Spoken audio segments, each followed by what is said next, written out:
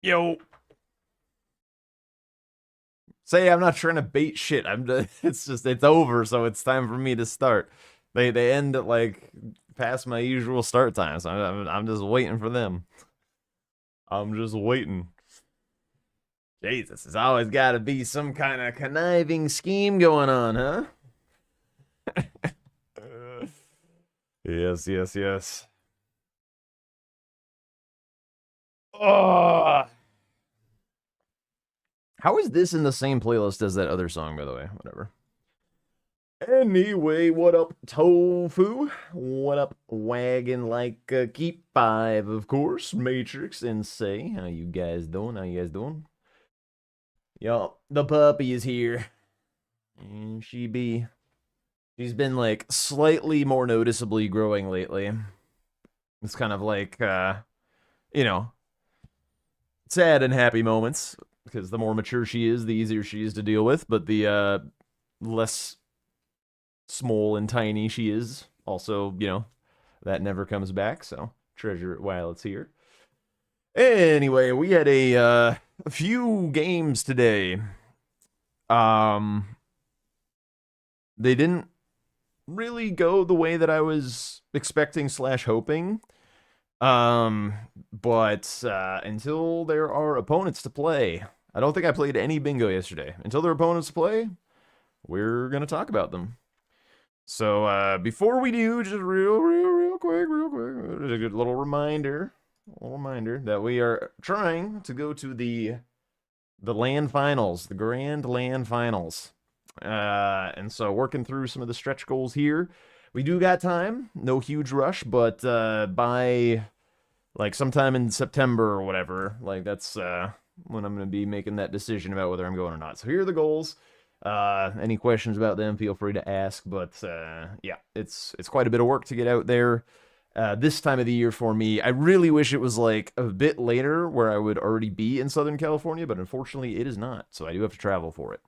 But anyway, we're gonna go right into the cursed 150 goal. Listen, we're gonna have fun with it. I promise. It will not just be like me sitting there with a camera on my feet the whole day. We're gonna have some fun. Anyway, we are all set here to start reviewing the matches. Um, Let me turn the volume off so I don't have to listen to Chris. No, I'm just kidding. That's toxic. So I did have some notes like last time that I wrote down in the moment. There were kind of a lot in the Parky versus Raydans game, and then a lot less in Twisty versus Swed. But there were definitely cool things that happened in that matchup as well. But there was a lot of various decision points in the Parky versus Raydans matchup that bear talking about. So Swed did things. Swed did indeed do things.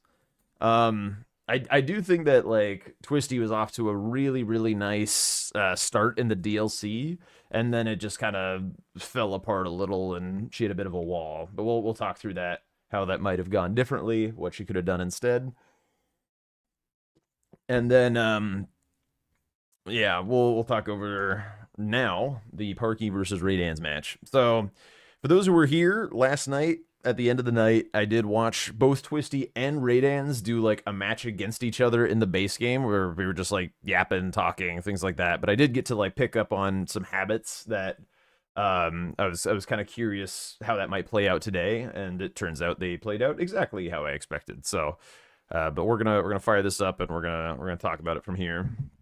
So, the very first note that I have is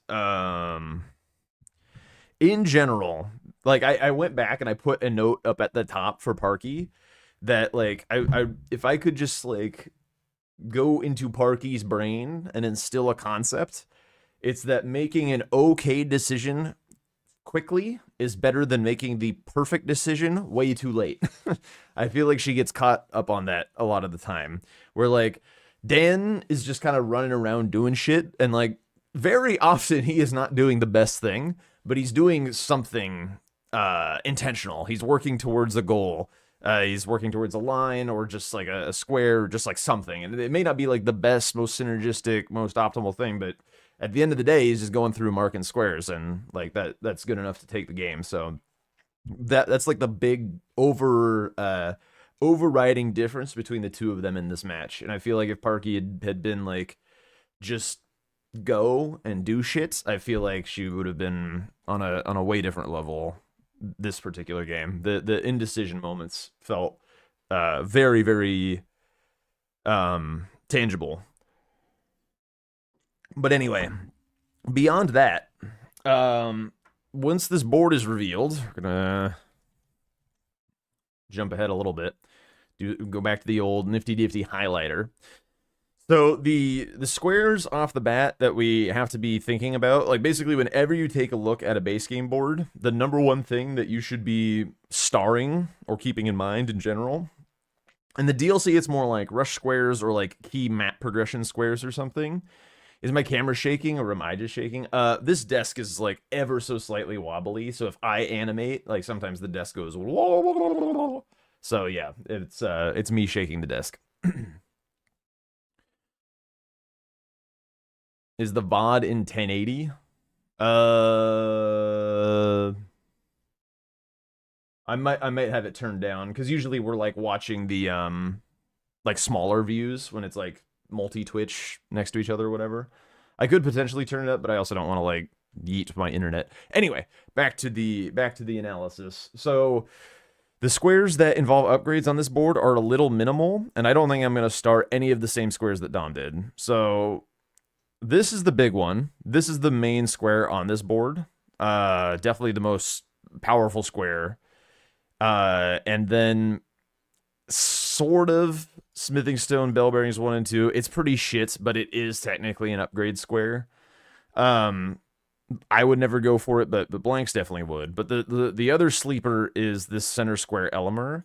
Because, like, one of the really nice, feels good routing things that you can do is you can do old Altus, and once you kill the troll, you can take the cum trail at the end of the dungeon back to the start of the gate and just keep on riding to get to Elemer.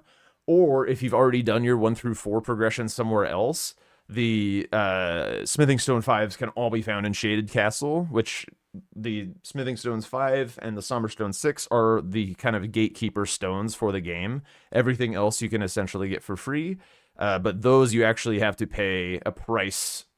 Like, you have to go somewhere that might suck shit. They're not just on your way.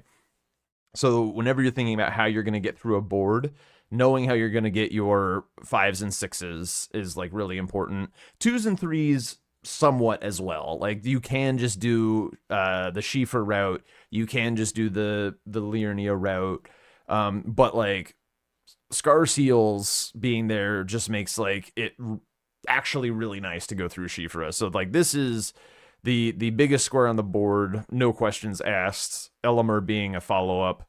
If you don't feel like you can contest either, then the Smithing Stone Bellbearing 1 and 2 is okay, because it kind of gets you in the neighborhood of like getting your upgrades.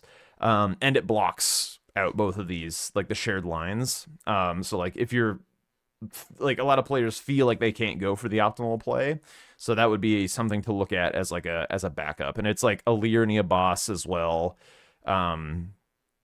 It's not like the most exciting thing in the world. It's a grace for the Radon Festival. It's okay. It's really not that bad. And we see these players do neither of these things. The thing that I had seen in Dan and Twisty's practice yesterday was that Dan just like, he goes AFK for the first like 12 minutes of the game to just go get +9 or 10 or whatever the hell he does. But this guy is not playing the game for the first like 12 minutes of any base game. So if you are looking to abuse Raydans until you can figure out how to... Wait, I need to turn my Phoebe cam on. What the fuck? There she is. If you're looking for a way to abuse Raydan's playstyle in the base game, just go greedily get those squares that are stone related. Kill Falling Star Beast, get the Scar Seals, all that kind of stuff. You won't be that far behind on like the optimal upgrade path, and you'll come out with like 2 squares ahead of him.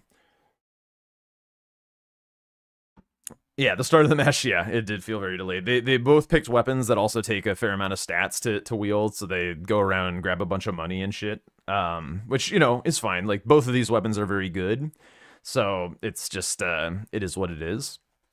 Let me see. So that was the main note that I had for this early game. Like, we can again skip ahead like several minutes. Like, we can go to, like, we're still at 9 minutes in. Parky's still getting set up for the Omen Killers. Raidens is still just running around grabbing stones and stuff. Like, by now, Scar Seals could definitely be fallen. Somebody could have a grace for Elimer, but like it's literally just Raidens is still AFK getting his weapon.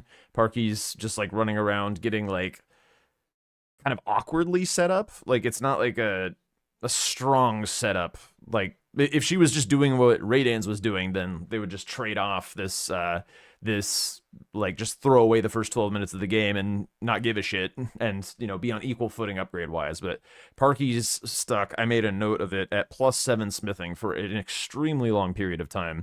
She did the Liurnia stone route, so she only grabbed the 3 by the teleporter and then got like the 2s, and I can't remember she got the 1s, but from the lake shore merchant. And then we're off running to Omen Killers. And they talked about it in the post game a little bit. Omen Killers is not a particularly fast square, and like it does have synergy with Liurnia bosses, but like, eh. Liurnia bosses, like, this is 2 of them right here, and then you can just like pick off some other random ones like as you see fit. You can grab the Omen Killer later or whatever. Here for the analysis. Let's go, Reaver. um And as we kind of like skip ahead a little, let me see how close I am to my 12-minute prediction, by the way. I just kind of assumed. Yeah, he's still AFK. I even undershot it a little, but now he's moving. So actually it was just about dead on. AFK 12 minutes from Dan. Now we're moving. We're moving towards Margit Parry's. We're moving towards that column 2 that he really leverages the pressure of quite nicely. And I say this with love, by the way. Like, if you are not super confident in your base game, like, this is 100 squared percent what you should be doing. Just like go AFK, get that max level weapon, be ready to rock and roll. Yo, what up, Brain Hugs? What up, Anwar? How's my week been going? Great. Just watching Bingo Brawlers, commenting on Bingo Brawlers. Wait, where'd the dog going, dude? What are you doing over there? Okay. So Dan has come off the bench at this point, maxed out, ready to plow. So now he is activated, but in the meanwhile, like, Dan is Somber 9 +9 Somber. Parky is +7 smithing. Yikes. That's a gargantuan power difference, and Parky has half of a square for her efforts. So, I mean, I guess like half and a quarter of another square. So it's just pretty tough. Wife says say hi to Phoebe for me. Hi, Phoebe. Hi, Phoebe. So yeah, Dan is ready to rock and roll. Identifies a column that's still there, but like, really, this column should not exist because, like, in my opinion, Parky definitely should have gotten this. Like, she had all the time in the world to go get this upgrade square, and like she didn't even have to do it super fast. Like, really, if you're scared of losing Scar Seals, you just like go through Shifra, grab the stones that you want to grab, take the teleporter, grab the Scar Seal, get set up for whatever, and keep an eye on it. And if it's not done in a timely manner, then just go do it. But like, Raidens never went and did it, and Parky also never went and did it, so that makes this whole column a problem. Like, if this square was gotten, then this column, which wound up being pretty game defining because Raidens very, very quickly forces Parky to deal with this, then all of a sudden this just doesn't exist. So the entire texture of this game has changed. That being said, like, I don't know, maybe Dan gets Margit parries and then eyes up this row or something, but you know, not really a pressing concern. That's a world we no longer live in. Let's see. I already made a note about the 5s for Elimer. Let's see. So a little bit further along, once Margit gets marked and then Dan gets set up on Godric, and he chose a starting class which had a dagger, which was relatively smart. Commentary pointed out in the post game that like there's a dagger near the Omen killers, so like it wasn't really necessary for him to go out of his way to start with a dagger. Like if it was on a shitty class, like that would have been a problem. But this had Rotten Battlehammer anyway, which is fine. It's not as good as Omen Killer that Parky started with, but it's not like definitely not the end of the world to have that weapon. And so he doesn't have to go out of his way to get the dagger. So he marks essentially a double square here, and then I believe he goes straight for Scar Seals, and then Parky starts working. I can skip back ahead a little bit. This is just Bingo Sports Center, by the way. We're not really re-commentating on the games. We're just going through the highlights and doing the analysis and stuff. Okay, so Parky's setting up for more Liurnia, but like once this daggers only thing goes up, after Margit parries, she knows that's Godric. She knows Godric's Great Rune is on its way. Dan immediately heads and gets the Scar Seals, which, by the way, again, if Parky had done the Schiefer route for her stones and gotten the Scar Seal and just been like hanging out with it, waiting to see what happens, once she sees Margit parries, she could just be like, ooh, this column 4 is pretty ick, no? Let's just go get that out of the way right quick. Also, what up, Drink Time? And thank you for the follow, Behemocoidal? I feel like that sounds like a thing, but I don't know what that is. Oblivious Omen, hello. Or Oblivion Omen. You told your boyfriend that that you're the ESPN for bingo? Dude, that would... that's all right. That's our role for this season. We're the official sports center for bingo. Let's do it. I'm on board. Oh. Phoebe's kicking the tower thing here. But so she's making a nice read that this is a problem line, but she's already working on the NPC bosses, but like you cannot do this NPC bosses with a +7 smithing again. Like this is just not feasible. So if you know that this is your block, it's time to just go get upgraded. Like basically what I tell, like a common piece of feedback that newer base game players have is like, oh man, I just feel like I'm under so much pressure when I'm losing. I don't know when to upgrade.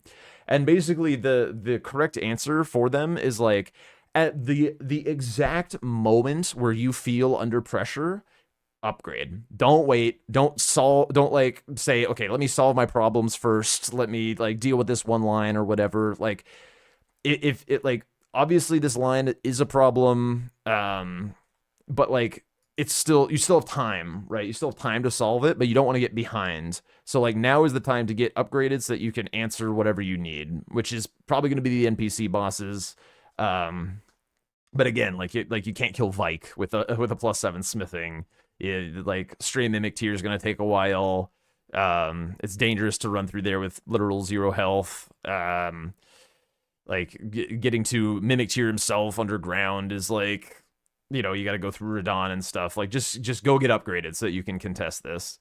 And like this run that we're doing through Academy here, like yeah, she's like cackling like, damn, probably should have gotten this. But like, yeah, we just can't be here anymore. It's a little rough. But again, this line like really shouldn't have existed. Radiance has some DPS right now. Yes, he most definitely does. Once again, spent the first 12 minutes of the game AFK, just full send, getting the weapon online. No synergy, no nothing. Just like, I want to be playing this game with a +9 or 10 weapon. And I don't care what happens while that while that happens for me. So it's a strategy that worked here. I've definitely seen it abused by a lot of other players, but you have to be more proactive on the board if you want to punish that style. And if like Parky is somebody who doesn't really like to bother getting set up both in base and DLC, so if that is the case, then she needs to be like proactive on the board. basically, like, if you have a style, you need to play to the strengths of your style, or you need to change your style. Like, if it's just like if it's not winning you games, you know.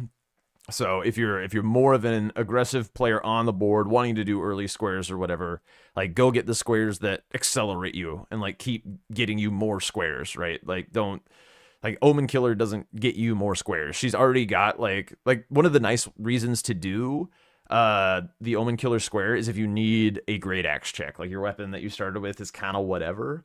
Like, that'll get you a great axe check, but she's already got like the best great axe in the game, so there's like no acceleration for her. You open Sweat Stream for a second, immediate Pedro. Holy shit, Pedro bombs. Yep. All right, let's jump ahead a little bit. I had wanted to mention that moment of starting to work on NPC bosses, but like we need the weapon in order to finish the square.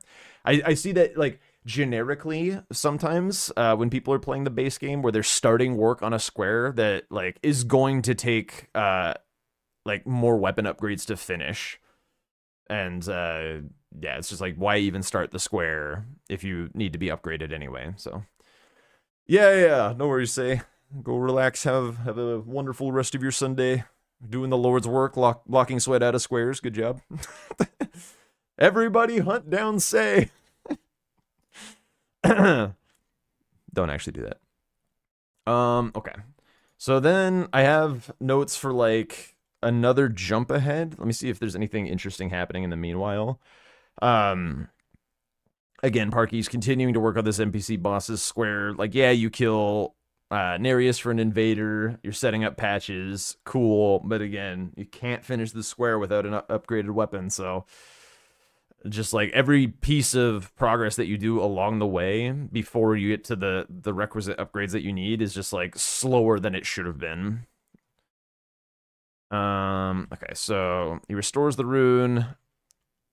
Makes a lot of sense. Parky's silent, so you have to worry a little bit about Parky sneaking into Stormvale, and it turns out that that is indeed what she was thinking about doing. She's splitting her way in there, potentially get Godric dead, get the Great Rune restored. If Raydance had taken longer to restore the Great Rune, then Parky might have had Godric dead, like, and got sniped on it, but then she's still in play for remembrance. Now it's even more painful to like keep sneaking in there because there's only one option of something to potentially steal out of that line. There was also a duelist mark that happened. It's just kind of whatever. Like, if you're in a dominant position, it's good to not like overly commit for your line and keep on blocking out the rest of the board, taking away your opponent's win conditions back into the game. So closing out another unique 2 lines. Now kind of Parky's just left with this, and this. Raydance has like nothing really in column 3, nothing really in row 2, nothing really in column 5. So these are all like relatively viable threats. So pretty good for him to start working on closing those kinds of things out. What up, Harmonia? Where'd Phoebe go? Oh, she's under my feet. We won't do feet cam. Okay, Parky getting set up for the Memby. I kind of forget how this plays out, to be honest. I think she gets it, actually. She does grab this Somber 5 here, which is just like a little bit of wasted time. Yo, thank you, drink time. Was this the first? This was the first match of the day. Yeah, first game of the first match. So she grabs the Somber 5. Like, she almost certainly grabbed the Smithing 4s on the way in. When you upgrade to Smithing 4, you are equal to Somber 5, so not really worth running for that. You basically never see anyone grab it.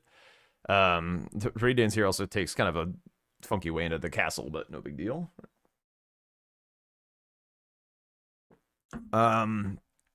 So Parky's going to Radon. This play, by the way, I like a lot. Like, this is a very, like, again, the +7 is very sad.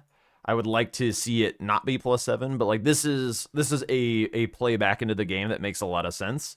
It's somebody, wait, finally someone who says it correctly. Wait, what did I say correctly? Um, oh, first game of the first match. I see. Yeah. Games are individual games. Matches are sets of games. Yes, I agree. I will die on that hill. Hey Jack, nothing to do with Bingo Brawlers, but your DLC doesn't reset after a new journey. Do you know why? It should. Your Skidoo doesn't, I don't think. I think your Skidoo stays the same, but like the everything else in the DLC should reset. Anyway, opening Radon here makes an absolute ton of sense. It's a power infusion, gets her access to a bunch of squares. Most importantly, a third NPC boss underground. But like Gargs is down there. It's progress towards 30 int because it's a lot of money.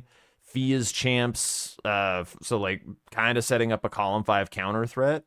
And I feel like I don't know why she wasn't able to get the int from this. She probably just like leveled up a little bit too much of other stats. Yo, what up, Aoi?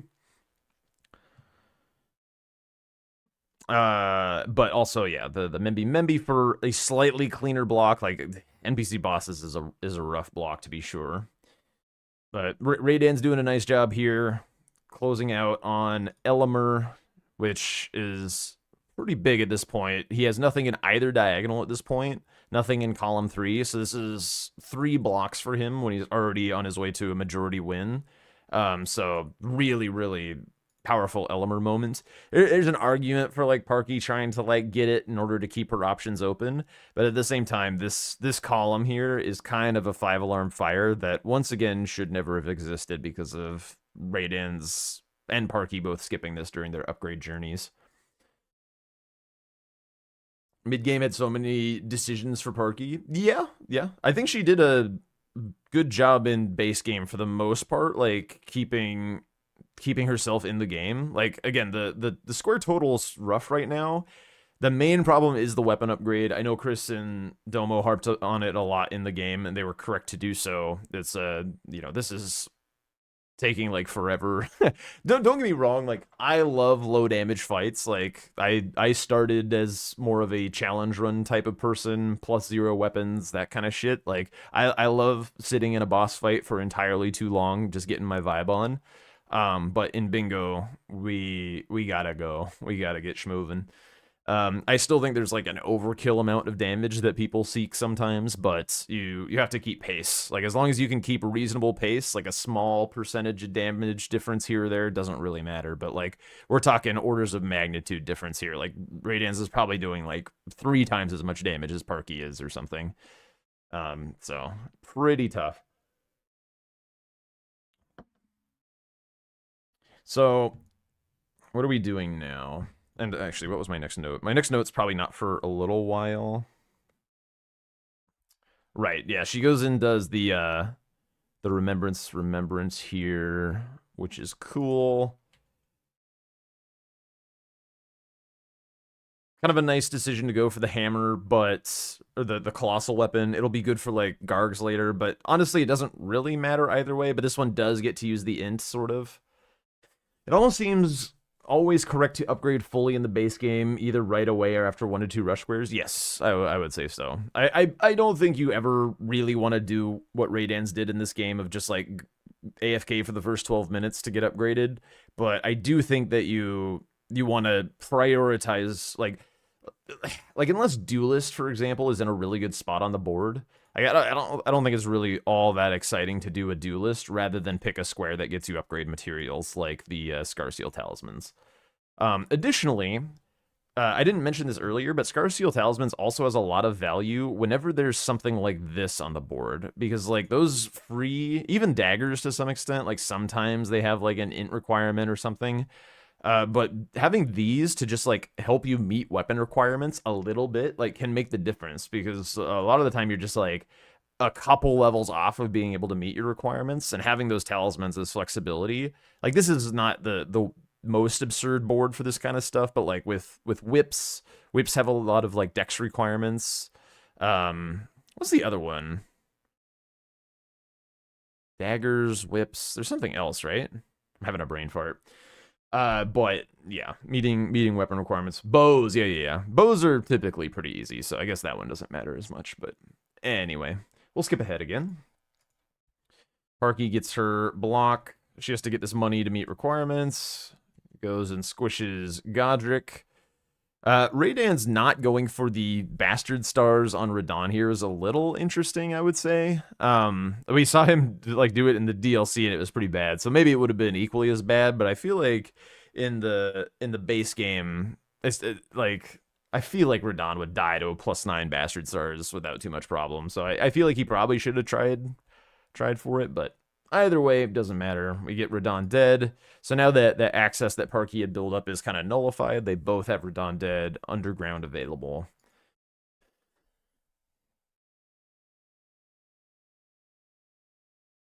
Bastard Stars, yeah, that's the remembrance weapon of Estelle, which Raydan's checked Godric earlier when he killed Godric for the after he did it dagger only to see what the remembrance weapon was, and that was the one that he had.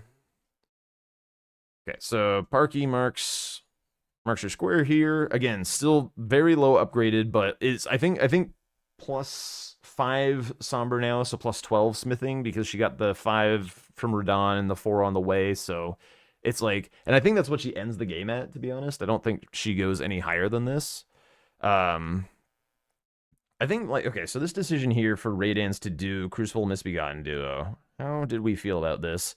So it's like Parky doesn't have any threats at the moment. At a certain point, you have to like just be like, okay, I'm up by 5 goddamn squares. Like, what are my lose conditions? And currently, we can see the only lose condition is this row. And he's feeling okay on it because he has like a good strike weapon. Radahn is dead, so like hypothetically, worst case scenario, Gargs you could do. But I feel like still you just want to get this line out of the way. I think like at a 5-2, your square lead is cooking enough that it's just time to close out, and then when you have no more worries, then you can start playing around again with threats and closing out random squares and stuff. You liked Parky's idea at the start, but everything went downhill. Was it just the weapon level? I didn't really care for her idea at the start, to be honest. I felt like the Omen Killers was just too slow.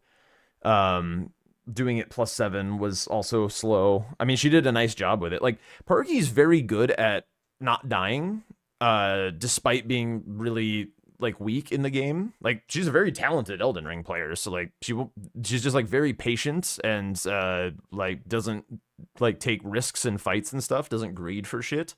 So like she does a really good job in that regard, and it probably feels like, oh, I'm not dying, so I don't need more damage. But yeah, she definitely needs more damage.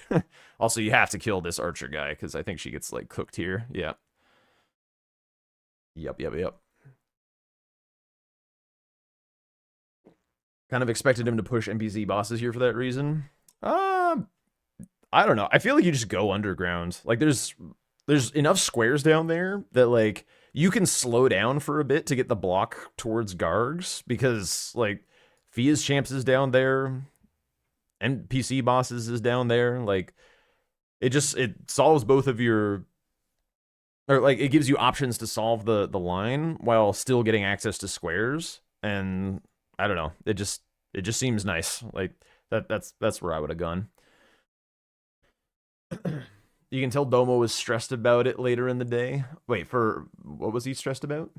Crucible seemed okay. Yeah, it's okay. It doesn't take that long, but it's not like again, when you're kind of in a dominating position in the game, like the thing that you have to be thinking about is lose conditions. So when you're losing, you think about win conditions. When you're winning, you think about lose conditions. It's not like that's why you never really see people when they're at a square advantage go for bingos, because like that's a lose condition.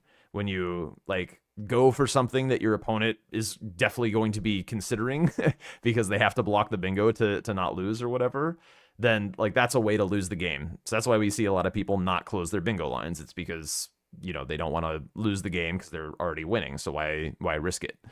And the opposite thing is true. If you're losing the game, you have to be thinking about how can I possibly win this game? And the answer for both players is this row. So Raydance can lose on this row, Parky can win on this row. So this row needs to be addressed, and he spends a bit too much time on Raydance just doing random shit without really closing this up. So that was a little bit risky. I had also made a note from a little while ago that I'll go back to, and then I'll skip back ahead. But when Parky goes past here, she doesn't grab the Glintstone Whetblade, which, like, if you are low weapon level, is one of your ways to keep competitive with damage. Like, if you're like, fuck it, I'm plus 12, but I at least have Glintstone Whetblade and, like, Wild Strikes, then getting a double status, like, status don't give no fucks about your weapon level. So you can, like, keep more competitive if you feel like you can't find the time to go and get that +9.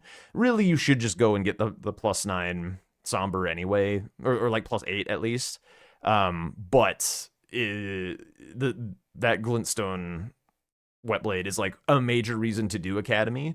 Academy, like, is typically pretty slow in acceleration because, like, once you're in Academy, there's no stones in there and there's not really a lot of money in there. So it's just kind of whatever squares are in there is what you're gaining. But that Glintstone Whetblade is the one piece of acceleration that you can get out of Academy. So skipping it is kind of tough.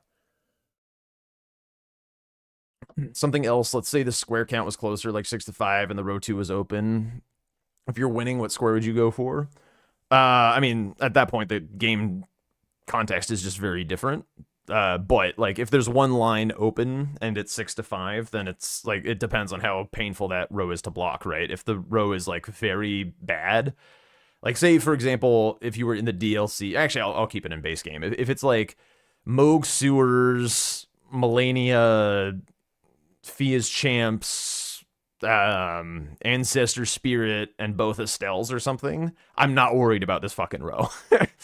If it's like a 6 to 5 game, like I'm playing elsewhere on the board, right? So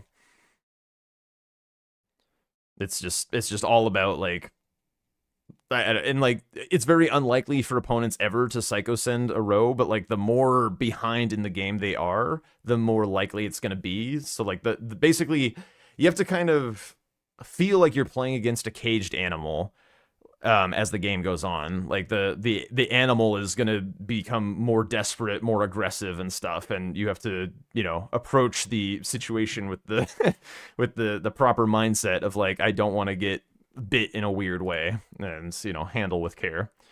All right, the next note. Dan Garg's 52 minutes. Okay, so he's still kind of just, like, marking random shit. Like, again, 5 square lead. Parky's kind of dark. Marks, like, 1 square. Like, we're doing Deathbirds and Liurnia bosses. Like, this is dangerous. This is dangerous stuff. You're leaving. you're reaching for the wounded animal with no gloves on. Like, be careful, bud. 52. Why did I leave a note at 52? Was it because he should have done it at this point? Like, where does he go here? I can't remember. So he gets his Liurnia bosses, grabs a Grace in Temple Quarter, and then where do we go? This is a nice Grace for Hyetta with Shiburi Grapes. Okay, he goes to Weeping. Oh, right, he finishes Deathbirds here. At this point, now I remember. I'm, like, sitting in front of my TV, like, screaming, like, Dan, go Gargs. You have a +9 strike weapon, and you're, like, 6 squares up, my friend, with 1 bingo left on the board. Like, bro, go. Deal with the line, my friend. What are you doing? So that was the note for that. And then here-ish, Parky gets she gets, like, set up for the ritual pots. And then we go back to Kaled to do Watchdogs. And commentary was like, oh man, Parky totally should have done NPC bosses or whatever. But, like, really, it's not, like, it's not super clear what she should be doing, because, like, there's 2 things going on here. There's a top left and a column 1 to think about. Like, I don't know. It's like if one of the okay, let me rephrase. One of the common tactics. Whoa, England. Thank you so much for the 300 bits. One of the common tactics when you are ahead, like this guy is right now, is when you see a pocket of like super value squares. Again, I'll highlight them one more time. There's 3 squares under Radon right now. It's kind of common to be like, okay, my opponent is going to be interested in this pile of squares, and I am looking to not get sniped. How do I win the game without going there? And the answer is this guy. So, like, Hayata Grapes, BBK, Watchdogs, like this column 1 is nowhere underground or whatever. Like, really, this is kind of a more like a pretty decent square for Raydans to be thinking about. So like when you're in Parky's shoes here, you never really know what your opponent's gonna go for. Like it could be this, it could be this, it could even be this because of aforementioned reasons. Like you don't know what weapon Raydans has. Like we know, like I know. That's why I'm yelling at him to do Gargs, because he has a great Gargs weapon. But Parky has no idea what he's using. He probably thinks he's using Omen Killer Cleaver, which is also pretty good for Gargs, but still. Yeah, this like Watchdogs is totally fine. She's got a grace for it with Ritual Pots. That's like a little bit of advantage.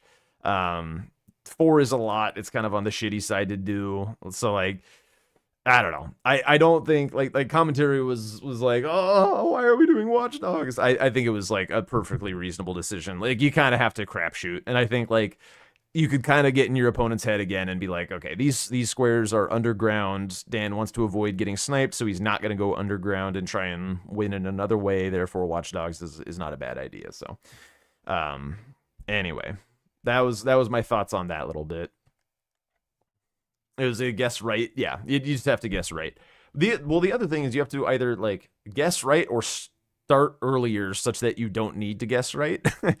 Like if after like Omen Killer and stuff, she got like super juiced and like all of this shit drops quicker. Like if Memby goes down quicker, Tops's key goes down a little quicker due to the juice. Obviously, Ritual Pots doesn't really matter. You just got to run around for that. But like, particularly this one, this Memby, if that one goes down quicker and she's got more time to like go underground, kill Mimic Tier, then it's like it's a bit more of a sure thing to just like blast through Watchdogs and still expect to do the full row. So, one of the things that I do like to tell people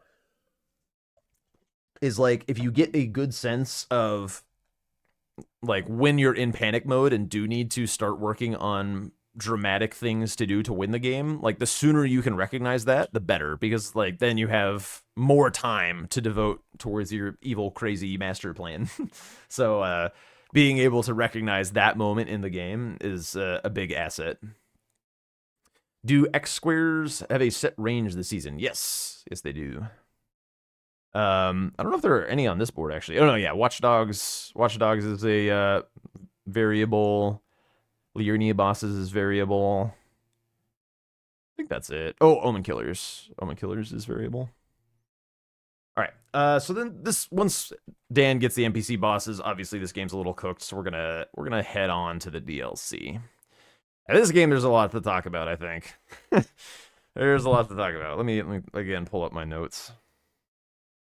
But again, to summarize, being more aggressive on upgrade squares to potentially punish players who are just like AFK farming their stones in a non-combative way, and just like staying competitive on upgrades to keep that acceleration, getting the squares that like our upgrade stones just like gets material on the board to make sure that you have less random lines to worry about as the game goes on. And yeah, there was just kind of no reason to do Omen Killers.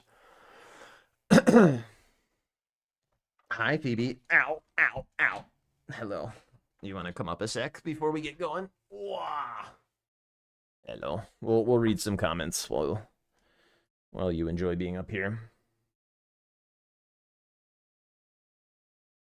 You just got stream sniped by a whole ass 5-man squad in Tarkov.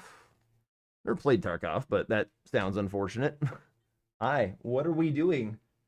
What are we doing, Phoebe? I feel like these analysis are great for players to know how to get better, like the other players in the players in the season.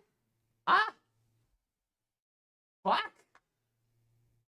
Or like, because it's mostly the main reason I'm doing it is to help people who chat understand how we're thinking and what we think about to get better.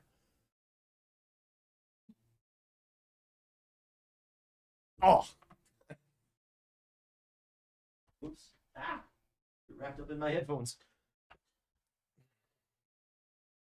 Oh. It's starting to get hot. Ah. Newer bingo players in general, like you. Oh hell yeah. But not necessarily the competitors. I mean, some of the competitors as well are also on the newer side. So, ow! Don't bite me. Do not bite. Ow! Jesus. Baby. Jesus Christ. Excited to see everyone at the finals in September. Yes, indeed. Speaking of which, we're working on paying our way there. I do stream full time. This is my full-time job and my income and stuff. So I need a little bit of help getting to the finals. So for these next couple months, we're doing a little bit of a fundraiser for me to travel there and get to meet everyone for the first time, which would be super fucking cool. But yeah, so any subs these next month and a half or whatever, they all go towards those travel plans. Anyway, back to the game arena. This is good content. That being said, you know how I think. That's how. What? Bruh. No bit goals? No, but like, I mean, all of that will kind of get in there as well. It's like kind of loose goals ultimately. Like the idea is definitely still to go, but like, yeah, it'd be really nice to meet the goal, so it's not nearly as painful. Anyway, back to the you guys are here for the analysis, not for the shills. So the main note in this is when Parky gets up to, what color is she again? Blue. When Parky gets up to Tiolier, we need to just commit to an idea. That's the big theme this game. It's like the DLC is very punishing towards being idle. Like you have to be doing something proactive at all times. Like you either have to be striking out on the map or building a threat with fast squares or something. If you're just kind of moping around, doing little bits of this and that, you're gonna fall behind unbelievably quickly. Map is power in the DLC. It's Skidoo. It gets you access to big things that are easy to kill for like shit tons of money. It gets you the ability to pivot around and like solve the problems that ow fucking dog. Baby. Why? God. Do you need a chew toy or something? Baby, please. We're trying to analyze. Here, chew toy. Ugh. So like basically what you're gonna see is we see Raydans and Parky both take the gravestone skip, which is kind of the fast track towards Shadow Altus. If you're not trying to get to Shadow Altus as quick as you possibly can, there's not like a huge reason to do this gravestone skip, because you miss out on some of the stuff around 3-path cross, like the Skidoo. Also, very importantly, the Ash of War, the Savage Lion's Claw, which particularly for the Rusted Anchor. Ow, fuck. Which particularly for Rusted Anchor is. Do I need? I don't have any. Why are you so uppity? Why are you so uppity? Why is she so behind at the start? Good sort of question. Fucking stop biting me, baby. Hang on. We're gonna reset just a little bit. Go get the squeaky ball. Blade of Mercy. She grabs Blade of Mercy. Raydans doesn't. That's why. So she gets to. I just threw the squeaky for you. Go get it, crazy creature. Yeah, live chew toy, exactly. I mean, I should probably just like ignore her a little bit, and then she'll calm the fuck down, perhaps. Okay, so we go to round table, sure. Get set up for killing something, sure. The squares that are really interesting on this board. Oh my god, Phoebe. The squares that are really interesting on this board, I would say, are. This is not my favorite square. This Craft Hefty Pots square. It's just kind of like weak on map, and it's just kind of whatever. It doesn't get you anything valuable. ADM is pretty strong on this board, so I'm actually gonna hang on. I'm gonna erase that one. ADM quite strong. Drain always quite strong. And then like that's kind of it. But if you're able to kind of do ADM Turtle Talisman together, like this this diagonal is pretty uncomfortable because Bear Lion Hippo is typically a pretty bad square. People tend to like them, this square. I do not. I do not like this square in the slightest. I think it baits you into making a lot of bad decisions on the map. So this is like one of my #1 trap squares in DLC.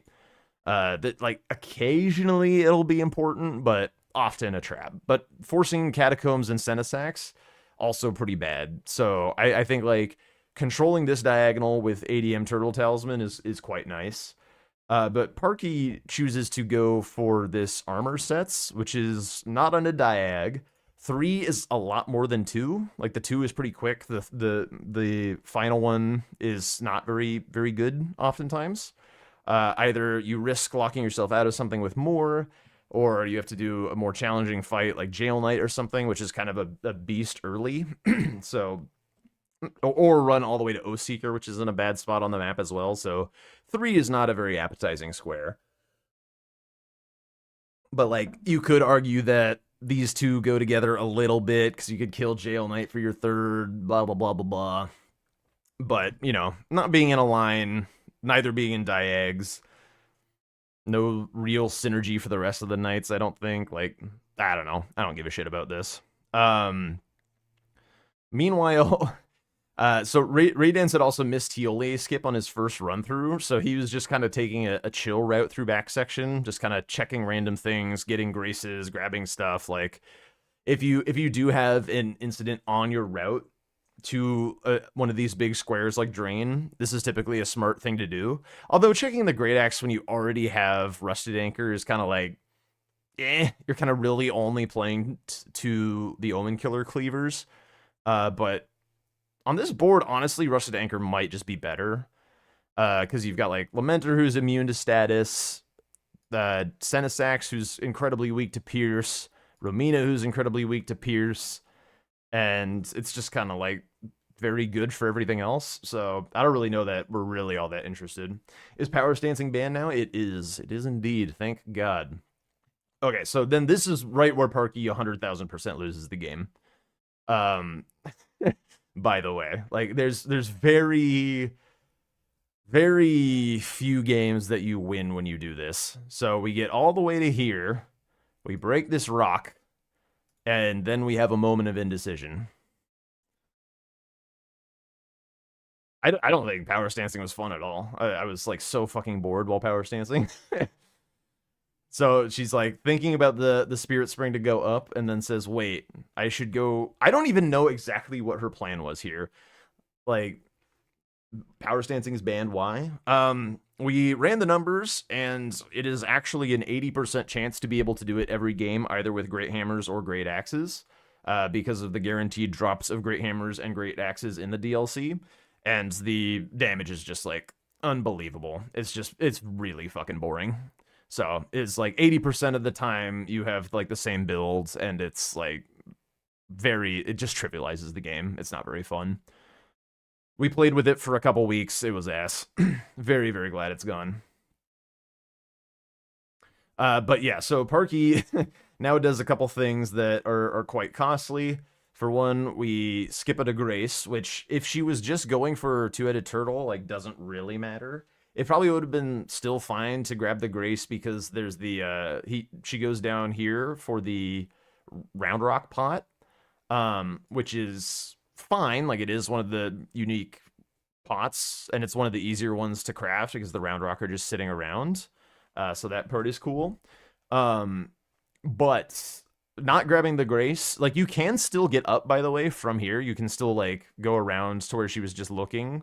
You can go this way and get back up if she wanted to go for the turtle talisman. But as soon as she goes down, like, you can get all the way back up the Elak River. It's just a lot harder once you get down to this ground floor. But either way, it's taking a shitload of time. And I've been saying for a long time that the Elak River, like here, like going down this way, is just dead as fuck in this format. It's so bad. Is the mainstream on YouTube? What mainstream are you looking for, Patty?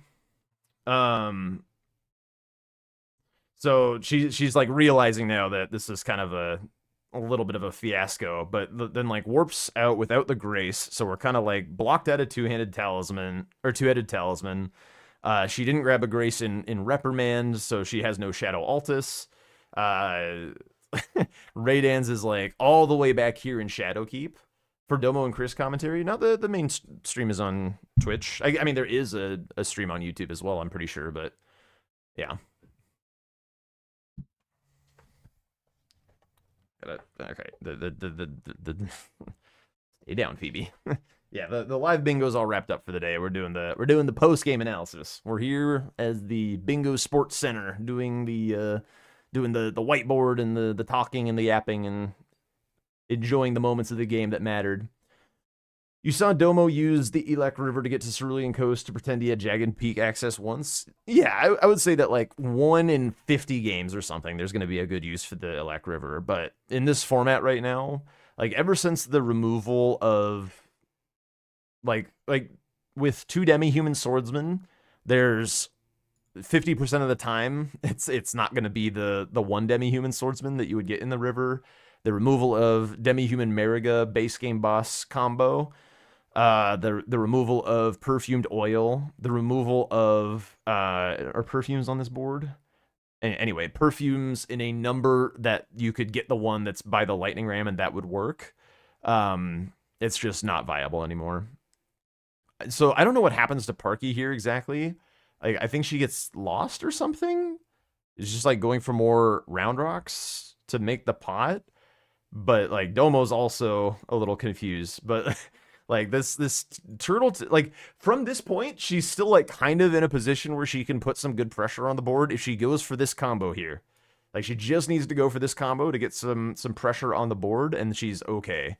But it comes down here twice, like crafts this hefty pot and then like pisses off somewhere, which is like really, really yikes, dude. It's like you look how far Raidan's is into the map. He still isn't even shown Drain the Water. He gets all the way to, that's Loft, right? He gets all the way to Loft and then finally goes back and does it. Like, Raidan's has, like, more map than God, and Parky has, like, not even made it to Shadow Altus yet. It's, like, I don't know exactly what is causing the indecision from her, but whatever it is, she like, really, really needs to fix it. It's just, like, do one of these things. If you don't know what the other thing that I always say about the DLC is if you don't know what to do, just go to Shadowkeep. Is it is it more is it a mistake on Raidan's for not draining the water? Yeah, probably. The reasoning that he gave is he didn't want to get sniped on it because he missed the skip. And so if Parky was also rushing, he would lose it. But like once you get to like right here, it takes it's very little bit like small amount of a snipe. Like if you turn this way and you get sniped on it, it's like okay, whatever. So like if you get there this far and maybe you like slowed down, grabbed an extra grace, grabbed an extra skidoo or something because you died on the skip to just get some value. But once you get to that turn, just go and drain. Like draining is pretty much always very powerful. So just do it. Because like once you're at that point, it only takes like a minute out of your life between like running this way, doing the cutscene, and running back. And like 1 minute for a square is incredible rate. So definitely do it. So now Parky gets her second cookbook. But again, this like 12 minutes for no map and one square that is not really in that great of a diagonal. Like maybe she I didn't hear what she said in the post game, to be honest. Like maybe she was saying that she was doing this because like all these squares are kind of cheeks, but like just I don't know, kill ADM and and like you have access to Deathrite Bird for the base game bosses. Like sure, Senesac sucks balls. And like maybe you don't feel comfortable in the fight. I do think that like if you are uncomfortable on Senesax, you can use Kale to just beat Senesax essentially. Like he sells lightning resist talisman, he sells ritual shield. You can put on different armor that has better lightning resist. You can get the Crimson Seed talisman, and you can just like out tank him with value defensive talismans and such.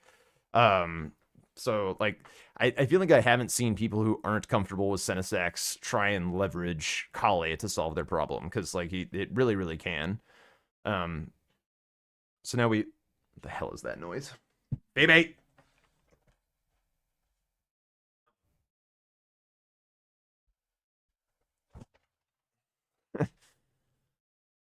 What was her plan at this point? I don't know. I don't know what her plan was. If you recall correctly, she said nerves heavily affected her decision making, but not really her gameplay. No, that completely makes sense. I would that's not surprising to me to hear at all. I think like Parky's gameplay is good. She just does need to train out, which I think you can do, like whatever it is that is giving her that decision paralysis. And that's just like building a better habit of like what to do when you don't know what to do. Like if you don't know what to do in the DLC, just ride back section, because it does two things. One, it gives you like lots of map progress, so you can make better decisions as the game progresses, so you can pivot around, do whatever. And then the other thing is like it doesn't use a lot of brain power to run back section, so you can spend all that time looking at the board and thinking about your plan. Like it's literally like 10 minutes of running or something to just like look at the board and take the time to figure out what you need to do. So just like when in doubt, just run back section. It's definitely the way. Yeah, I agree that she'll get there. It's but yeah, being in these games is very hard. You do not play as well as you normally do. You remember thinking that Aggie was a bad coach, telling her to just do anything, but now you see? Yes. Like, as you start, like, okay, I've also talked with players who are very good, that when the board is in kind of this state right here, where there's like so many possibilities, it's a little overwhelming to like think of how the game might play out and what you're supposed to do. So like just start ticking squares that like just bang bang, and then like get some map, see what your opponent does. The opponent like marks something else, like Radians marks drain, maybe he marks goes back and gets status somewhere or whatever. And then like all of a sudden like there's less to think about on the board. In it, like there's less empty space in which to construct your game plan. There's more context, and when you have more context, then you can like make better decisions for the game state, because there's just like it's more focused in what you need to think about. So just like start putting some shit on the board. Actually, the one that I should have marked was this. Give Ansbach the scroll is a great square for when you go back section. And then here there's another kind of, in my opinion, classic DLC mistake right now, where if you're going hippo and there isn't like, I think like literally like golden hippo itself and like Mog has to be on the board for me to want to do an early hippo, or like golden hippo's got to be like center or on a very critical diag or some shit like that. Like hippo is tough. Hippo is tough in the DLC right now. I've tried to make it work in games. It's just never enough value. There's just way too much shit back section. Should you not worry about what your opponent is doing at all in the early game? No, you should. Can vouch for the run back section advice with the new season 6 squares. It's hard to formulate a game plan early. Yes, yeah, that's another good way of pointing it. With less early stuff to get on the board, it is like just gotta give yourself options. Like that's really the only way to do it. But yeah, like Raidan's does kind of like the I don't know what I'm doing, so I'm just gonna do good things approach, which is go back section, go south through ADM. And because Parky's not really putting him any pressure on him, it just kind of works. And it just kind of works the same. It's basically like the same thing happened in both games. Like Dan went AFK for the first large amount of the game, got Shadow Keep, got a square in Shadow Keep, went south, got a square in south, and like he's got the entire map at his fingertips. He's got like Skidoo available. You get the free money in back section. He kills a boss, so you have that money. Like it's it's just like he got to play a very easy game because like Parky didn't make him do anything. But like if you're Parky and you just like, I don't know what to do, so I just go back section, and then you see like maybe like in this game she probably would have beat Dan to drain because Dan died on TLA skip. But then also like even if she didn't, like she still has like all the options to deal with whatever the implications of losing drain are. And like really, I don't want this to be a harp on Parky session because like we've seen like I played against Parky. I know that she can be dangerous. Like I know what she's capable of. It's just really finding something to do if you're confused that just like works pretty well in any situation. Having that fallback available to you is something that I think would really benefit her. After seeing what this game looked like in particular. But let me go back to consulting my notes because we kind of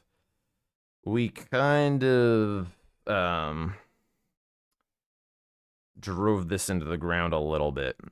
Oh, right. There was also a bit of a status effects fiasco as well. Kind of, I think from both of these players, they tried to do status effects and just like couldn't get it done.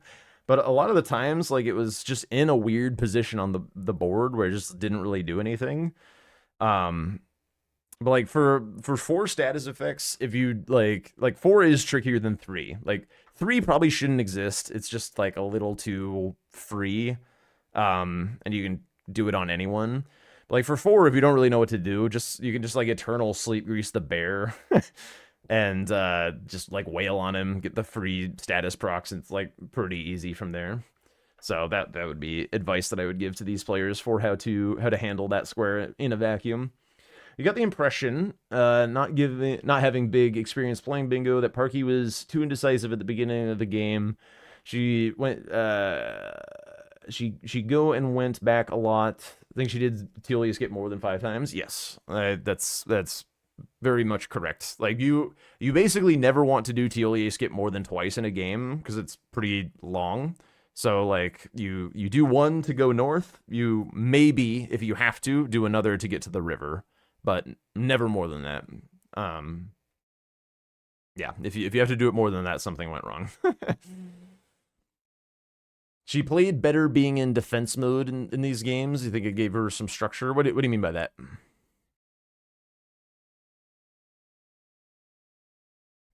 Well, while you answer, I'm again going to go back to the notes.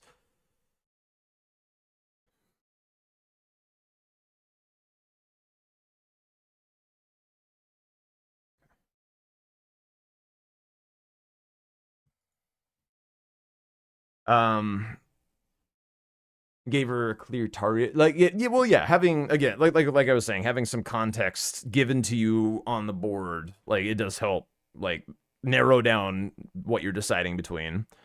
But hang on here. So Parky goes from here to do Edred. the big poison clumps are not particularly good against the skinny bosses. They have like less individual buildup per stone than like the single stones do. So if you're doing like Geru or Edred or something, just get the single stones, and it'll take like 3 or 4 to poison him, I think, if I remember correctly. Um, Hippo, I think, takes 3 of the full clumps to poison him, but it's a lot easier because it just like hits his big ass body. And then kind of what Dom was saying, like blood grease is fucking horrendous. So if you don't have a native bleed weapon, then the thing to do, I'm pretty damn sure is going to be the bear. Just get the eternal sleep grease on him. He goes down in sleep mode, and then you can just like wail on him until you poise break him essentially, and it gives you the other status, at least one other status application for free. Defending yourself, you gave her clear goals in comparison. Yeah, so like it's if you let your opponent drive you in the game, like you will have direction, but that's also not how you're gonna win games, right? You still need to like force your opponent to do shit rather than just let yourself be told what to do all game. So finding a way to make something happen for yourself rather than just being fully reactive is still going to be the way to win ultimately going forward.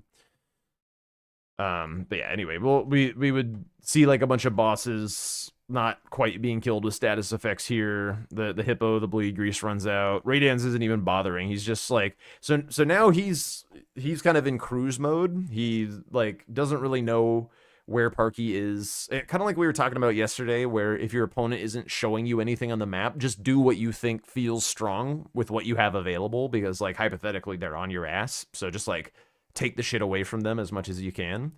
So what Raydance is going to do here is he's going to do like really powerful backside synergies, like these 2 things right here, pretty strong. Like he's going to have progress towards level 85 and 10 Skidoo by virtue of being back here. And then at a certain point, Parky marks something that says that back section is not being contested, and I really like what he does. It's not for a while though. Is it here? She gets the turtle talisman. That doesn't really tell him anything, because like you could just go back and get that at any point. And then she starts going south, which is good. Like she really needs to start striking out on the map and getting something.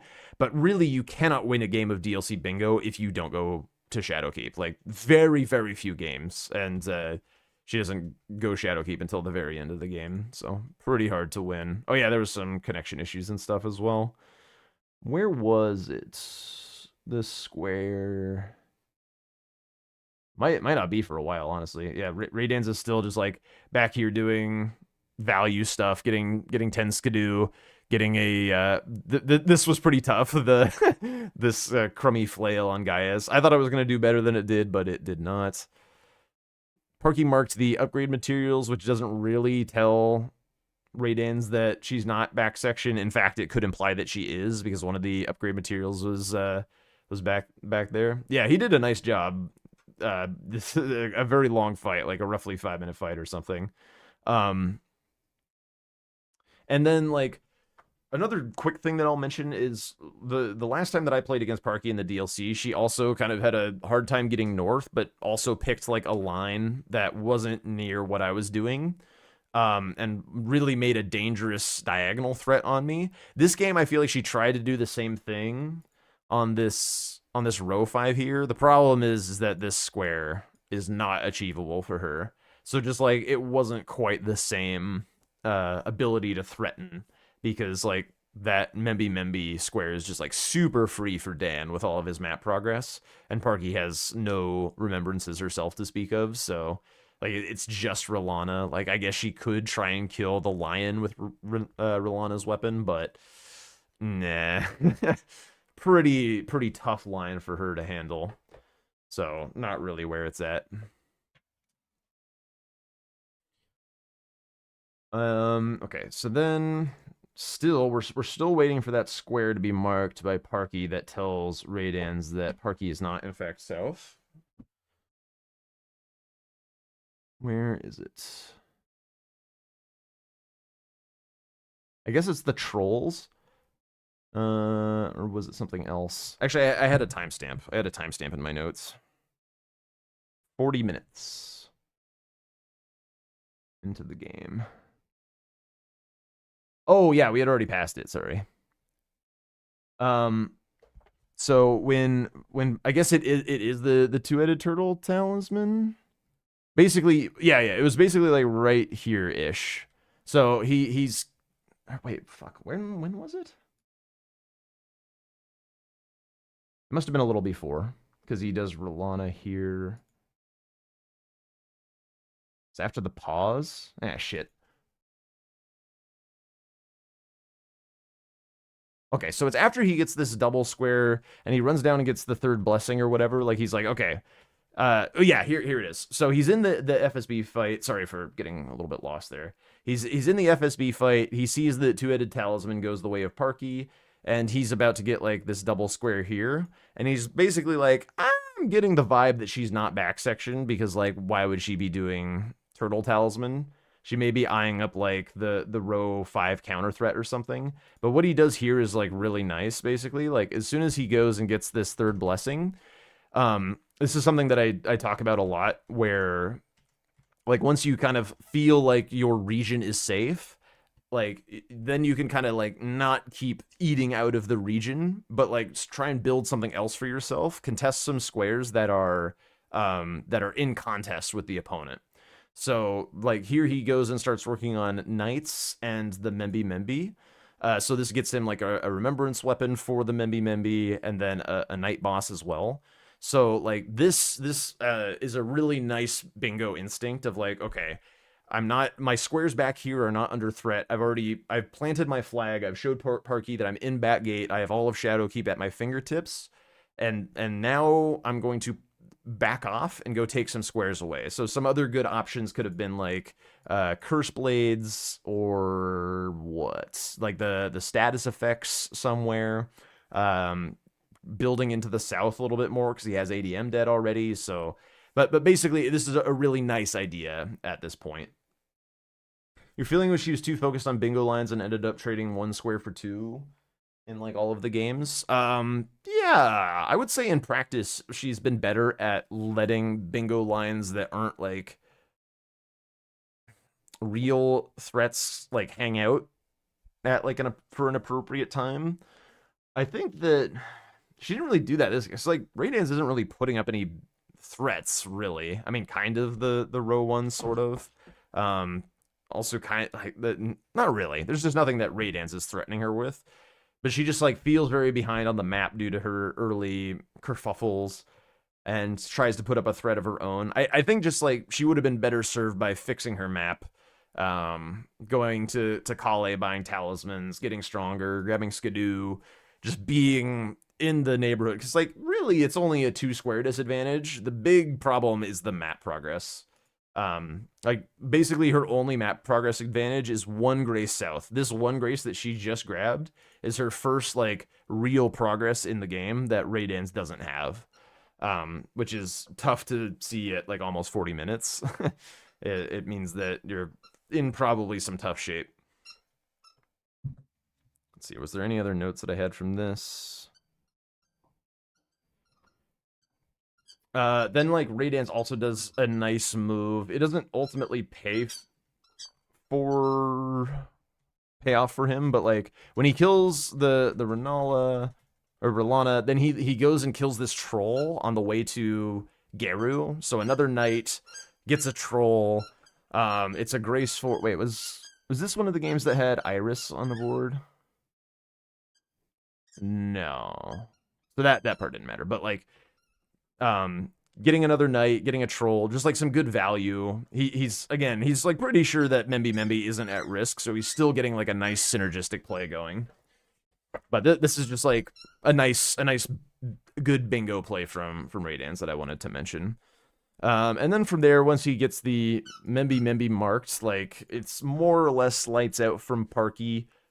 Like she has no map to be able to contest the Shadowkeep squares. Raydance can kind of do whatever the hell he wants, which is basically what happens. He just starts to close out the board very, very quickly. Parky had to, once the Membi Membi got taken by Raydance, she had to go and react to the Bear Lion Hippo, which I don't think was even remotely interested in. He might have done like a bear or something, like trying to do it with the status effects as well, and it didn't work. I can't really remember. It doesn't really matter. But yeah, he can do whatever he wants from here, and then like from here he just gets to do his Greybird Armor consort play. So anyway, that was the Parky versus Raidan's matchup, and we can move at this point into the following matchup, which was kind of a interesting interesting affair.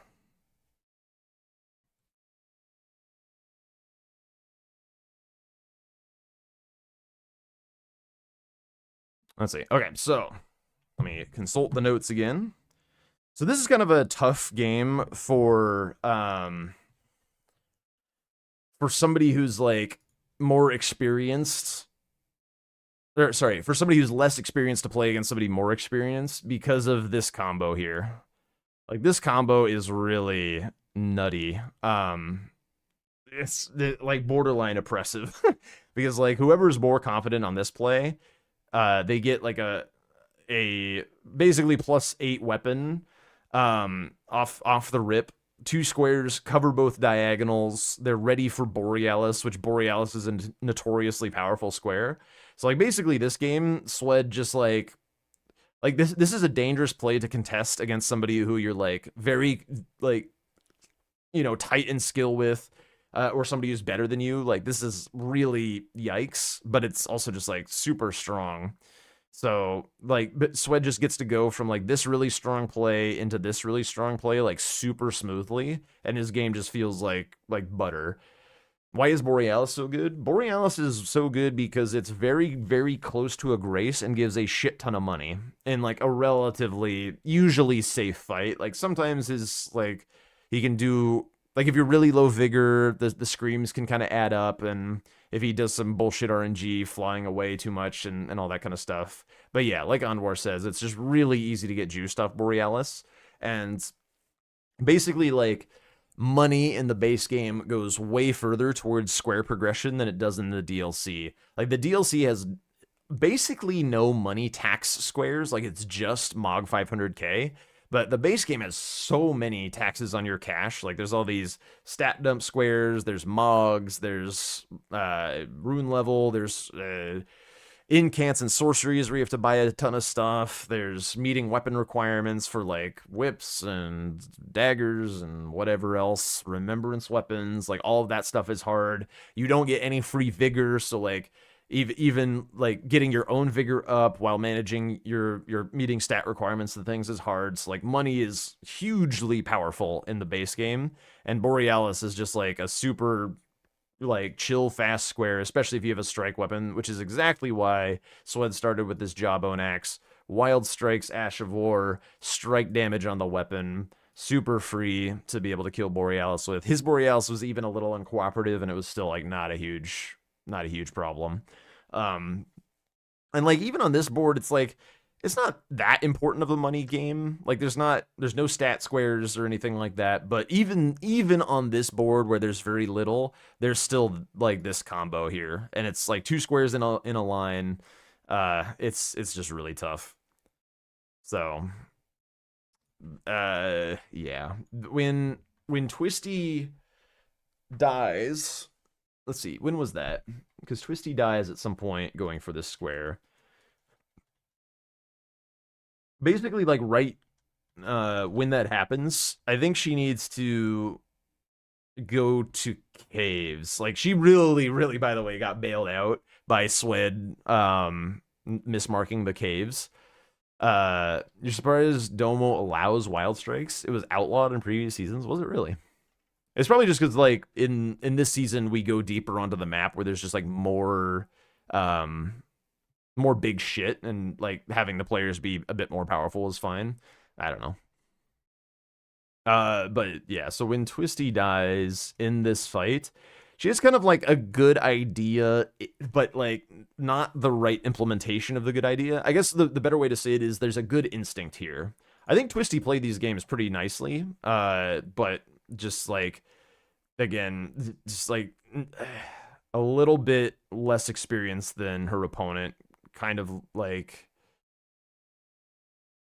had a bit of the skill issue come into play, and that just makes it hard. Like when you get caught up on something.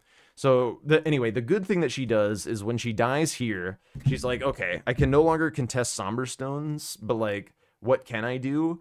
The problem is that she tries to go tunnels. She's like, okay, maybe I can do faster tunnels, but like there's no, like, the amount of time that was invested into that one tunnel, there's no way. There's no way to steal this away from Sweat if that's what he's going for.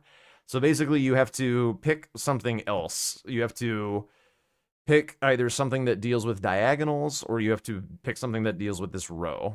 And there's like not really anything that you can pick to deal with this row, because like at this moment, because I guess like Margit parries, I guess. But Swed will, like, you can't upgrade faster than Swed because you died and he's doing an like upgrade square, so he'll be more upgraded than you. So Borealis is hypothetically his. So like Margit, I guess. But also because this combo builds a presence in each diagonal, then like to me, I think like Caves was probably the right idea here. Just like bust them out real quick and then get upgraded, or like maybe go for Margit. Again, I think she got really bailed out by the fact that Swed didn't or like mismarked the caves this game. But I think like still she did do a lot of pretty smart things as this game went on. Her board read on the DLC was good, just died too much. Yeah, I'd agree with that, Reaver. I think it was pretty good. There were a couple of moments where I was like, fuck, dude, I wish she could go Mesmer right now before she ever went, but I'm like, I'm feeling like she's probably not going to be comfortable with Mesmer without having killed other bosses. Which is something that if you want to be really good at the DLC, you need to be able to kill Mesmer as your first boss a lot of the time. So yeah, doing the tunnel here that gives no value when sniped is pretty tough. This puts her at a pretty big disadvantage. But this right here is a nice instinct. Got snipes, go get some stones. Good instinct. I like this a lot. This is exactly what you should do. Swed is getting set up for some stuff. Not really sure what Twisty's up to. He doesn't really feel like hard committing to the Margit parries. For him, it's better to also just go get upgraded and go do Borealis. That was a huge part of his game plan anyway. So I like this from him. He knows that he's probably going to be ahead on it because he got the upgrade squares. So just keep going with the game plan. Twisty setting up for Margit parries is quite nice. Taking the break to get the stones, a-okay. I guess you could also like, I did say you have to handle the diagonals. I also didn't like look at them at this moment. Like, this diagonal is very fast, minus the memory stones. Like, caves, very quick. Imbued sword keys, very, very quick. Worm face, pretty quick, especially when you are upgraded like this. Other diagonal, not really as spooky. Like, you can get something in here, probably. So, yeah, I would say putting out the fire on this row is a good idea. Caves also would have been fine. Not grabbing this grace, I think, was a bit of a oopsie poopsie, because like once it came back to doing the explosive physic, I think she wished that she had that grace. But also like Domo said, just going from duelist was also a perfectly fine option. So whatever, either way, not a huge deal. I do think the duelist here was really nice, because if you make the read as Twisty, that Swed is going to be seeking this combo here, which like I think most players would when they get this level of upgrade. They're going to finish their upgrade and then go kill Borealis and do the Mog. This means that you have a little bit of time. So getting the stones so that you're like +9 smithing, and you're ready for she has the Bernal Grace. You're ready for Margit parries, but then just taking this quick square right here opens up a row 3 counter threat. And I wrote this note down before Swed locked himself out of caves, that it's like, it's really nice that when you have to make a block, to be able to transition that into a counter threat. Like, that's what really good bingo players do, is if you know that you have to get this and you think you have time on it, start working on squares in the counter threat line. So this is a really, really nice play from Twisty, I think. This is a fast square that if it was just hanging out, like, Swed could just kill it really quick and not have to worry about that line. And then it also gives you other options down here and stuff like that. So yeah, getting set up for the counter threat, big play from Twisty. Really, really nice. Has the parry Ash War ready to go. Did a shield check already. Is all set to go for the Margit parries. No Sweat's doing Borealis. Very good read. So then, what else do I have noted, by the way?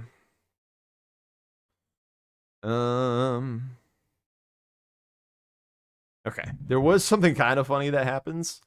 Swed. Okay, so he does his Borealis thing. We can kind of skip ahead of that, to be honest. Just kind of a standard Borealis. But something amusing happens thereafter. He does Worm Face. This is also quite nice. You're juiced as fuck. Just like turn on Radon Festival, get a Grace, go do. Or I guess he already had Radon Festival from the Bell Bearings, but I guess which means he already has that Grace. So either way, you already have that Grace. You have a good weapon. You're all set. Go kill Worm Face. Super fast square. Activate another diagonal. Build out this line. It's one that like Twisty probably isn't ready for, so like just take it away super quick beforehand. Really cool. He goes and gets set up for Margit. Like, you know, maybe if Twisty's being too slow on it, I can get it. But something funny happens right here. He pivots, starts going for caves, and then he checks Beach Merchant. And actually, I wanted to check. I'm pretty sure this is Erdsteel Dagger. I don't know for sure, but if this is Erdsteel Dagger, Swed can put parry on that and do Margit right here. And he's like, you know, maxed out. Kale had a parry shield? Oh, did he? I didn't even check that. When did he go to Kale? Oh, it was right here. Did he? No, he didn't.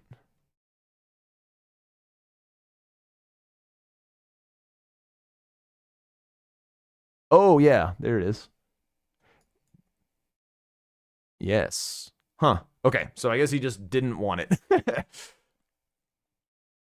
But yeah, like, could have gone for it, I suppose. But either way, there were parry options, but he chose not to go for it, which is kind of fine. What was in Stormveil anyway? Memby potentially. Progress towards capital, I suppose. A Crucible Knight. I think the point that they made, by the way, when we get around to imbued keys about the Crucible Knight was a really, really good point. I was really hoping to see like one of them grab the Grace and go back for the Crucible Knight. That Crucible Knight is very underkilled for that square. Okay.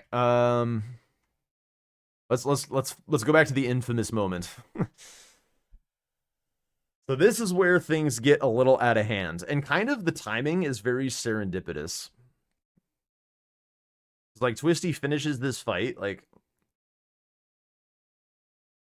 and is ready to pivot when Swed mismarks. So here we go.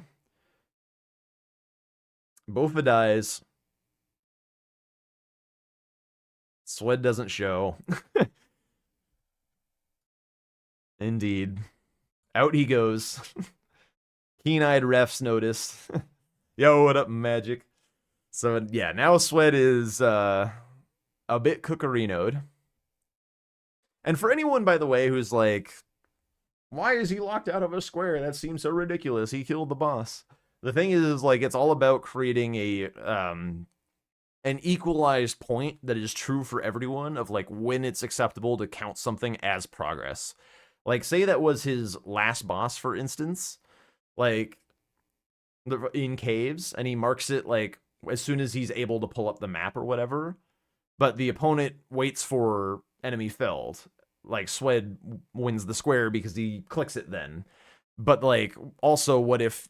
So if you're like, oh, well, as soon as you drop combat, then that's the time where it's okay to mark the square. It's like, well, okay, but what if you kill a boss that's in the open world and there's, like, something that sees you, like a fucking dragonfly, and you can't open the map to prove you're not in combat? Then, like, okay, so that doesn't work. So it's basically like there has to be a standardized marker for when something counts as a kill such that it's fair to everyone, and it's, like, very obvious. And so what we've all agreed on is enemy felled for the longest time. And you have to show enemy felled. They harped on it a lot in cast. I'm gonna harp on it again a little bit here. You do have to show it for it to count, and he practices in a way that he doesn't, and that's bad. He shouldn't do that. Heard something about a mismark? Yes, it's about to happen. So he marks caves here, but he didn't show the Bofa enemy felled, which is against the rules.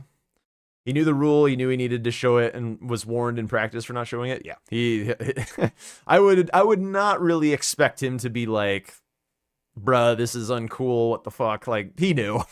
I'm pretty sure he knew. He's early warping during all of his practice games, develop bad habits. Yeah. Yep, definitely. Yeah, like it doesn't look like he's like pissed or anything. He's like, nah, fuck. So yeah, now at this point, this is really, really cool, by the way. The ref jumps into Twisty, informs that Sweat is locked out of this, and without missing a beat, they're off to the races. They're off to the races for this line. And I think Sweat fucks up here. So I think it would be very, very easy for him to be like, oh, okay, I'll grab like a couple staves, I'll work towards the explosive physic, and I'll just solve this. But like, I don't know if it was panic or just that Sweat is not a split progress boy. But the fact that he just like full sent this one, like made this game very, very close. You can't wait for CBD to have a 45-minute segment on this. Yeah, I'm not gonna harp on it too much. I'll point it out and then we'll move on. That's all. Oh, NPT's looking for games. Let me see. I'll let him know that wrapping up.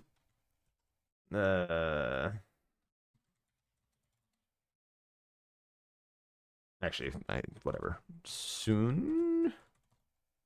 How much time do we need? Maybe like 20 minutes? 15, 20? Good. So, okay, maybe some NPT games. Hell yeah. Get back to some bangus. Anyway. So now we got to move along at a nice little clip. This race was just, like, excellent to watch. I kind of want to watch the whole thing. But I guess if we do have an NPT game coming, and I guess I can finish my analysis in the DLC relatively quickly. How many notes did I have? Not very many.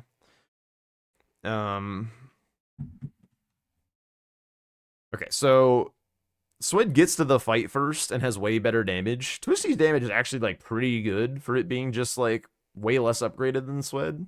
I'm surprised it's as good as it is, honestly. Like, they're doing basically the same damage.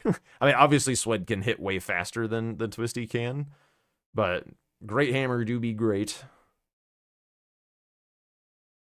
I don't know if she got plus 12 at some point. Maybe she did. But this is hitting very hard for plus 9, smithing. Like, really hard. Are we sure that's not a plus 9 somber? Not a plus 9. 12? Any update on, you think she's plus 15? I feel like 15. I guess she did go through the FSB tunnel. So yeah, maybe. Maybe. Actually, hang on, we can check. She opens the map. Does she have the 4s? No, I don't think so. Because we would expect to see a Grace here if she got the 4s from Kalid, and I don't know where else she would have got them. So I think she is still just plus 9 here, which is still kind of crazy. Anyway, yeah, they very close. Swed makes a really nice decision to go for the Tibia Mariner here. Doesn't involve a port. The Tibia Mariner's weak to Holy. Just has to go up the Spirit Springs. And he, like, very nearly... I don't know if that would have killed him. It might have. It was really close, actually. But yeah, Twisty able to... Twisty actually miswarps here. I forgot about this. Hang on. So she warps and ends up in Stormhill, right? And then has to warp back to Gatefront. She went Old Altus. Oh, okay. She went to Old Altus at a part where I wasn't. Okay. Okay.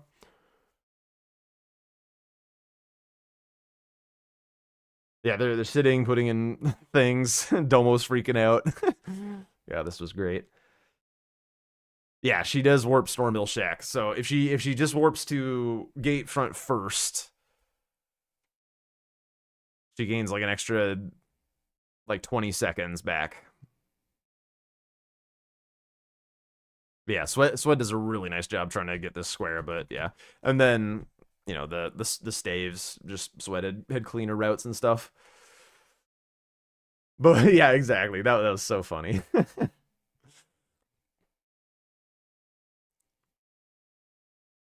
Oh, and he also checked the greatsword. Yeah. Funny. But yeah, Swed definitely should have, like, this was a lose condition, not splitting progress on the blocks. Like, you know you're locked out of something. You know your opponent is, like, in kind of desperation mode based on how this game is going. Like, you 100,000% split your blocks here. This was this was a little crazy, to be honest. Anyway, so after this, there was like one more note that I had. Is basically like where was it? Yeah, here we see Twisty. Oh, she did. Okay, so she did go old Altus because she skipped the smithing force there. So, she was doing some like memory stone stuff, but like 5 memory stones is just like a shit ton of memory stones. Like, yeah, it was like in here, I think. But like, I remember feeling like she had a better option. I don't know. Maybe not. Yeah, it was just obviously a very tough game from here, but 5 memory stones is just a very, very long square. She doesn't have to worry about this diagonal. I think I was like more thinking about the imbued keys at this time. Like, imbued keys is a fast square. Like, she's honestly not like that far behind on majority. If she just like picks off imbued keys and gets some other random dangling squares, then and like makes up some capital, like she could definitely win this game, I think. But a little bit too much memory stone messing about. Like, what is the final kind of total look like? 12 to 8, 13 to 8 probably. So tough, but oh yeah, and then the restore thing. Yeah, no need to harp on that. Sometimes shit just happens. All right, on to the DLC. Getting imbued, but not the grace for Crucible Knights. Yeah, being able to close on Crucible Knights would have been really, really nice. And Crucible Misbegotten was on the board for quite a while as well, that game. Okay. Game number 4. So I think that like the start of this game was like the best start of a game on the day, which is not really saying much. But like all of the games today had kind of early game disasters in one way or another. Like the game 1 of Parky was a +7 smithing versus a +8 somber, with like basically no squares marked. So that one was rough. The DLC where Parky was having a Elac River tourism destination was pretty rough. And then the Twisty game dying to FSB and then getting sniped was pretty rough. This game, this was like the nicest. Can I check the starting classes? I think Chicken Wing was an option. Sure, we can do that real fast.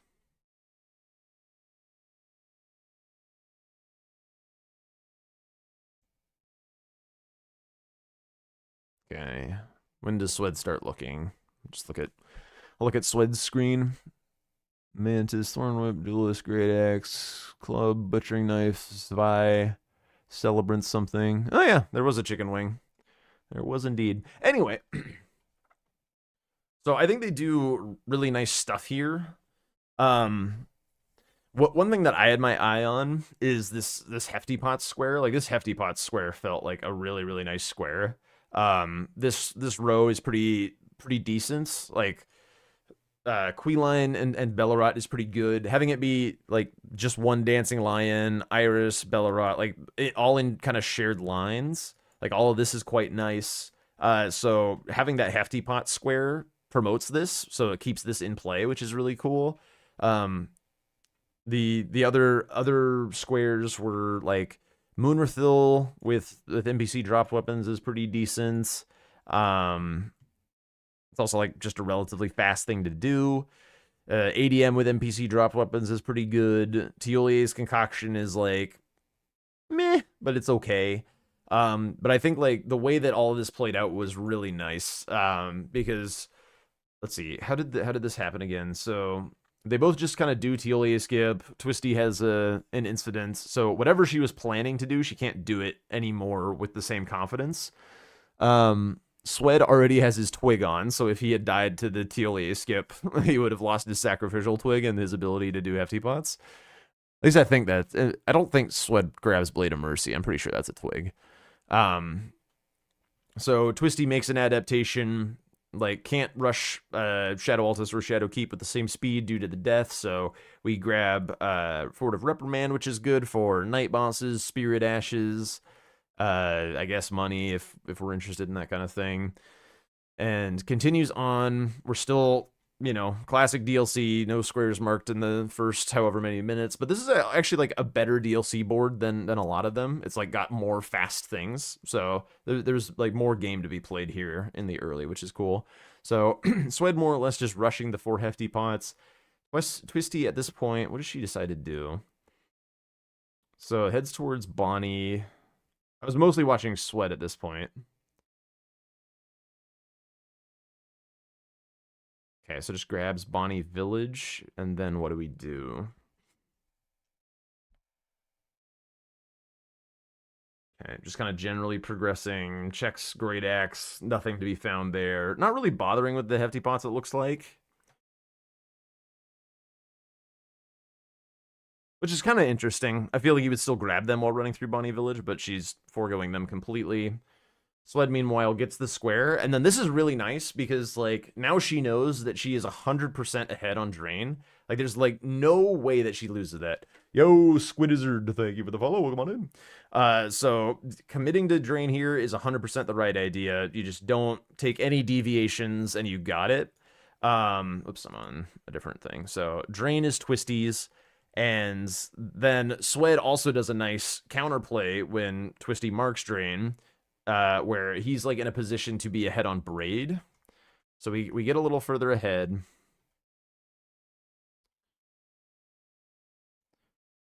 Twisty's doing the drop down.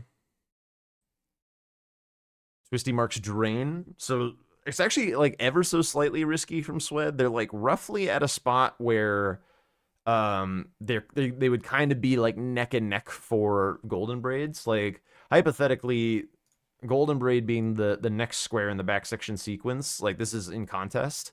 You're gonna see Swed drop down and Twisty get to the knight, and they're like very much like within a little bit of each other.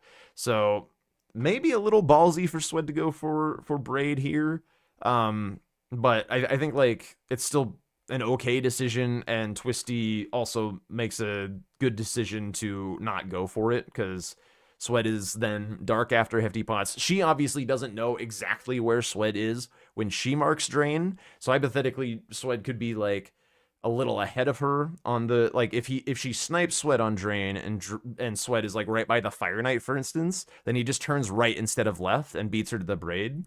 So if she's worried about that happening, then her looking at then Teolier's to counter this line from Swed, and then build out her own counter threat on this row is really, really nice. So this was like lovely to see. I loved watching all of this. I know Chris was being like, oh my god, it's 20 minutes in and they haven't upgraded a weapon. It's like, well, go into the strategy of what's going on a little bit, because they're making interesting decisions here. Like, we don't have to be like, oh my god, the the discourse around like collection squares equal boring, it like drives me up the wall. Like this was like among the most interesting part of the game, like how they played around with these early game threats and stuff. So whatever. She mentioned in the post game that she hadn't failed TLE skip and was further ahead on back section. She would have gone for the Braid. Okay, that makes sense. So gets cold feet, I guess, around loft. But again, like all of this is excellent progress. Like if you're not like in contrast with the Parky game, like Twisty's doing a really good job here of, yeah, I may have had like a little bit of a whoopsie poopsie, but like I'm still going towards a strong region on the map. I'm still pushing back section. I'm giving myself time to read. It turns out that like I like Swed marked hefty pots in such a way that I knew I could get drained for sure. So that makes that an easy commit. And then from there, it's like, okay, I'm in Shadowkeep. I don't know exactly what's happening here, but like, let's go get Teolier's to block out like the column 5 potential and promote a new row 4. And if she was able to do Mesmer in kind of a more timely fashion, I think that she starts to do some really nice stuff, because then that blocks the top left diagonal. She gets Mog, builds a column 4, can like had Queeline at that point, I think, and like her game is looking really, really good. But not having a clean Mesmer really cost her the game. But like she's on a great path. Like this is all fixable stuff. It's all just like, doing a bit of boss grinding and stuff like that. Some of it was like moveset selection on the because Mesmer is significantly weaker to slash than he is to pierce. But if you punish Mesmer with just like roll R1, R1, with the Great Katana moveset, that's always going to be pierce attacks. So basically what you need to do with the Great Katana is either utilize jump attacks more to get a slash, utilize charge attacks more to get a slash, or after you roll, just do a quick little block cancel to break yourself out of the rolling R1 to then get a slash attack.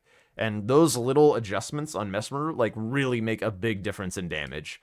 Like if you're talking like a 40-point resistance swing or something, that's like 40% more damage. Which I can't remember if it's exactly that high on Mesmer, but it's like it's definitely the difference of like an extra couple skidoo levels or a couple talismans. She also had no damage talismans or tears. Yeah, I mean she did make like pretty good buys. I mean she did have ritual sword, so she did have some damage. But like also if you're not super confident on your fights, having defenses is like very good as well. Even Swed's damage look bad. Yeah. He was doing a bit more slash attacks, and his damage definitely looked better. But yeah. Yeah. I do think like the Dragon Katana is the worst of the great katanas. It's still very good. Is it 20-point diff? Okay, so yeah, two-ish talismans of damage difference by selecting slash attacks versus pierce. So yeah, really nice interchange of squares here. And you can even see that Swed was going to go for this. Like, I think he even talked to Tiolier. No, he didn't. He might have talked to Tiolier earlier, but he's getting ready for the concoction, sees it go. So, like, at this point, Swed has 2 squares in a dead line. It does have a corner square, but Twisty's the one with the active line in a really nice spot. She gets her weapon online and goes for Queeline.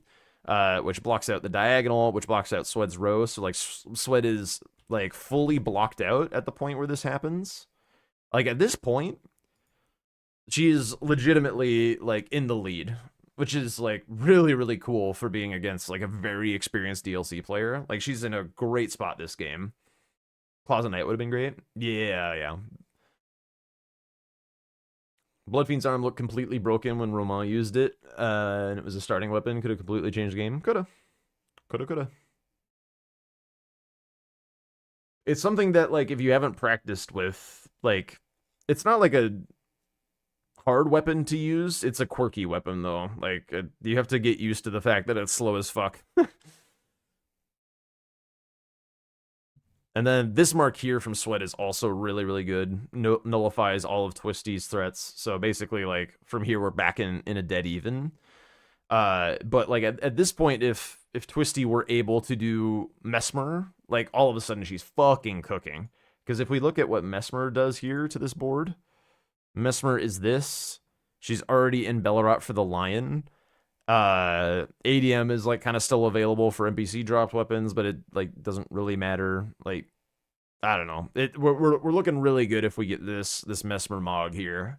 And I left a note in my notes that Knights was really not the play. She started doing it, I think, before Swed even went Spirit Ashes and had a little bit of a oopsie poopsie on the. So she killed Edred, and then did she kill Jail Knight as well, or was Jail Knight number 3? Can't remember when she did that. But she really, like, once this line is dead, she shouldn't continue with Knights. It's just kind of a mopey do nothing square at that point. There's no real synergy with it other than, I guess, NPC dropped weapons. But this column, what the fuck? The column is kind of nothing. Hello? The fuck? Okay, the column is kind of nothing. Like, this column has very little going on. Like, there's a little bit of synergy with, like, the perfumes, because you do have to go to Lamenter, which is Deathrite Bird. You do have to go to Madding Hand, essentially, which is Rakshasa. But, I don't know. Not really all that great. And at this point, like, just the Knights are kind of slow. Just almost anything would be better. I feel like Moonrathil would have been better because it's just like a more one and done and set some prio and NPC dropped weapons. ADM definitely would have been better to open up South. Also some prio and dropped weapons. Or just if you were able to kill Mesmer, then obviously that's a huge power play as well. But yeah, from there it's kind of like she gets killed by Jail Knight. The game kind of slows down for her, and then gets stuck on Mesmer. And yeah, so it just kind of starts rolling at that point. But I think from here we've like more or less done the analysis, and I'll take a little. I'll take me some bingo of my own. A little bit less to talk about today than there was from yesterday and the day before, but still pretty interesting games in certain regards in their own right. God bless the the caves lockout. That was funny as fuck. That was the highlight of the day for sure. But yeah, hope that like it's always super important. I know they do stress this on commentary sometimes, but it is super important to remember that playing on this stage is very, very nerve-wracking, very, very challenging. Your opponents are very, very good, which doesn't make anything easier. You know that like there's a chance the crowd is going to be brutal if like you fuck up or like don't look very talented or whatever. Like there's so much pressure. There's so many eyes on you. It's a stage like not a lot of streamers get to experience. And it's tough. It's really tough. Props to the players who look good today. Hopefully for the players who didn't, or I guess this whole weekend, and for the players who didn't, hopefully they get that first experience, that first like shock of being there out of the way, and they know what to work on going forward. And I hope to see some good work and improvements as we go forward. And now, with that being said, it's Bingus time.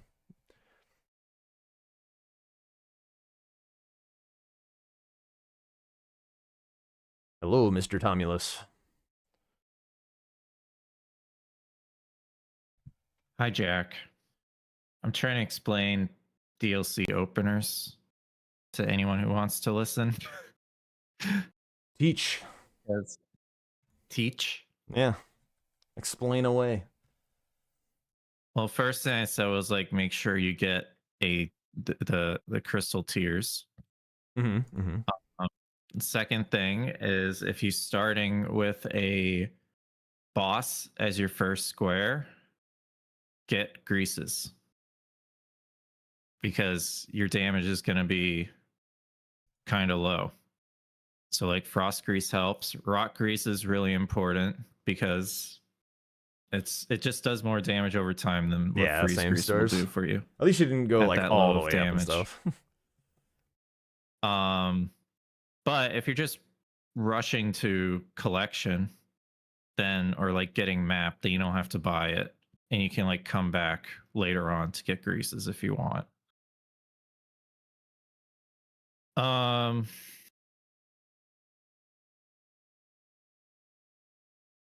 Essentially,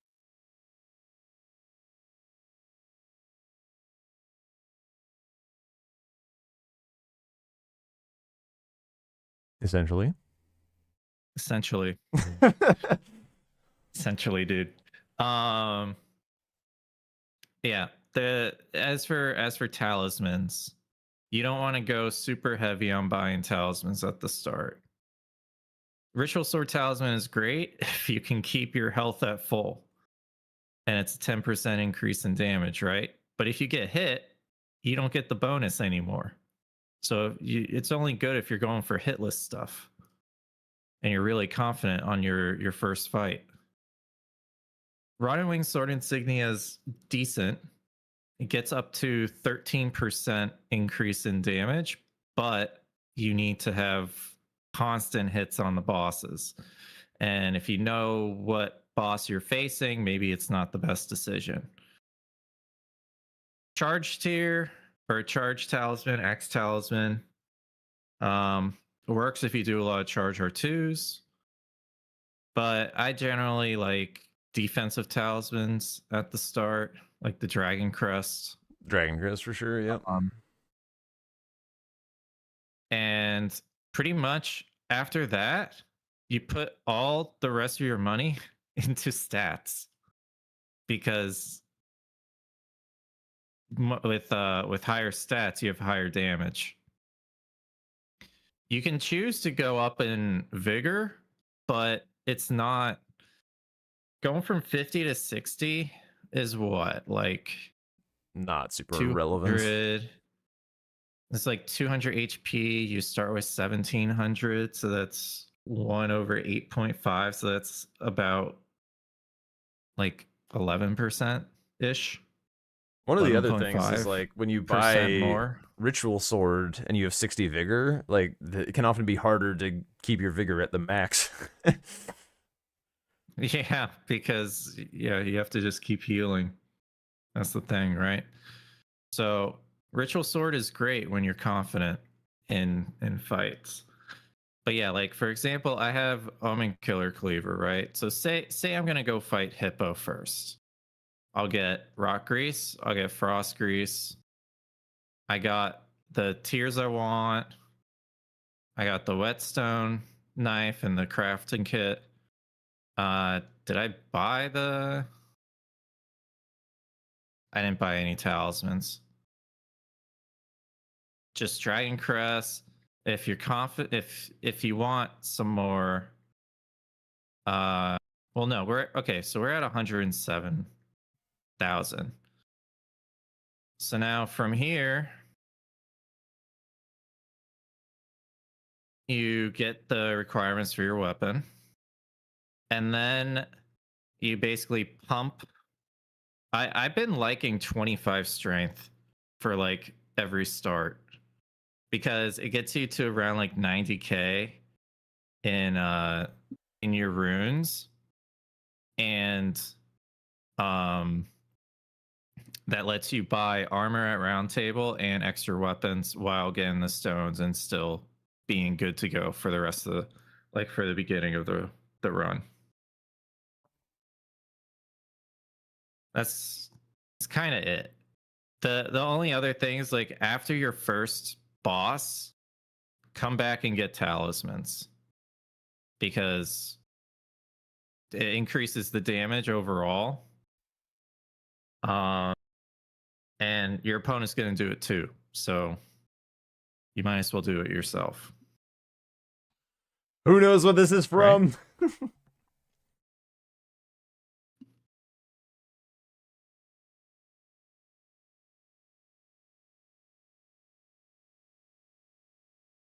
He's cooking. All right, Jack. What's up, man? Ah, nothing. I didn't watch your thing yet. What? I might do it tomorrow. I was thinking of watching it on stream, but I just wasn't in the mood Content today. stealing, my content stealing. Well, it's you coaching me, That's true, that's so true. it was going to be reviewing the coaching done by Jack. Hell yeah.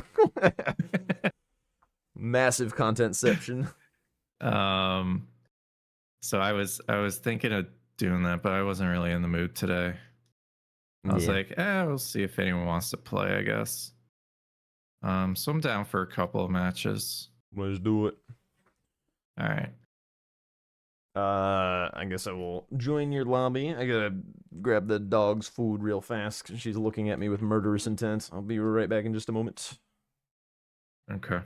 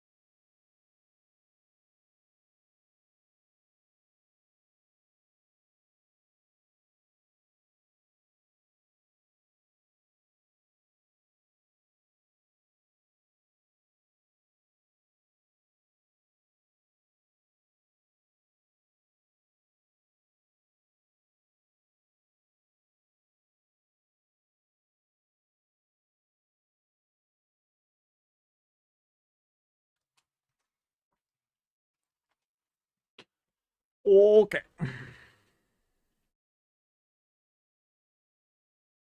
You didn't post your lobby. The hell? Yes, I did. What? Where? Check the chat. Oh, I thought that was from like yesterday. No, that was today, dude. My bad.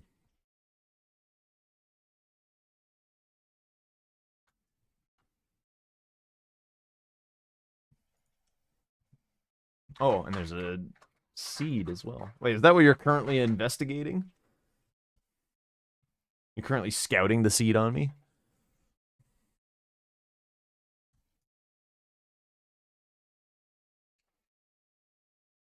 Base or DLC?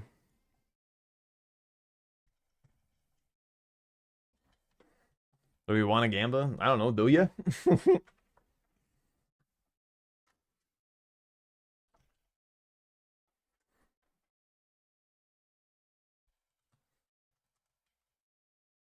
Whatever you want to start with. Alright, let's do a base. People have only wanted me for my DLC lately.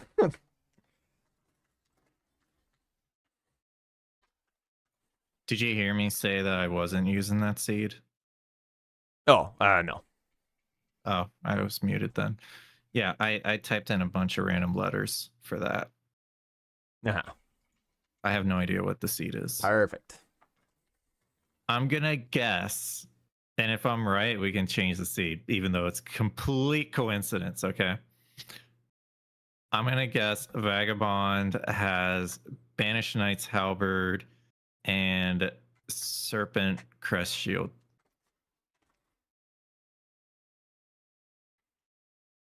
I'll go for Celebrant's Cleaver and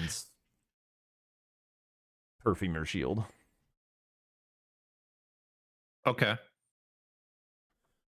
Well, we're both wrong. Okay. Mine's taking forever to load, so. That's not a good sign. Yeah. Well. Surely Tom You'll won't fix abuse that. this knowledge. Oh, how, dude? I don't know. Download more RAM. All right. I guess, yeah, so I also don't have that, so I guess we're on the same seed. Confirmed. Troll's sword. Yeah, Troll Sword. Okay. I need to load the squares.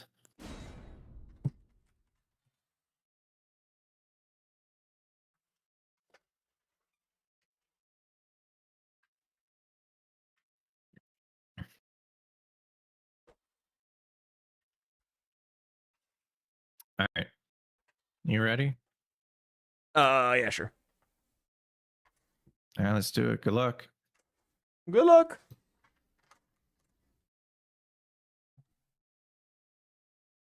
You get it all? Good job, baby.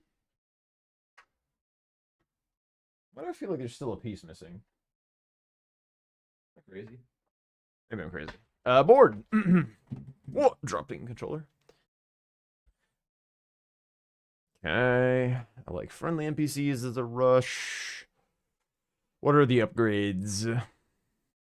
2 FSBs. Magnus. Moog.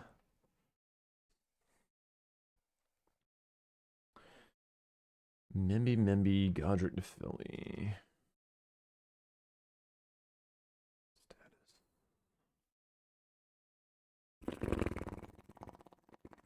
Big late game board, eh? Alright, maybe we go NPCs, otherwise we just set up Moog, I feel.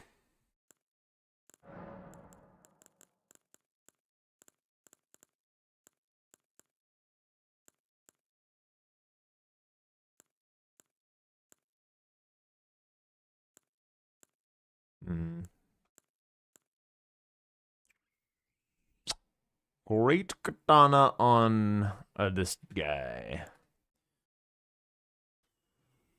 Sorcery only.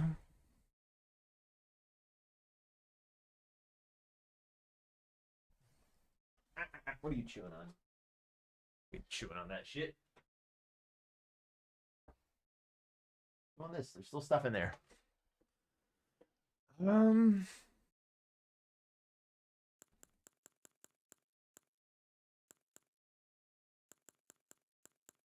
I don't really know what to do here. Let's just do this, whatever, fuck it.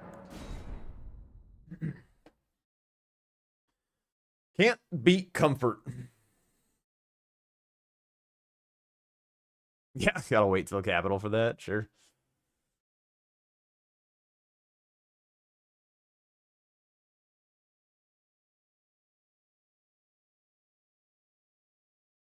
This feels like one of those boards that's gonna be like a 0%er for me to win, but we'll have some fun with it.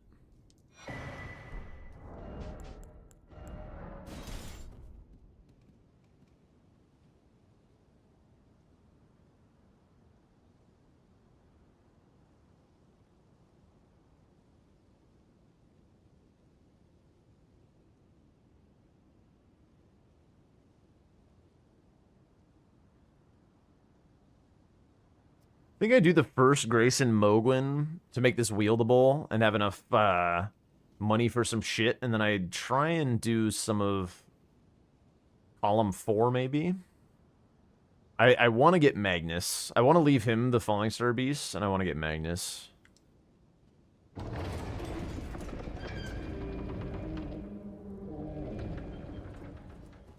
I don't like Godric Nephili at all, because there's sorceries on the board. Boss sorcery only.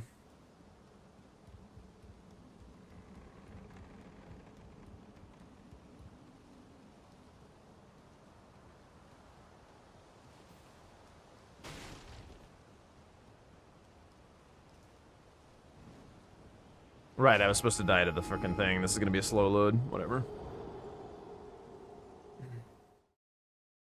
You killed Renala sorcery only today? How juiced were you? Although I guess if you had Rock Sling and stuff, it's probably not that bad. Can I Aztec Radon with sorcery only? I have no idea. Oh yeah, this is a slow load, alright. Sheesh.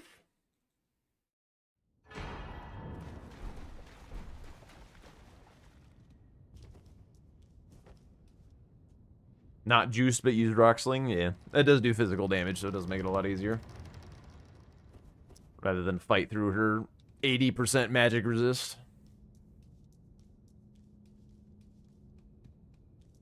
It was still rough.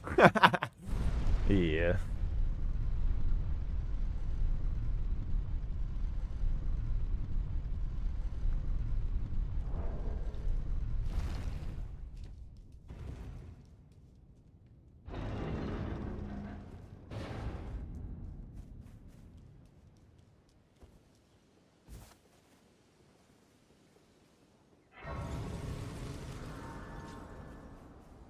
Grabbing that Grace for potentially coming back to kill Vare. Vare would give me fingers for Magnus and be a friendly NPC. Also, tree bosses with hypothetically the Watchdog and definitely the Tree Sentinel.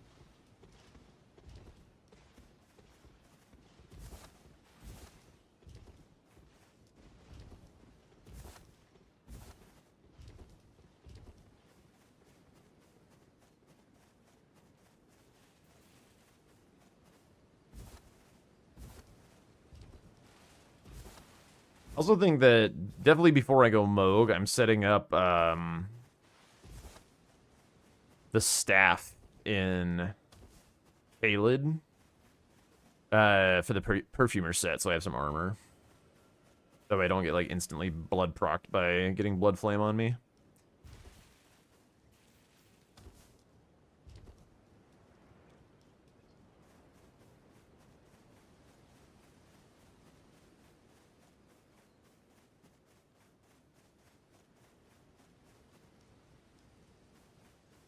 What are you doing, Phoebe?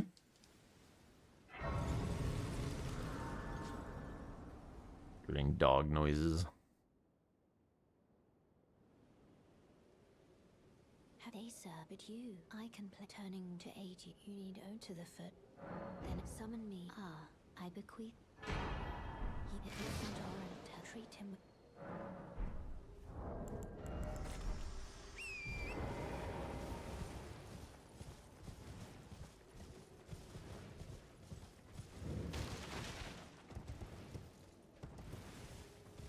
Check great sword real quick, just in case. Never want to miss a poker or a steeple.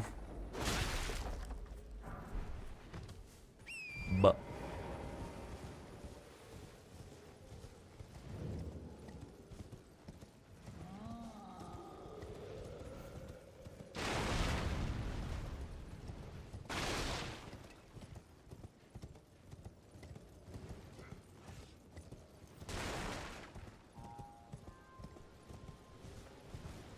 kind of want to be near Wild Strikes, because Wild Strikes can be put on Great Katanas for some reason, and very good against Moog. Although I'm not doing what I said I was going to do, which is just go Mogwin. I'm still going to do that. But this, like, saves me a port, I guess.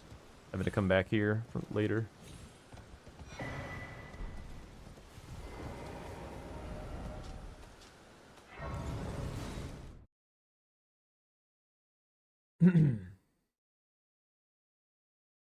I guess the Bastard Sword will be nice, hypothetically, for a Radon, no status effects.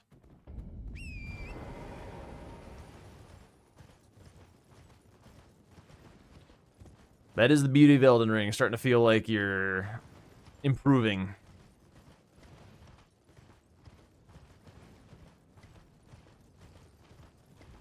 You never say what you're gonna do?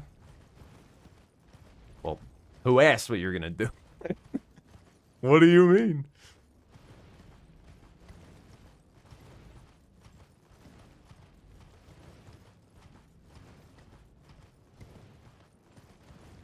I don't need to strat hide from anyone. I'm not in the season or anything.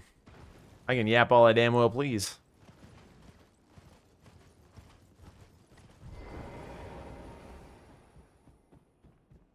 Killed a bunch of bosses with no summons that you've never killed without summons? Oh, hell yeah. Oh, you never do what you say you're going to do. I see what you're saying.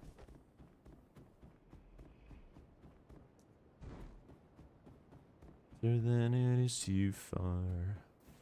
'Cause I'm in too deep and I'm trying to... Get on the horse! Instead of going under...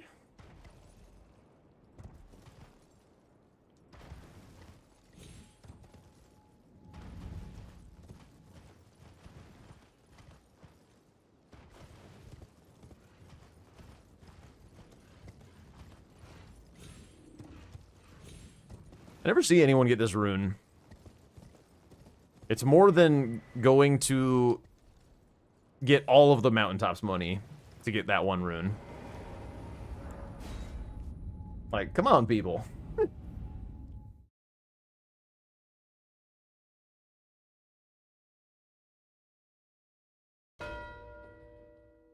Alright. Not the fastest. You seen Domo grab it? Domo's a grab power-ups type of guy. That doesn't surprise me all that much.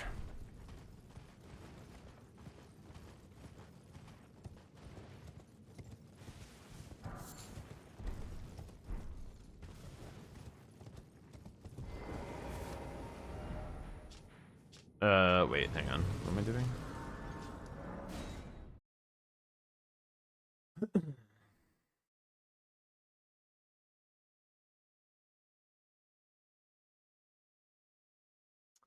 I think I'm just going like plus 12 ASAP and going for Magnus. I think that's the plan.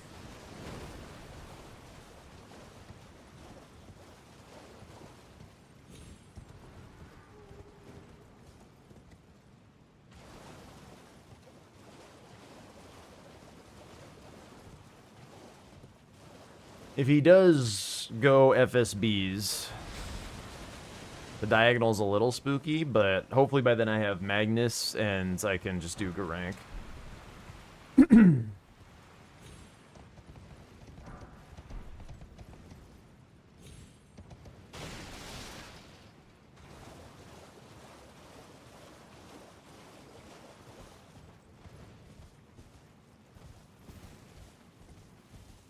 The goal is to not get pushed into Makar.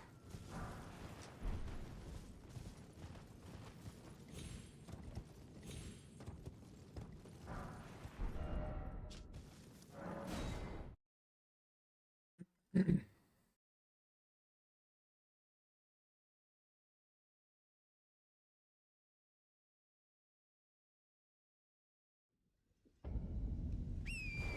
so this is gonna be a little bit of a weird route. Gonna grab the perfumer armor, grab the staff, and then circle around for the fours and the southern Aeonia Grace.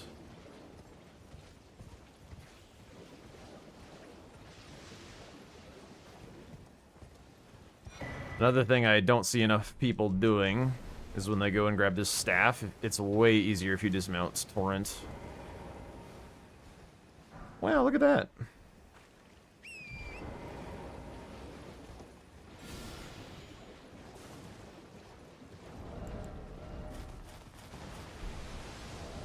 Make sure I'm not fat. I'm not huge. Just gotta dodge the Millicent Invader. Wait, all of a sudden 7TV emotes are working on my overlay? What the hell? That's awesome.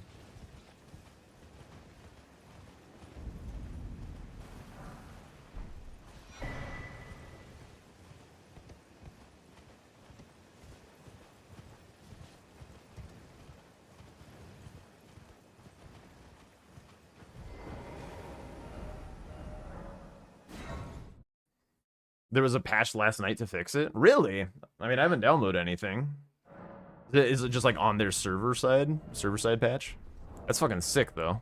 Hell yeah. Just meant to pop both of those, whatever.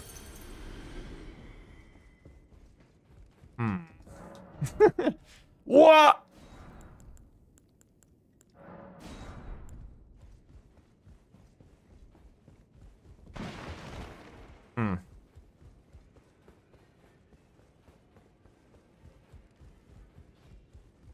God damn it. Fuck you.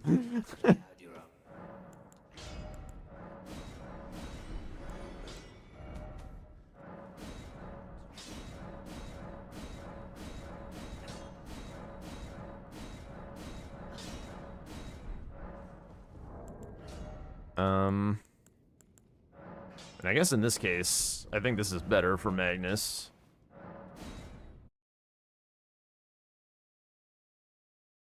I think Great Katana is probably still better for Moog if I do go out of my way for the Wild Strikes.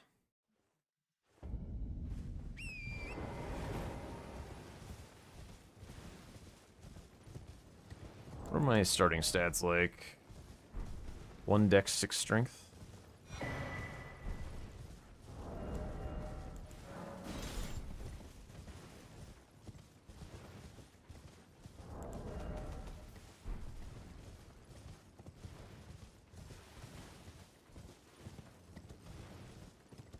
Yo, Twisty! Just started. We were actually reviewing the matches from today. Those are some pretty good, interesting games. I thought you were really kind of cooking at the start of that DLC game. I was like really impressed. That was a damn nice start. And then it was also like really cool how you were able to like really, Jesus Christ, make that like snap decision on the bingo line when Sweat got locked out of caves. You were just like, I'm all about this, let's fucking go. And then he got him on the explosive physics. That was fucking cinema. Huge treat to watch. X12. Let's go like here.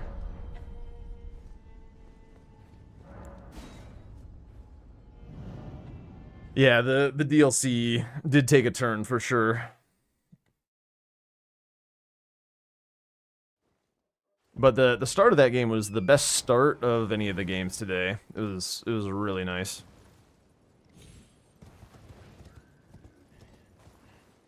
And yeah, it was a really nice debut. You were like moving around with purpose. You weren't like looking like you were scared of shit and like didn't look terribly nervous. I mean, obviously there were some kerfuffles like with the for Dawn Great Rune and stuff, but shit happens, you know.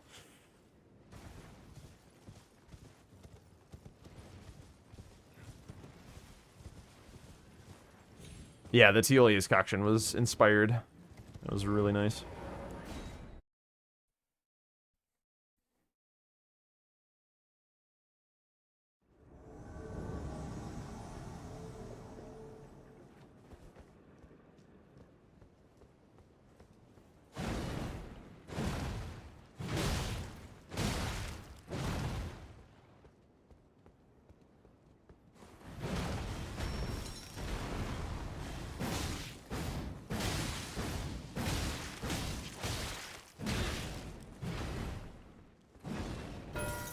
Dude, he's crazy.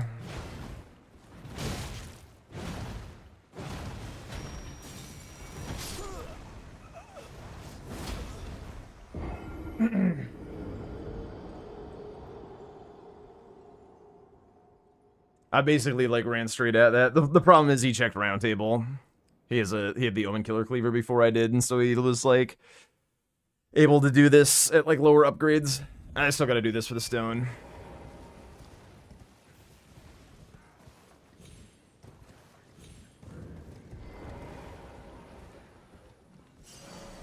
Yeah, definitely. Those were fun matches. And it's like only gonna get better, right? Great place to start.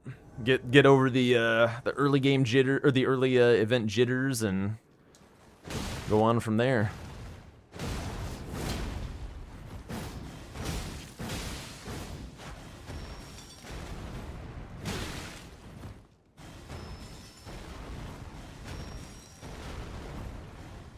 Stop.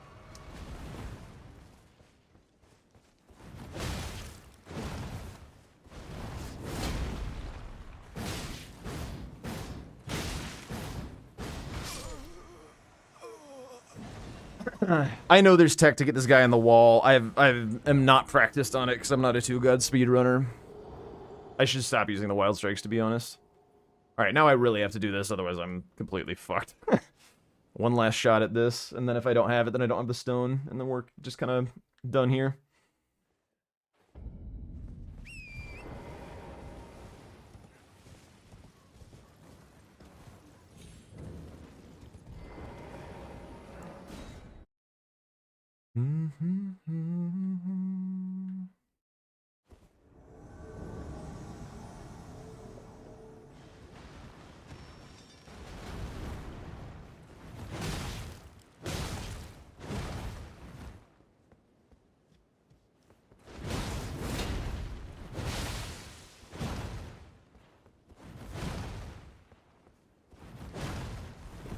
Hilarious.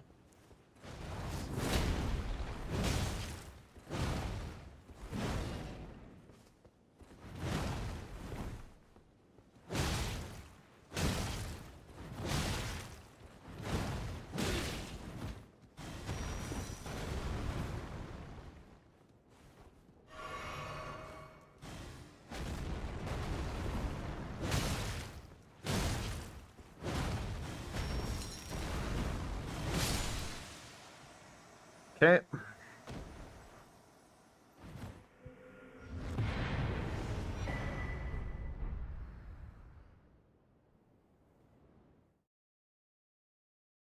Basically just have to do Moog at this point.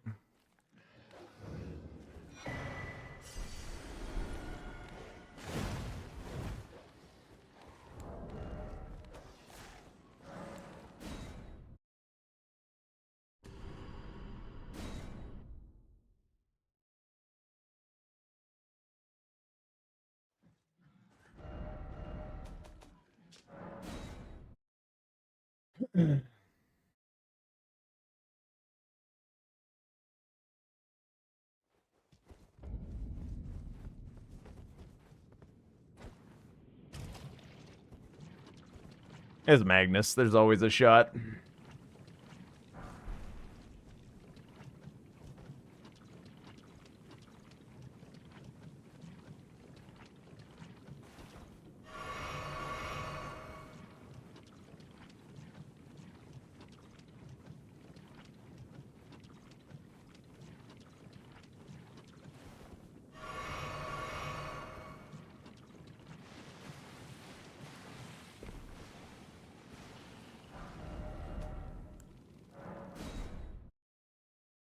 I feel like I got pulled out of combat the second I teleported. I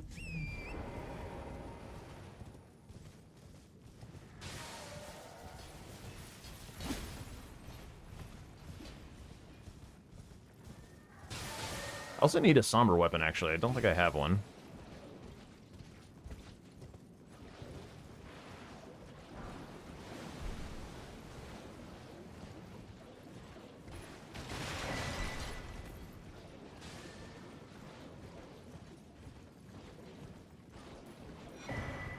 Being more careful around those guys than I have been previously due to dying a couple times.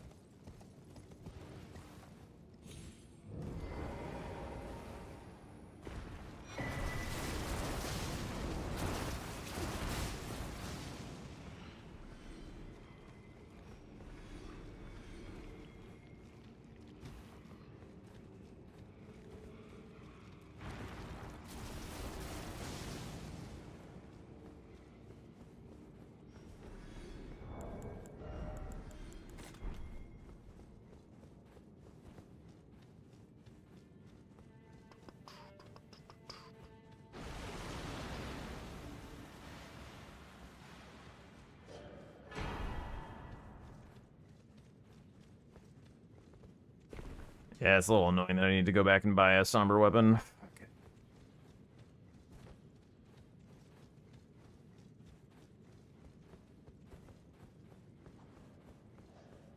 Might as well grab the 10 stone, I guess. I'm not a huge fan of doing this, but whatever.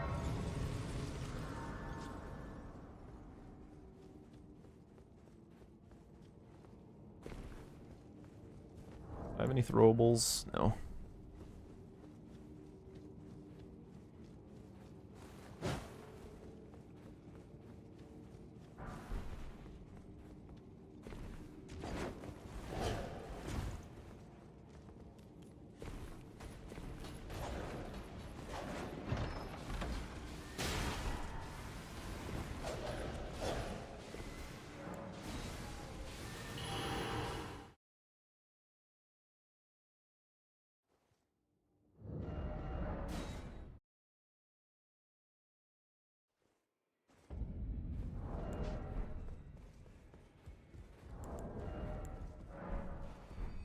Imagine if there just isn't one.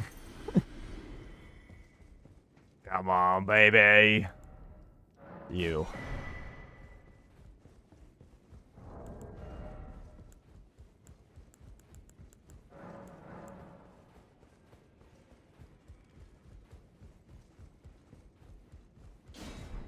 Well, I took you no matter to lay out your own.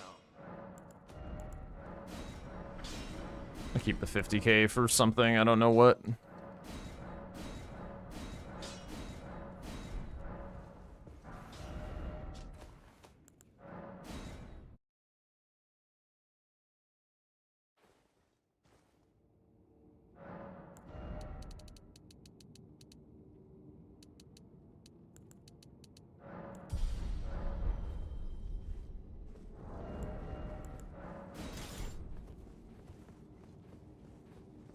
I did upgrade, right? Yeah. Just triple checking.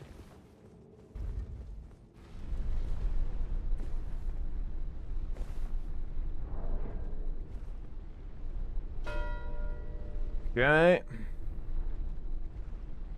No grease. Nah. Got a plus 25 Omen Killer Cleaver. I'll be fine.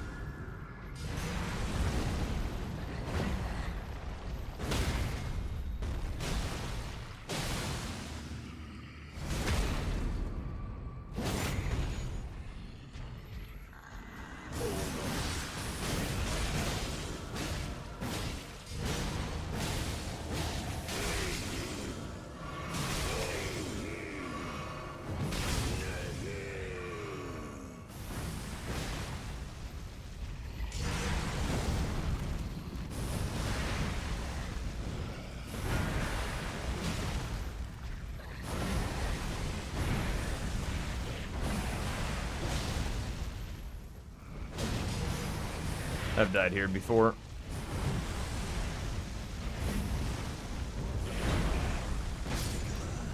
Is mine and mine.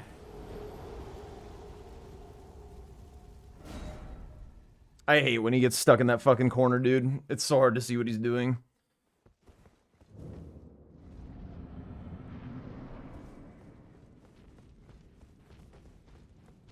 Really frustrating.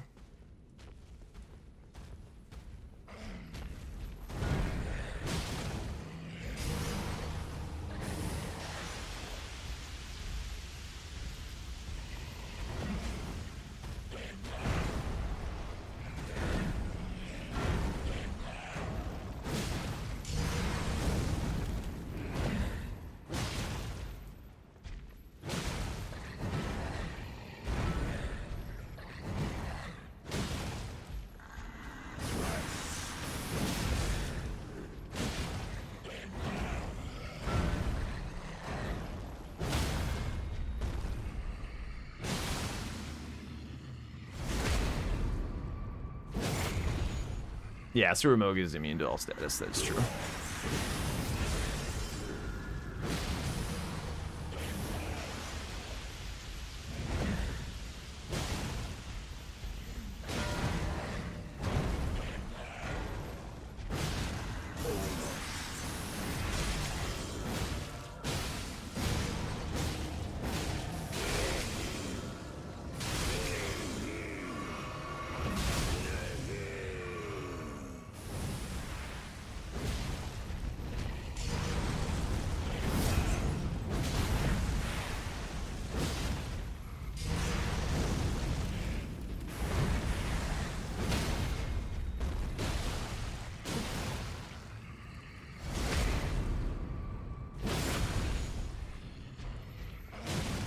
What the hell was that?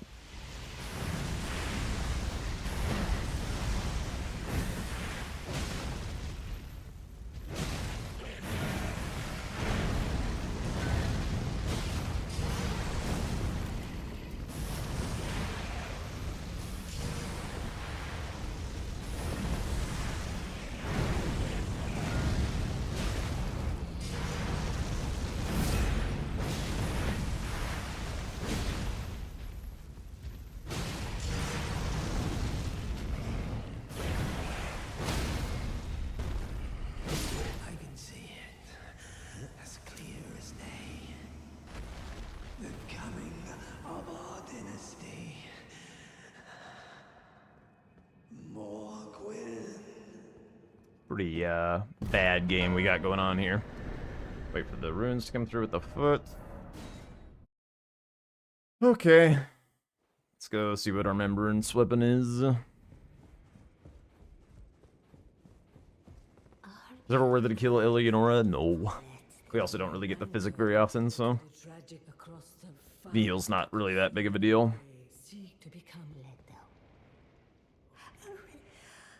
I'm just sad I lost time on him getting stuck in the fucking corner. Well, that's a good one.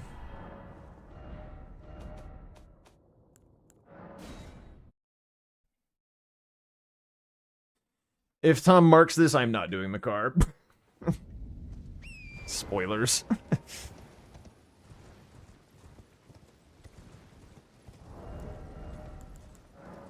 Those who are familiar with my game know that I will not be doing the car.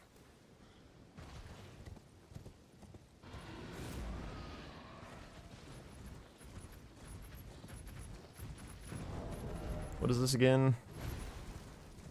Good on strength. Need 3 dex. 21 faith, sure.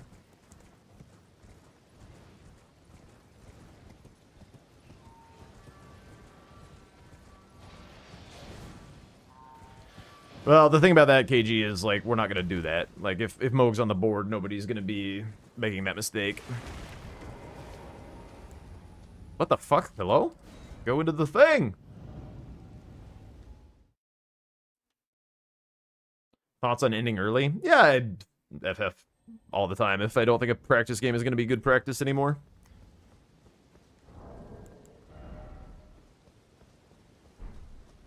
No problems with that on my end.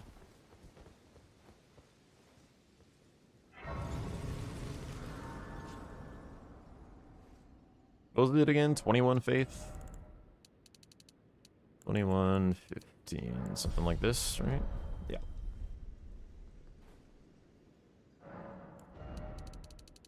Go like here or something and eat great katana stats as well, just in case. If there's anything weak to pierce, I guess like Makar, I would want to use great katana over either of these weapons.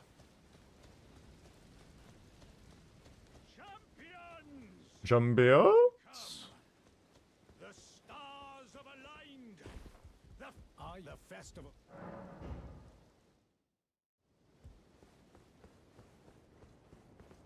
I feel like there's a chance that I get Membi because I don't think he's super interested in sacrificing Godric Nepheli and sorcery only. I guess legitimately if he... I guess I should have leveled some fucking int, huh? Sorcery only, whatever. Oh yeah, this weapon fucks for sure. This was a very nice weapon to get.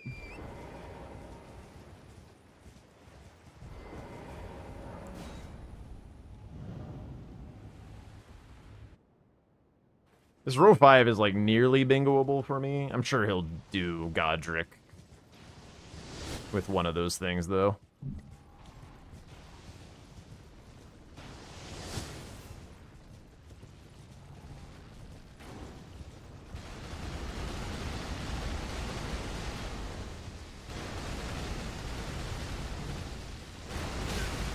Oh, fucking hell.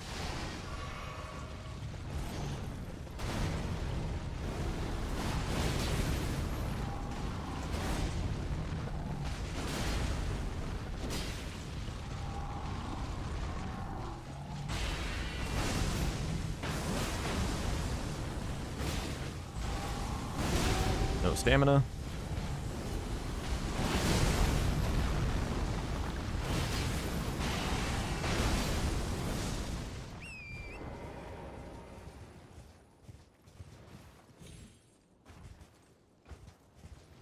Oh fuck.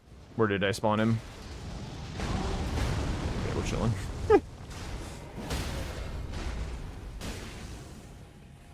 Really?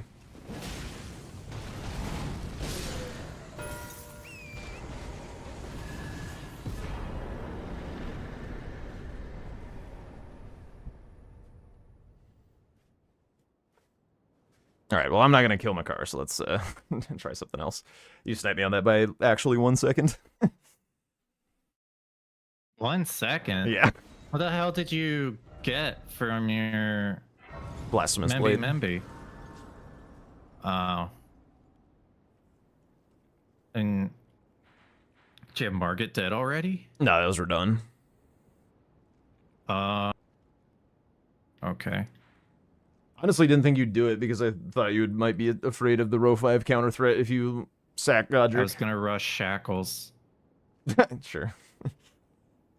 Or Crucible Knights, yeah. I was gonna split between those two.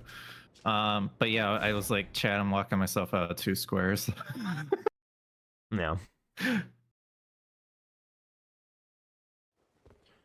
They had a bit of a Magnus issue. Unfortunate. Oh, really? Yeah. How bad of a Magnus issue? I got him on my 3rd finger. And you were in the fight on your 3rd fight when I was got in the fight on my 1st. You did it like way less upgrades than I did.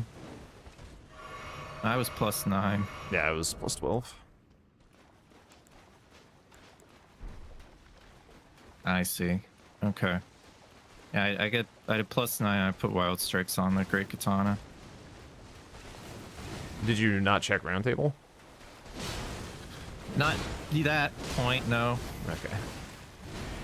I just I had assumed the that you had. Cestus, so I just used that to upgrade. Since it was so cheap.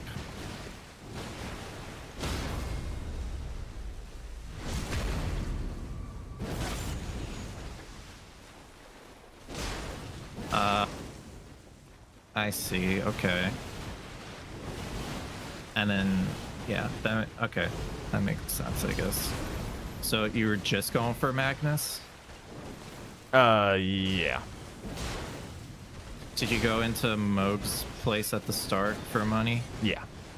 I just got the first grace and the money by it and to wield. Yeah. And then you marked I did Halleck Tree. Oh, really? Okay. Mm-hmm. I did Halleck Tree, and then I went for the NPCs.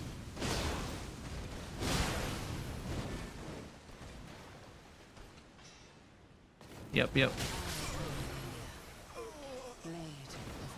Okay.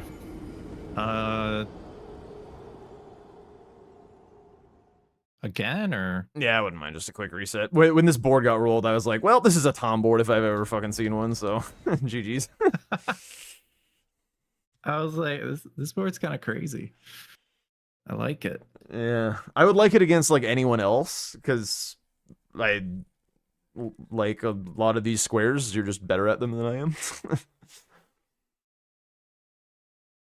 I forgot to put Wild Strikes on my Celebrant's Cleaver. The for skull? Radon. Yeah, the Celebrant's Skull. Yeah. Ah. For Radon. So the foe was a little slower than it should have been.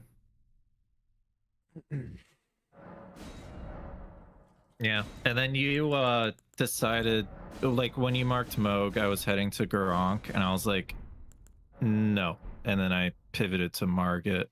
I had the Grace in front of Margit, so, like, I don't know. Like, I even got my weapon by that time, so you just had a better Godric. I don't know. Oh, you didn't get the Grace. You didn't get the Great Rune Grace, did you? For what? Oh, no, you said you did Radon. Yeah. Okay, yeah, that makes sense.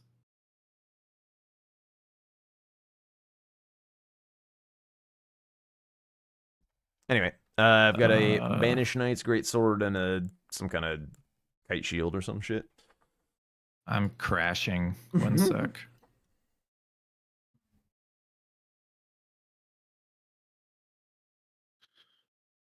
So weird, just sometimes crashes. I don't know what that is.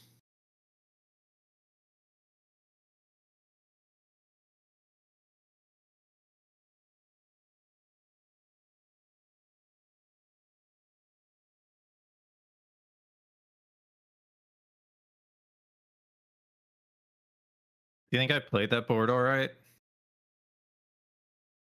I don't know. It's not up anymore. You did kind of what I wish that I could do in a perfect world, I guess. I don't know about locking yourself out of the. I think that was a meta. That was just me. Yeah, no. That was a call. Like, you knew I was going to could've concede as soon as you forced me into my car. So like, I knew that I had to beat you on that because that's what you were gonna do. Since you didn't want to get forced into my car, so I was like, well, if I just go for Godric and lock myself out of 2 squares, let's see what he does. Yeah, I have the Banished Knight's sword and Bernal's armor. Pog. Pog. All right, good luck. Good luck. But less good luck than last game, you fucking piece of shit. I was muted for that.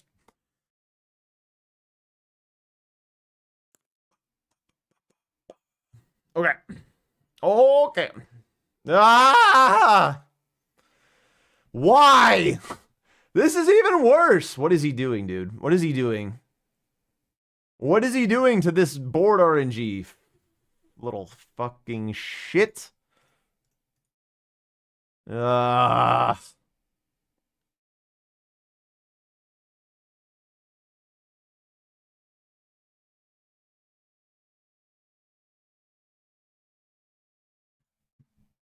Man. Pickaxe, forked sword.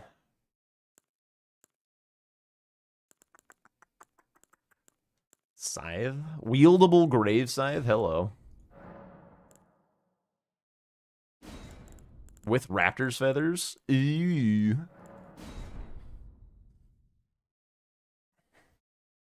I mean, I'm gonna do friendly NPCs this time.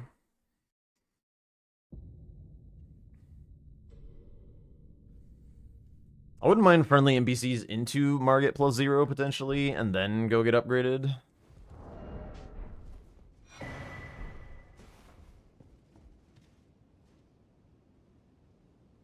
At one point, I was clapping Tom a lot, and he was getting frustrated. Was that in the... Dude, why am I so red at the moment? Must be like this outdoor light that's coming in.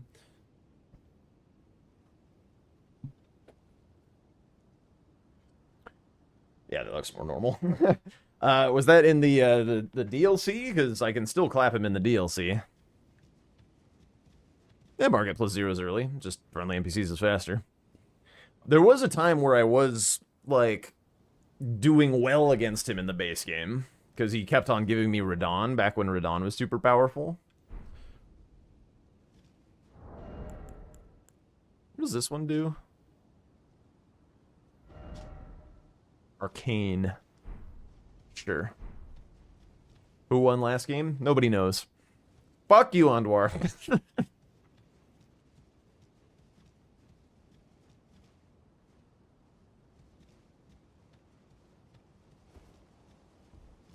I did think it was funny. It, like, specifically the Twisty Swed game. Like, Swed's, like, doing all this shit and, like, you know, like, goofing around. Oh, also, I just noticed I'm fat. And Twisty's just sitting there, like, super calmly and just, like, not moving, reading the board. I thought that was hysterical.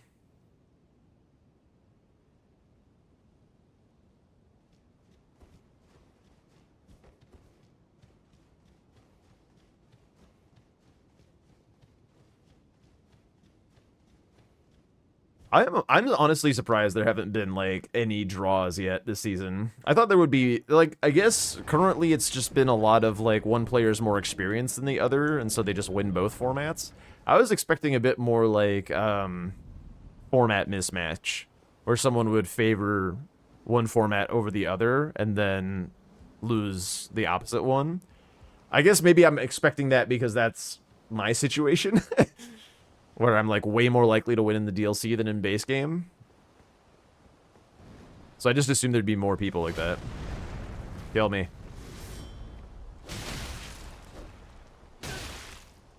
Thank you. Yo, what up, Exartic?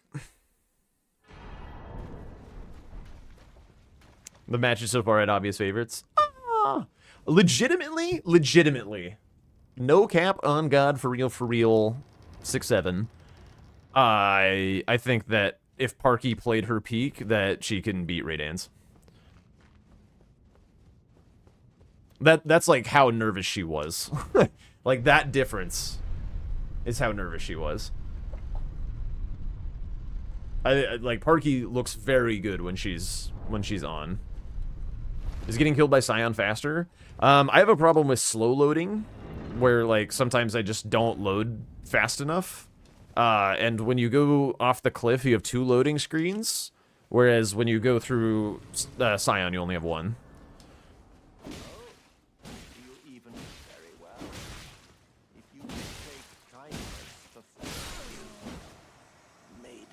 There's no Magnus on this board, right?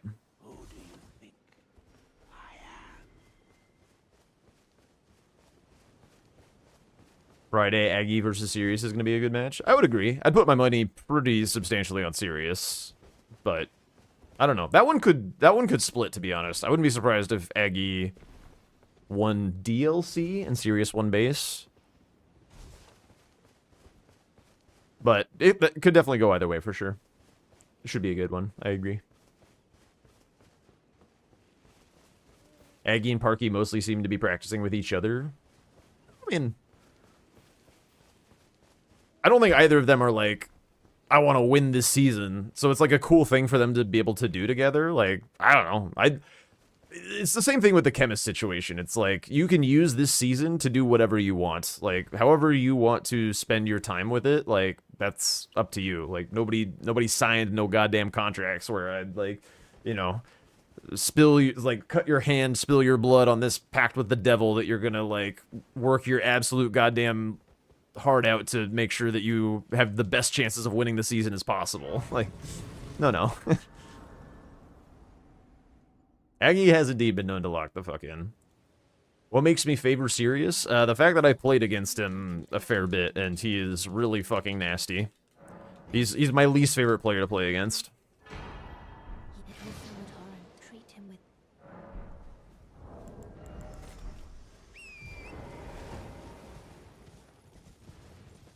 No, yeah, definitely. I agree, Ghost Reaper. I think it's better to play a wide variety of people. Could you help us out? No, not Tom.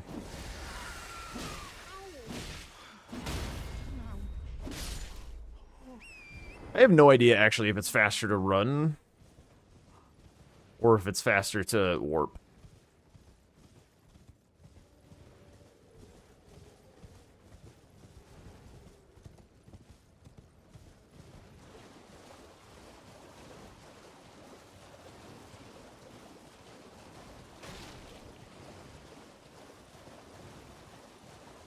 A lot of people have been saying that Sirius is a front runner for the finals. I mean, he's still got a little bit of work to do, particularly in the DLC, but he's got time for sure. So, yeah, I would expect to see him in winners brackets.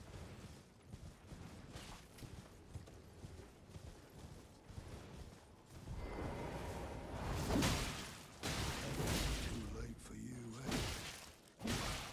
eh? Nice frame drop. Blood. It's better that I finish you here. Must not die Runes. until she is eradicated.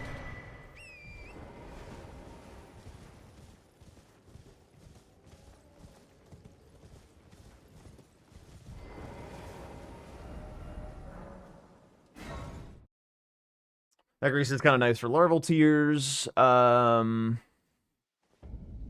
really anything else, I don't think.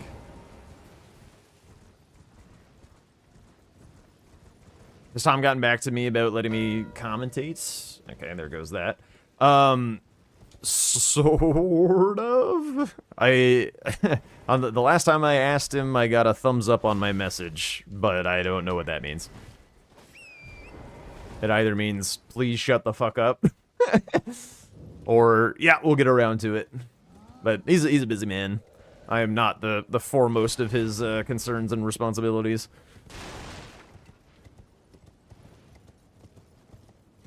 Sad that we were robbed of another Tom and Blanks face-off.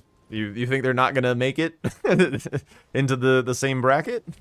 I feel like we will definitely be seeing them play each other at some point. Want us to bully him? Always. The more that he hears my name, the more he's gonna be interested in, because like it's mostly a popularity contest. I'm pretty sure. It's a combination of popularity contest and like moment of fortune. Like Gray and I getting invites was just kind of like lucky for us in the first place. Hang on, I need to figure out where I'm going. Usually Liurnia is better than Shifra. Maybe it's not here, actually. Yeah, top ski. It's fine. Actually, do I even have money? Oh, wait, hang on. Let me try and do the thing that...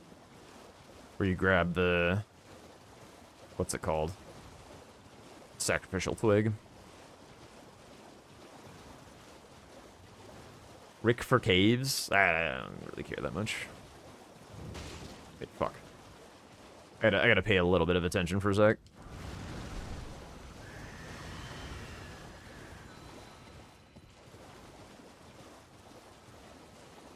Who are you talking about, on War?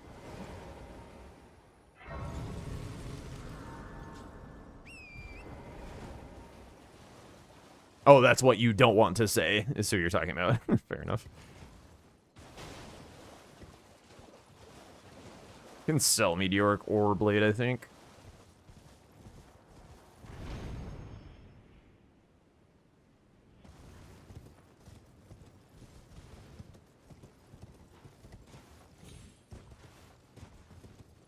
I think it's fun to have, like, different perspectives, different, like, styles and stuff.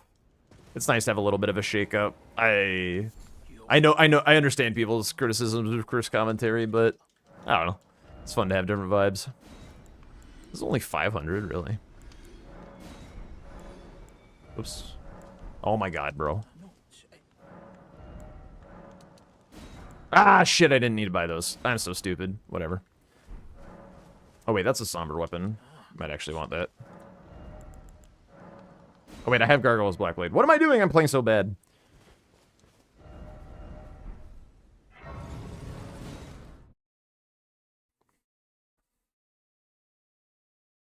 Think Mitch can be a little OD sometimes? What does that mean? OD? Overdramatic, probably. Overreacting? Okay, yeah.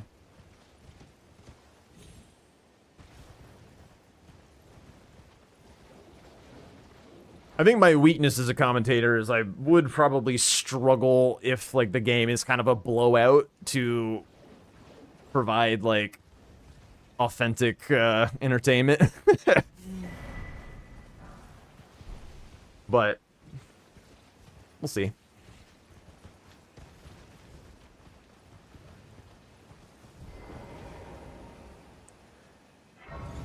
A big part of that is, like, a lot of the games that I do commentate are games that are, like, actually pretty close. Because, like, usually in Bingo Club, we only do commentary once it gets to playoffs. And so the only people who are in playoffs are, like, pretty competitive with one another.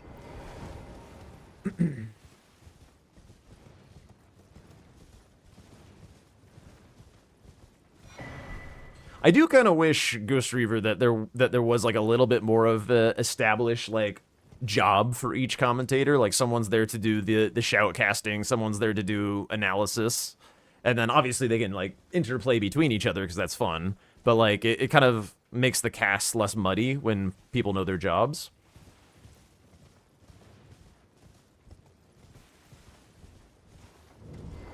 Oh, fuck, I forgot about that shit.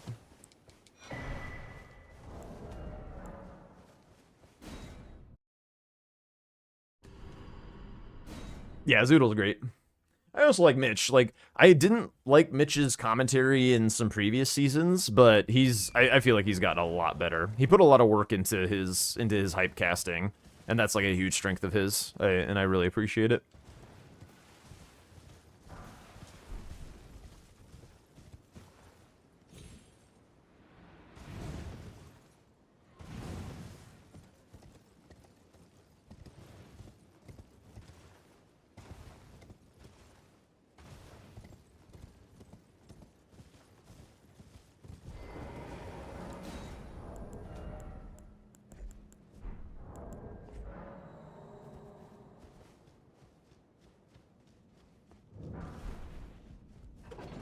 Mitch gives great insights. That's the thing that I don't like about Toxic, but Mitch and I disagree about almost everything. Whenever we commentate together, like, we're just, like, constantly disagreeing with one another.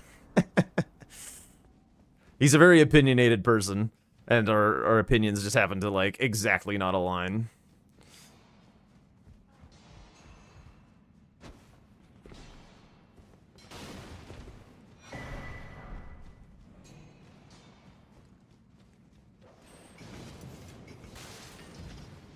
Actually, I didn't need that 5. Wait, was that the 6? What did I just grab?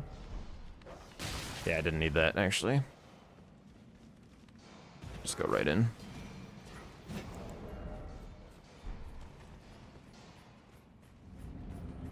Gotta focus, guys. Gotta focus.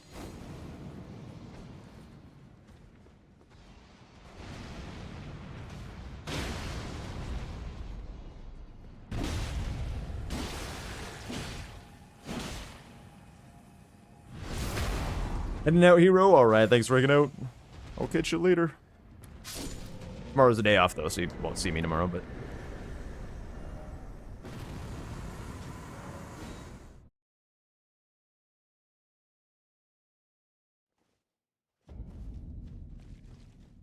Yeah, I don't know what I'm doing. I'm just running around.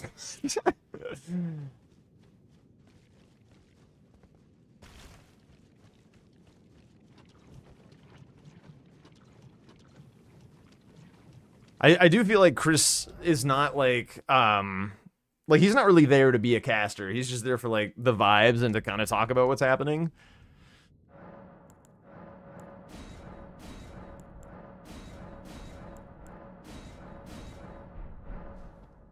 Which is fine every now and then.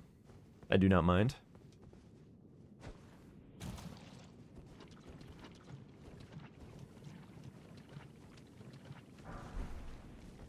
I feel like somebody said it really well in the chat where it's like Chris just has like little bro energy.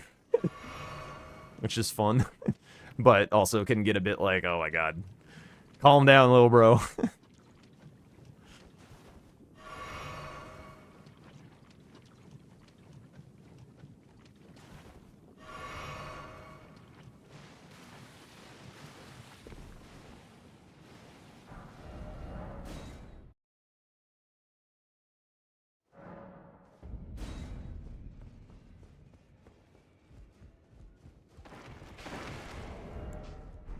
I would want myself for finals, but that's just me. Poker. Holy days.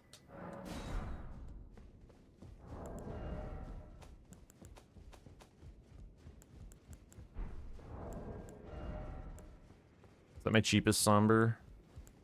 Yes. You'll no matter how you're.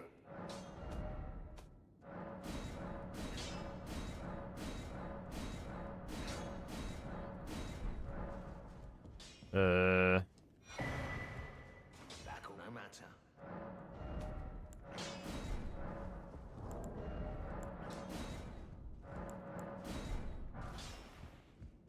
Back or no matter.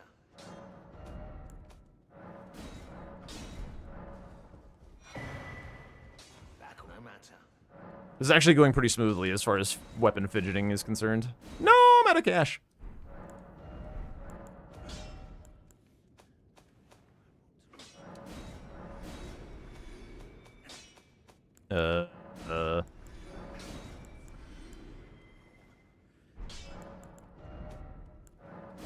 Huge.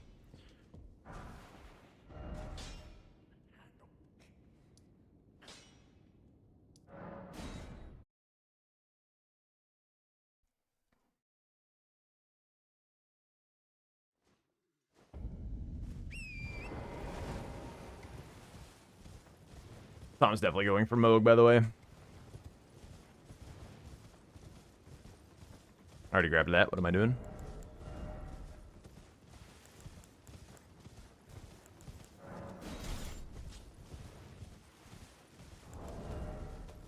Maybe I should set up Moog as well. He's clearly not going for this.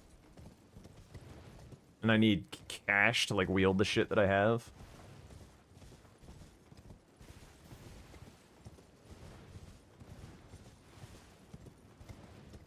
Nah, you don't want that, KG. You don't want that. That's refs' jobs. It's important to be able to, like, make connections between what players are doing.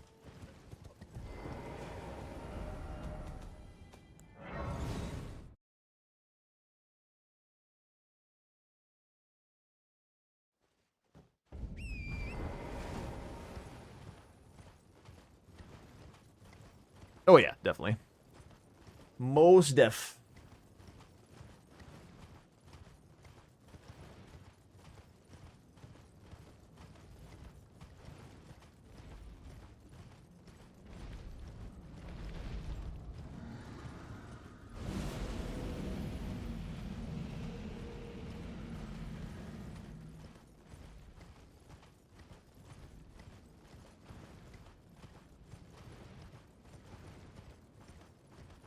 Yeah, but, like, the other commentator is not going to be, like, relaying every piece of information that the other person is doing to you. Like, if you're only focused on one screen, and the other person's only focused on one screen, like, you'd have to be, like, literally narrating at the same time every little thing that happens, and it's like, why not just use thou eyes? Like, sometimes you miss shit, yeah, but, nah, you don't want that.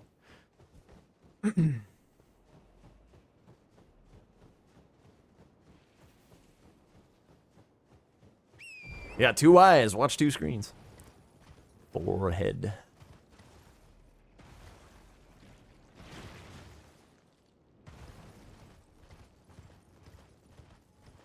Yeah, it's also harder to disagree with each other when you don't know what happens that you would be talking about. And disagreeing on cast is fun.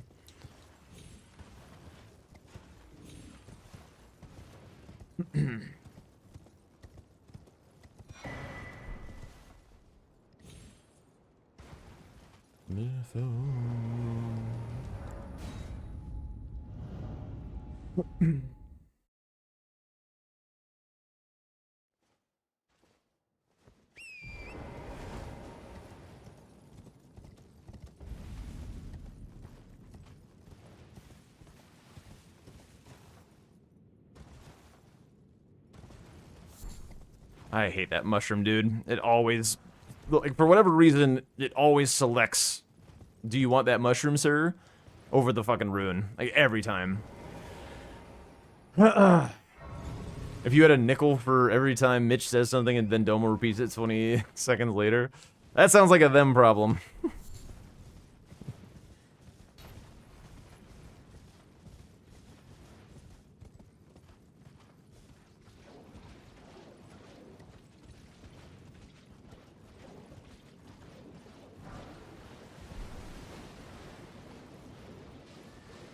Yeah, that was really good. I agree, Aladdin.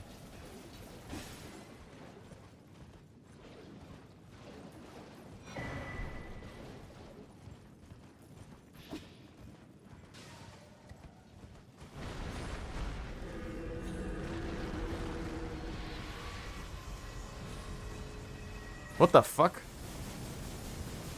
That's weird. What the hell is happening? Get onto the... Thank you. Yeah, he's here. Oh, you bet your sweet monkey bottom. What could it be? It could be anything.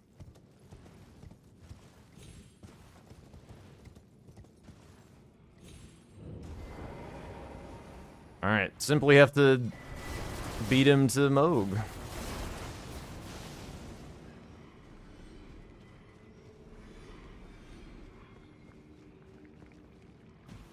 I have to sneeze.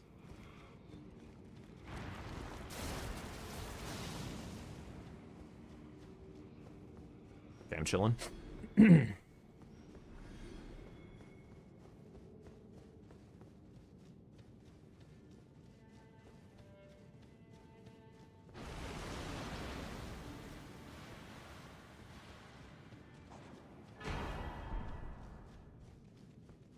Yeah, it's always important to remember that, like, even though, like, we refer to bingo brawlers and stuff as, like, the pro thing or whatever, like, this is just a, like, even the modders and stuff, this is all just a bunch of people who are, like, passionate and doing things just for fun. Like, none of us are really, like, pro players or pro commentary or whatever, like, you know, most of these guys, like, even the good bingo players, like, don't play bingo that much in the off-season or anything.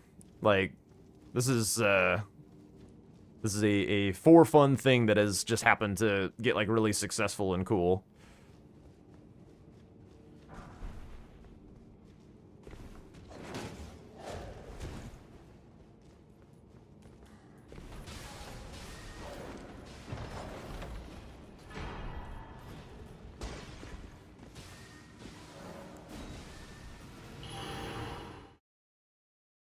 Yeah, exactly. Exactly. Not actually an esport.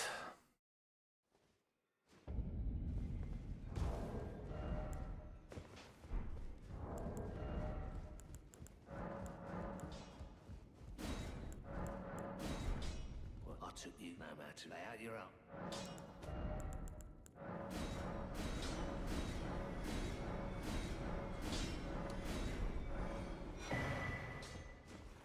Back all no matter. I don't know why I dropped that.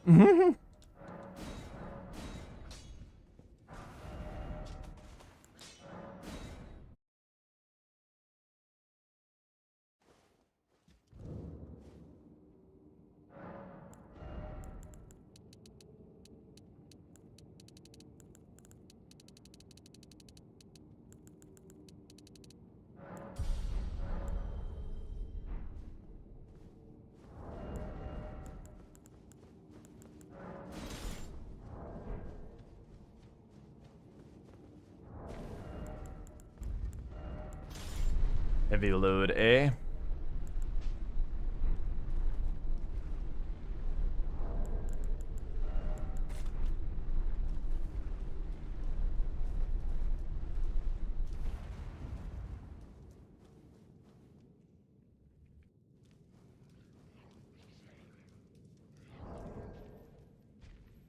All right.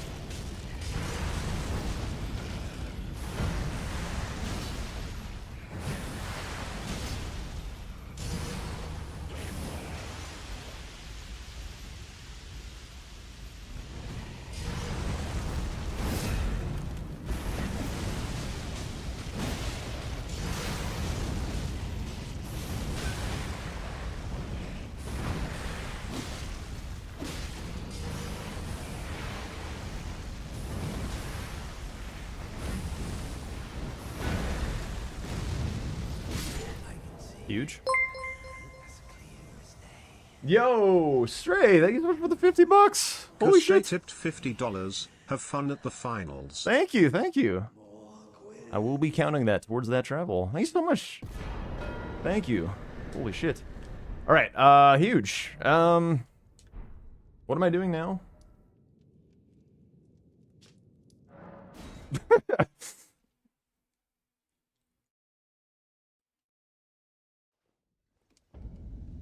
This is not going to be enough for 65, but...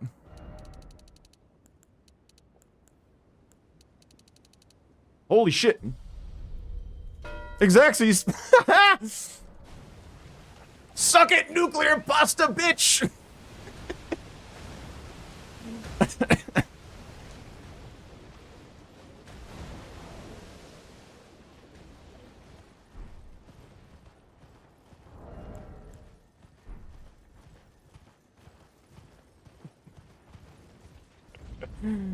Oh, God. I do still need to worry a little bit about column 5, I guess.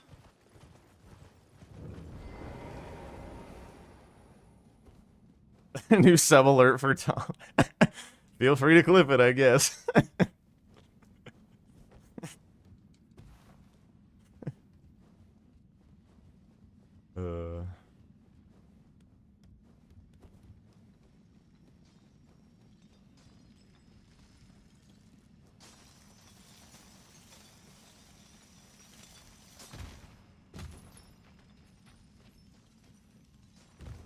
I wonder if I legitimately won that because he mogged so much. Ow.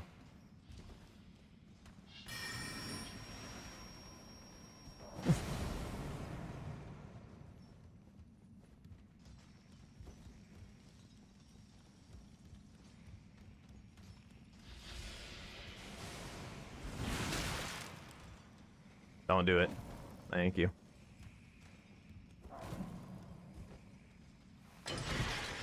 Alright. Should be no way that I die here, but... never know, I suppose. I'm worried about column 5. Why not grab a dagger check? Not that worried about column 5.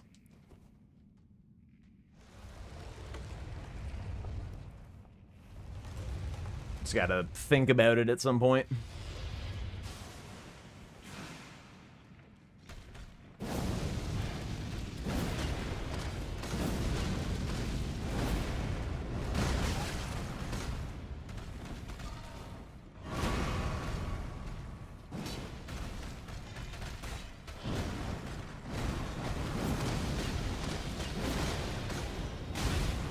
Oh, come on, really? Oh, yeah!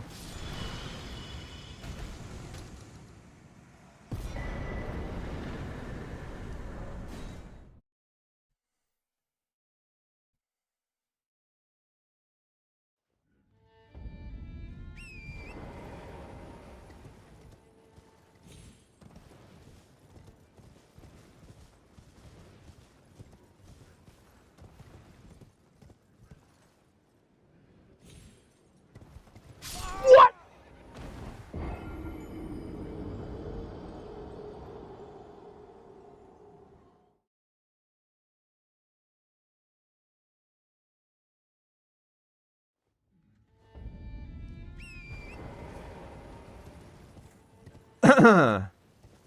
If you say so. We're gonna do that exact same jump again, and it's gonna work.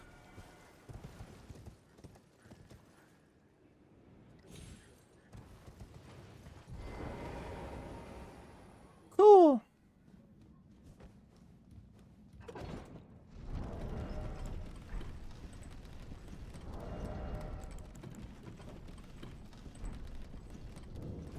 Oh yeah, can I put my pants back on? I did level some endurance. Nope.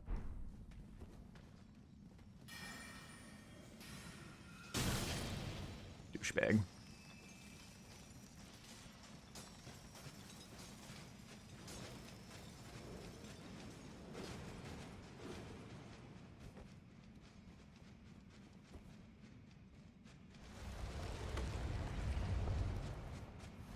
Alright. After this, Tom knows I fucking hate Misbegotten Leonine. I'm gonna go to Leonine after this.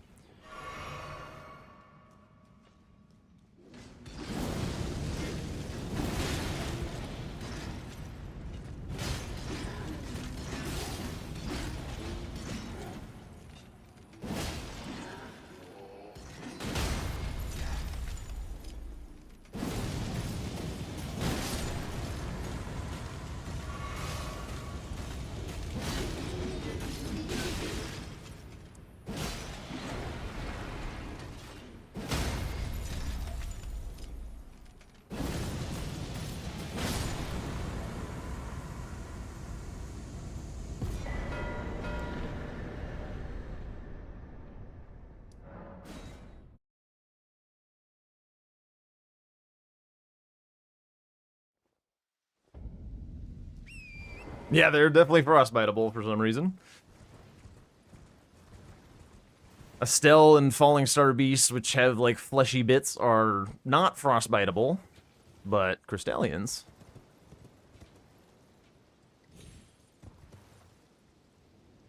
Wonder if he somehow didn't find Deathspoker. How am I doing? Well, I got smoked by Tom into, now we're having a pretty good game, so I don't know. I'm doing alright.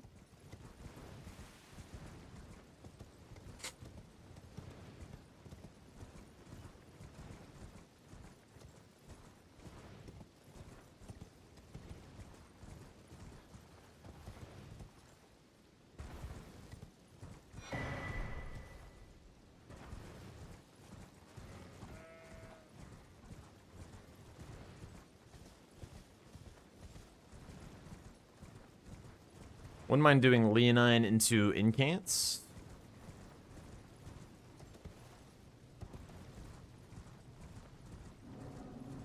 Are there other squares to progress? Not really. That's kind of why I'm doing it.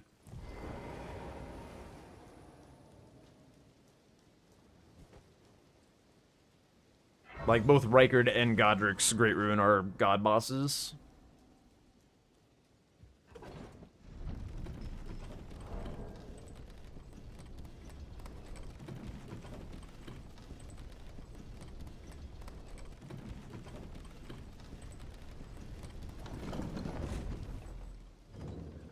Yeah, it was some old bullshit.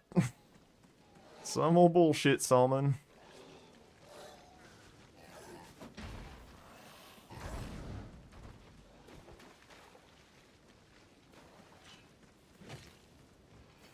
Isn't this an overreact? I don't think so.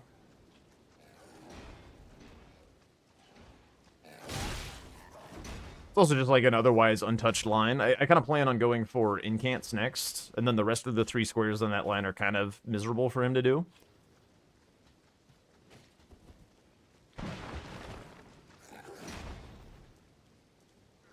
Thing is, it's like better to react to dangerous threats before they're like a huge problem rather than after. So I'm in a pretty good position, so I'd rather deal with the huge threat before it's a huge problem. And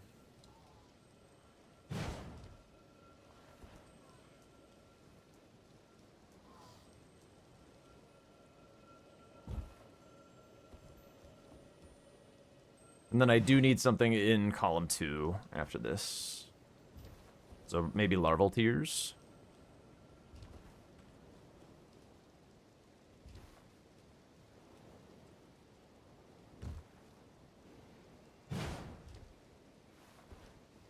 Yeah, that's a good way to put it, Jace.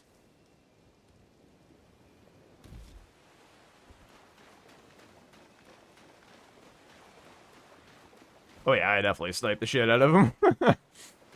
Ain't no doubt about that. Do I have any daggers? I do not.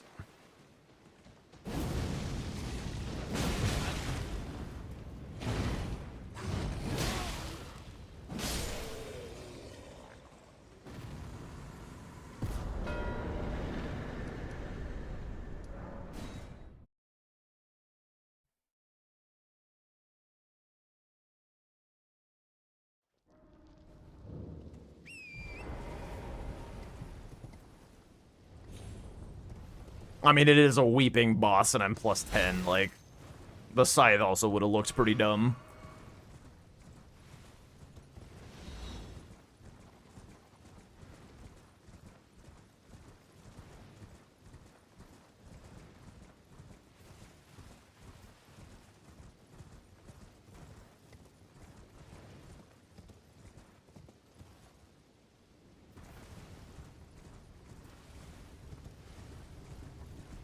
Yeah, I mean, against Tom, you never know if you're going to be able to bring it home, but I'm having a happy time.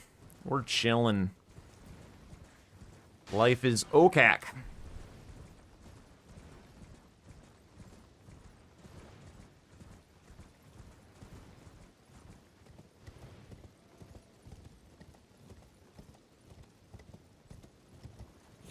Revenge from last game.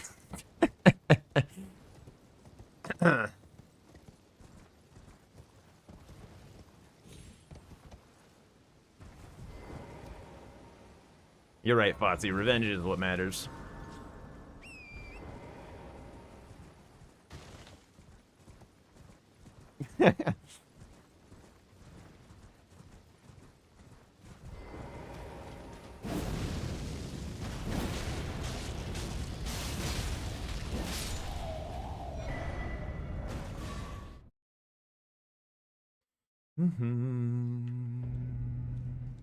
Oh, welcome to I teach and explore so that one ensuring by the way. You do most tarn you are well. May the gold.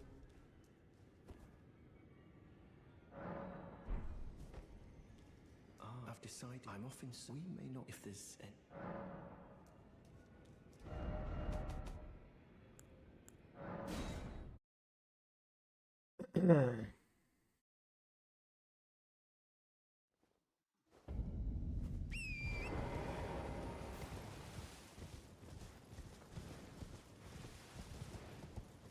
The scythe was very nice this game.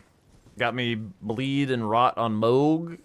Got me to blast through the hermit merchants. Was wieldable off rip. Very nice scythe game. how delight I've been doing and will happen. That's incantation. Very well. Golden Vow. Holy shit. Not gonna use it.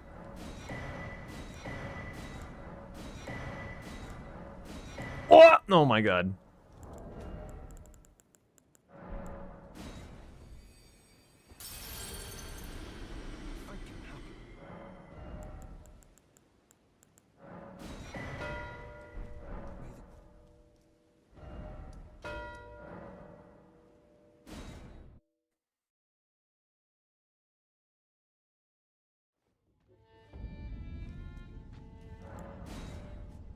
Yeah, I'm a scythe enjoyer.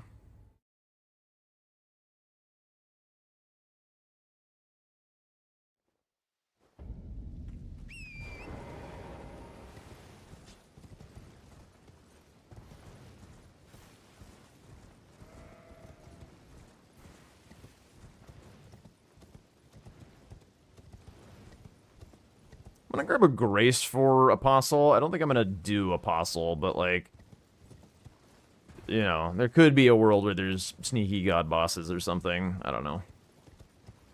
I think he's got 2 though. Actually, I'm not. Yeah, I'm here. Whatever.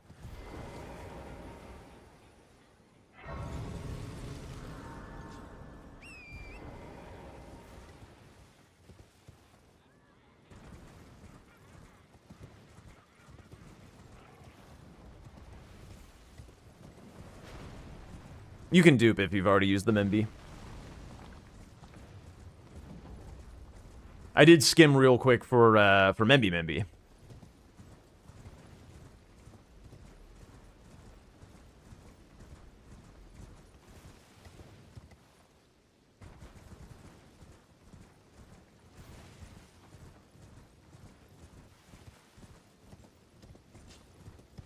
Whoops.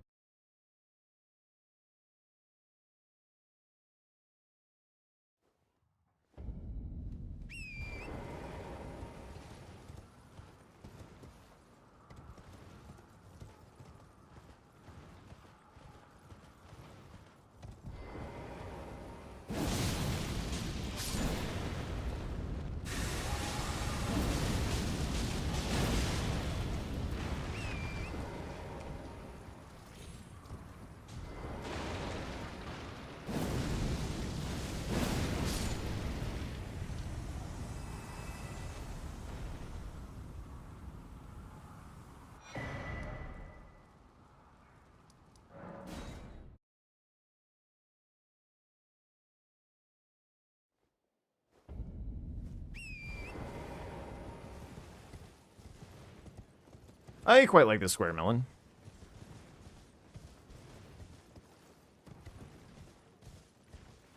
Like, there's a lot of stuff that I could be grabbing along the way to this. I'm just trying to close into majority as quick as I possibly can, and then I'll go back to, like, doing some more greedy synergy stuff.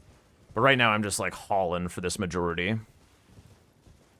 And this square is, like, relatively nice for some routing stuff that exists.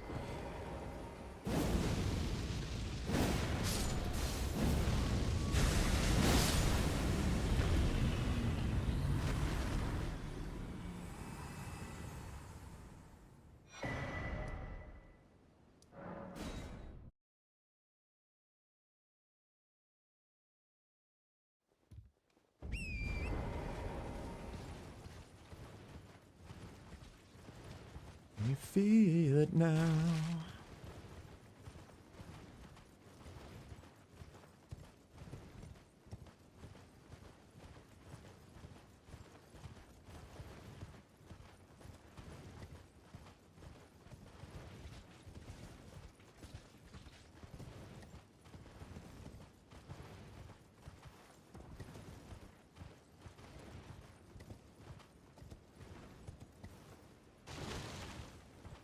I'm going for this one last so that I can run to Radon afterwards.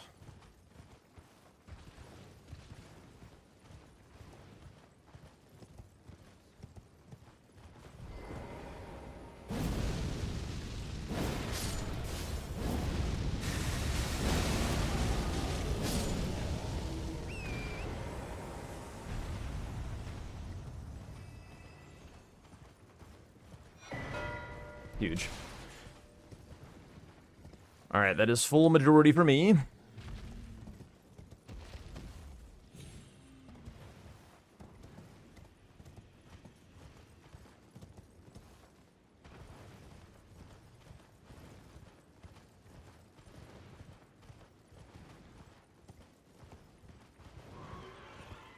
Do I remember the skip down here? Find out. Oh shit. I jumped at a weird spot.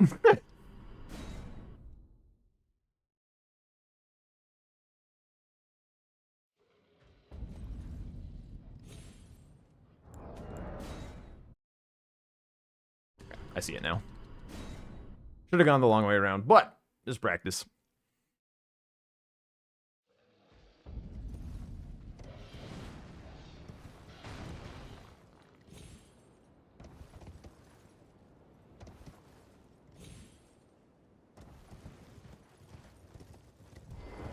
Was his first match? Yes! We'll go with yes.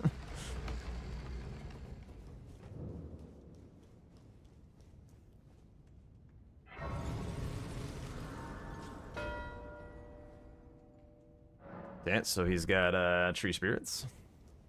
Shut up, Anwar. Why are you against me today?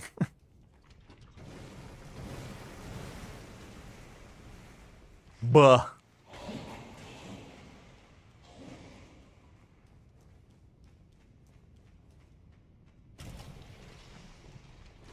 Really, Magnus beat my ass. Tom didn't really do anything.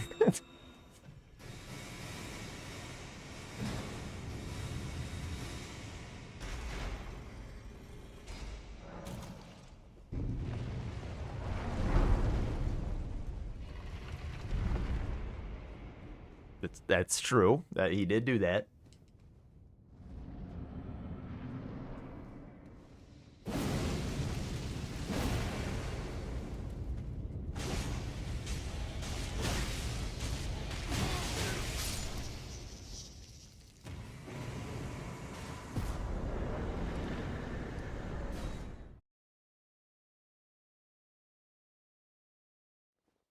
Yeah, baby. Holy shit, Anwar.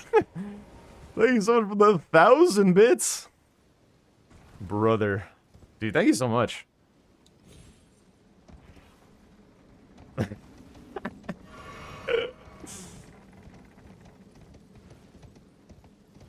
I thought someone had jumped in the Discord call for a sec. Oh my god.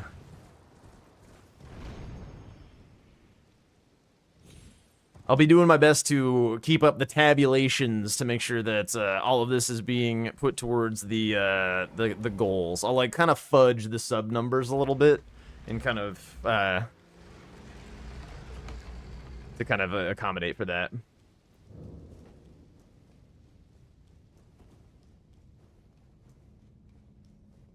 But thank you so much.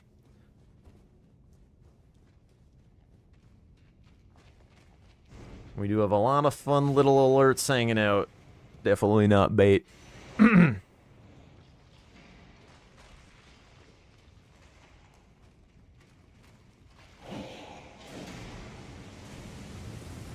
was just now remembered of running through Weeping and doing that skip and then being like, wait, I don't have 10 sacred flash charges, and unmarking the square and locking myself out when I just like forgot that I had drunk one for the skip.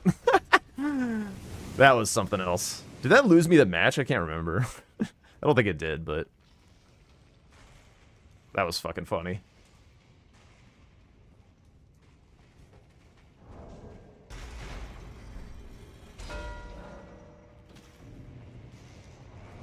Alright. I've got very good information on what he's been up to, which is very good for me.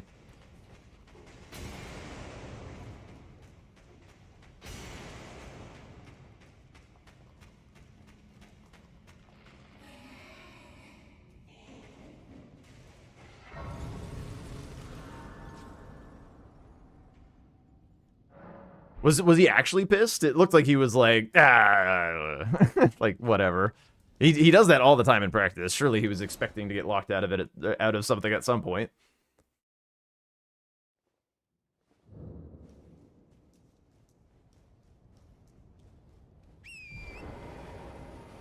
But that did, like, very nearly lose him the match. He was an absolute madman for not splitting progress on the 2 blocks. It was very, very concerning that he full sense one of them. But, it worked out. Got a little bailed out.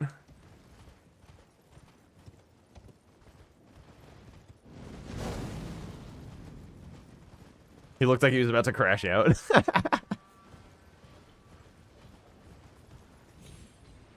I mean, that's the thing. He does it in practice, so he needs to, you know, not do that.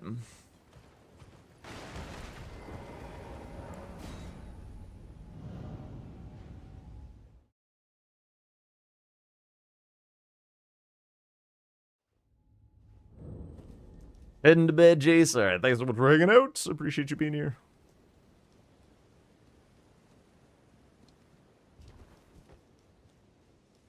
All right, I don't think I have enough time to kill, like, all of Radon before marking this, so I'm just going to go here.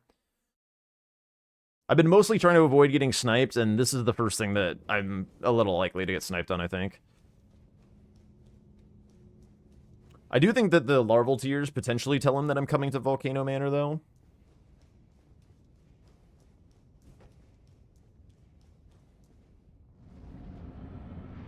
He needed to explode because he was pissed.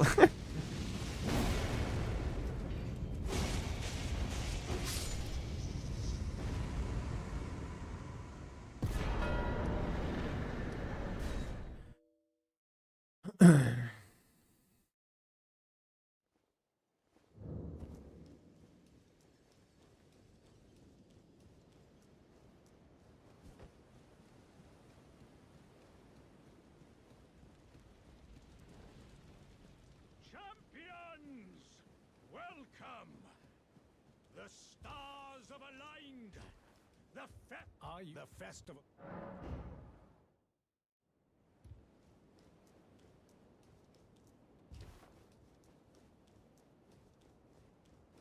There's a chance I need to invade some of what Tom has set up for himself, because he's going to be trying to put out fires elsewhere. And if I just leave him to all of his devices, then he's going to catch up, I think. He's got some hidden prio for sure. Not so hidden, but like Tree Spirits, Godric's Great Rune, Rykard's Great Rune. Kind of running out of prio myself. So I think I need to, like, steal Tree Spirits or something. Potentially also contest Academy Key, depending on how he handles this row 5.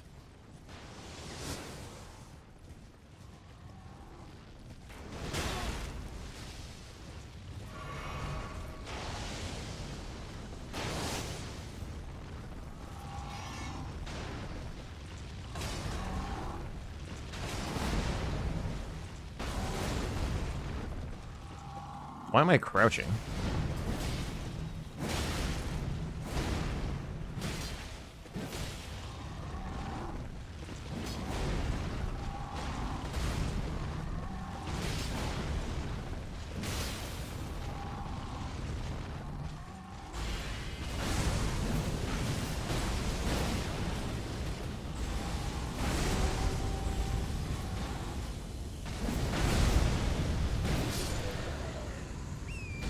Weapon's so fucking stupid, actually.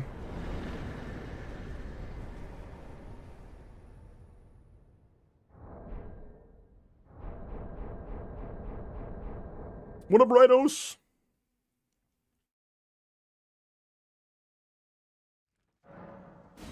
I think he did Noble and Godric and Rick. And Trogdor, yo!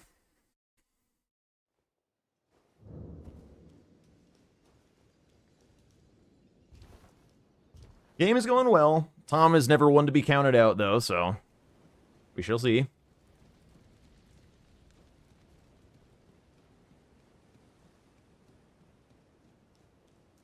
Just got back from the beach on vacay. Was this a fun beach or an oceanographer's beach?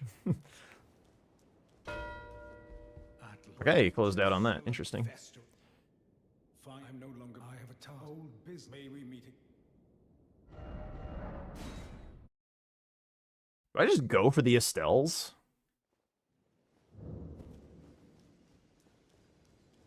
Got so much fucking damage. I guess Death's Poker isn't great at them.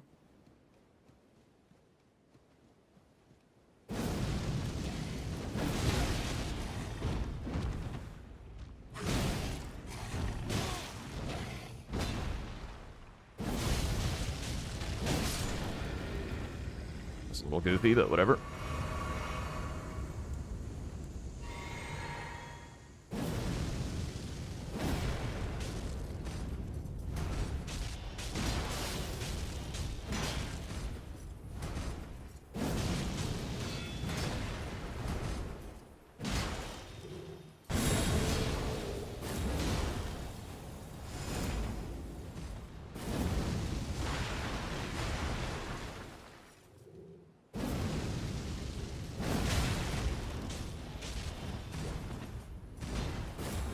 What?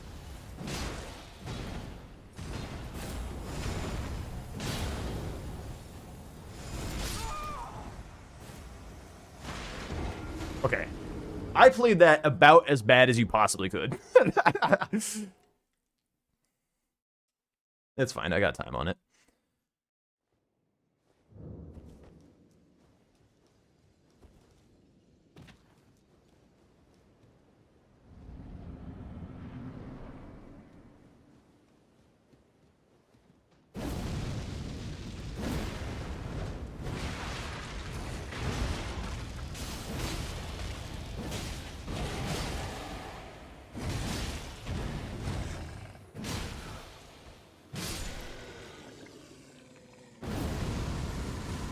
Ow.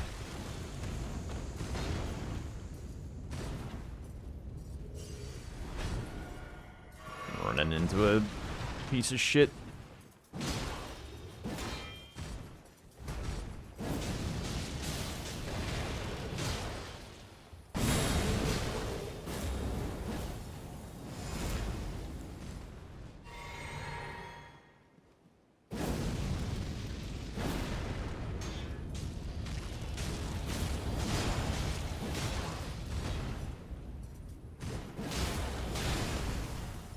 Huge. All right.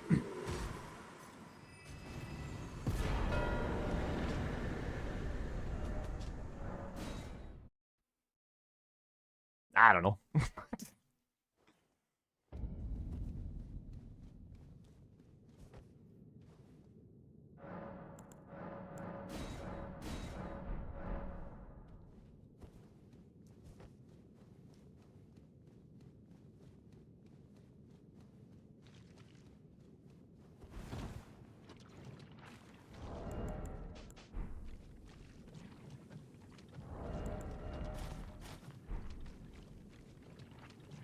Itchy head. Surely he doesn't think I'm gonna go for this. I'm at 10.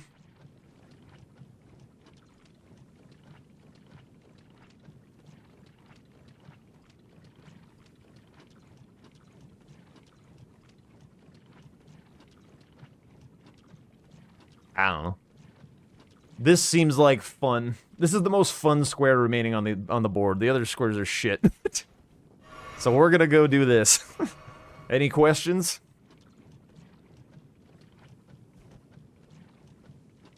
My god, what is this dog doing? It's not in frame, hang on. No, no, no, no, no, no.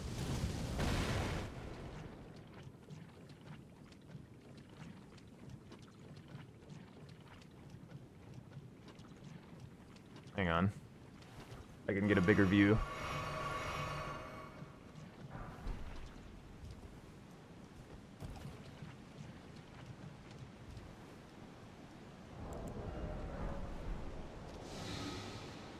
Just lay in there.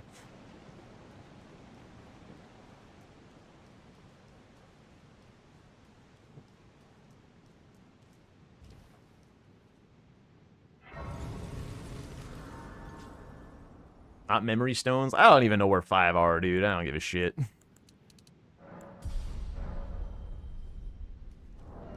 Ants? Huge. I get to do puzzles? That sounds like a great reason not to do memory stones. Hiding screenies cheating? Shit. You missed me unlocking the, Yellow Annex Tunnel, Grace.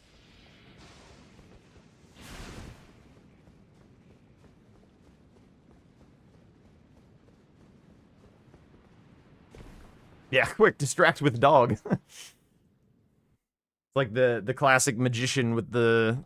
Oops, I gotta... With the beautiful assistant or whatever.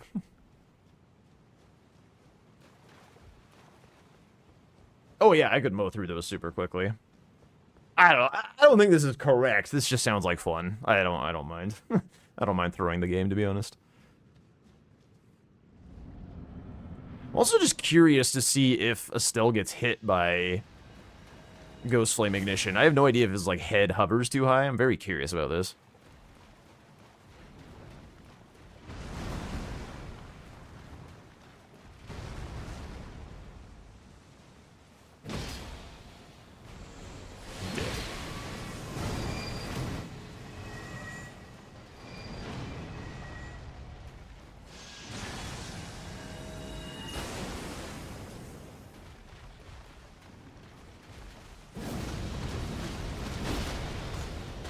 Sort of.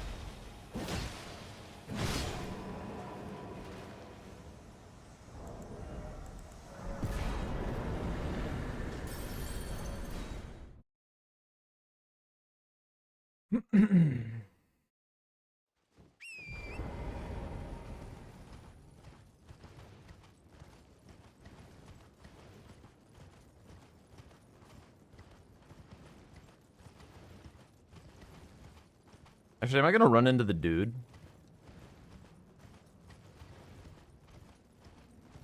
I think he's on the other side of these rocks.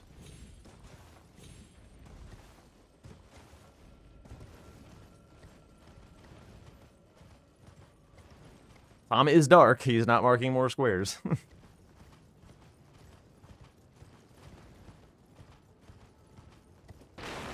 think it's better to use the scythe. Get a bleed proc, bit more stagger. I don't have another rock grease, do I? Oh, I do. That's huge, actually. Holy shit.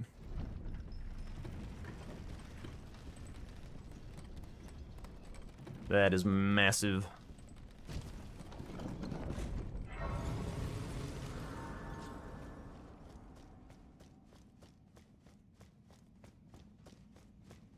I'm gonna pull a Chris. Just, what, forgetting that he has to do this bingo or something? I do not think so. Thing is like, if he makes the call that I'm going for this, that's pretty impressive, because, like, 9 out of 10 games I'm not going for this.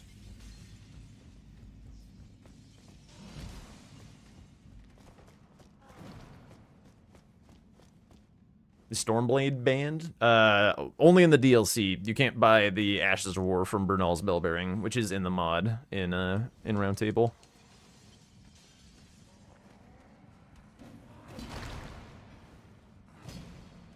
That, like, when he forgot to block all the bingos, that, like, oh fuck, was like, that was iconic, actually.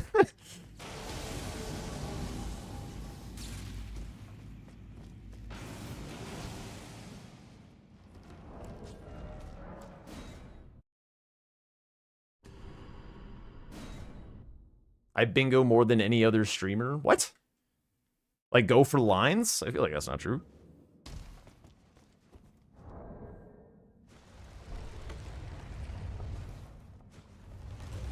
Yeah, I agree with that, Silver Saint. I do believe that.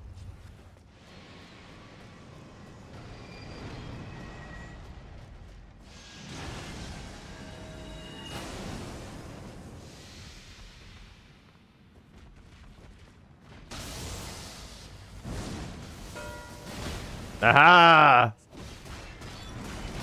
What?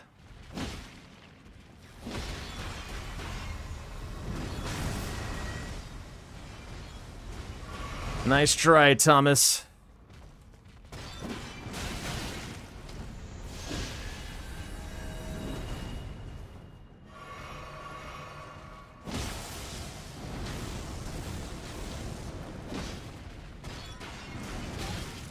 My rolls on that are not very good at the moment.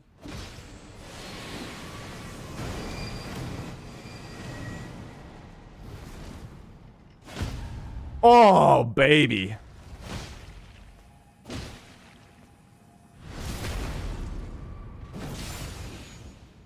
Double status, too. What am I doing? That was not the right timing for that.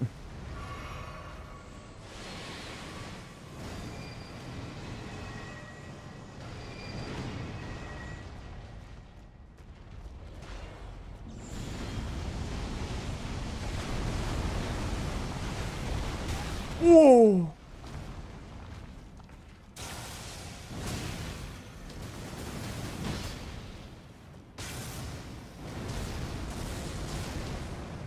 This is not gonna be free.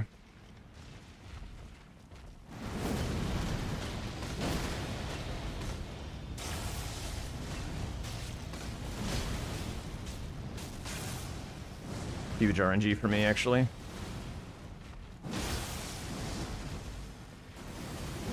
Oh, yeah.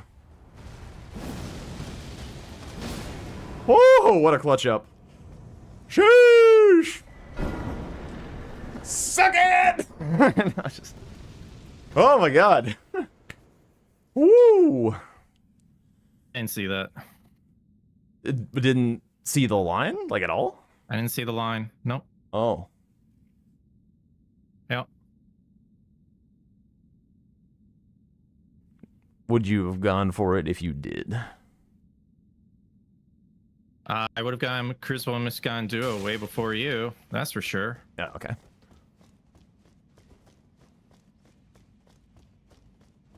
That's lame. I should have had Moog 21 minutes in. What happened? Incidents. Oh. Yep. Couldn't kill him today. He was like 20% left on the first attempt, and he was rotted, and he was frosted. It was like, it was free, and then apparently I got locked into place after using the weapon art on Death Poker, and I couldn't move.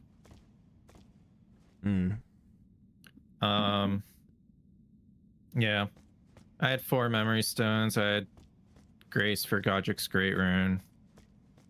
I had 1 grape. I was just about to do Millicent's prosthesis arm. Like, I just picked it up. So. Yeah, I was kind of getting the vibe that you were getting pretty well prepped on the rest of the board, and I was just like, I'm just gonna do this. I'm pretty sure I have more juice, so if I get the Crucible Misbegotten Duo, then I think we're chilling. Yeah, I didn't even see the line.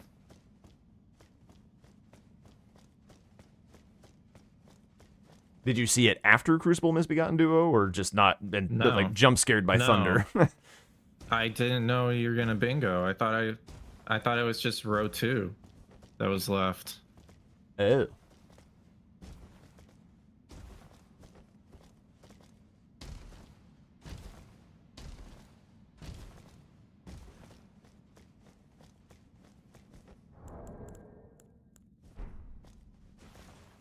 Yeah.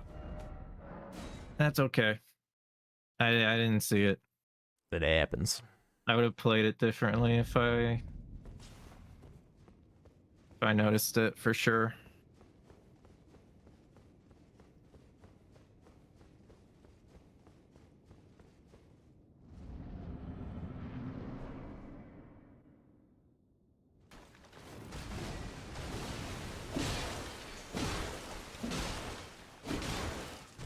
Yeah, I mean, I don't know what else to talk about with this game. It was basically who gets Moog. And I definitely should have had it, unless you had incidents too. No. Yeah, then I definitely should have had it. Because you marked it 25 minutes in. So, like, even on my second attempt, I was, like, I should have been able to get it, but I died. What was your upgrade level for it? 22. Oh.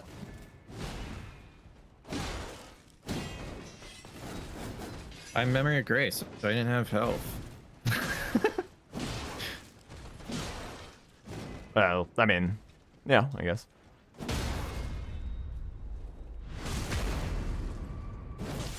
Yeah, it's whatever. Just skill issue.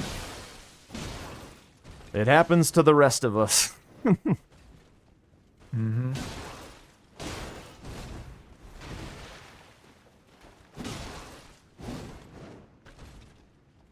Well, good game.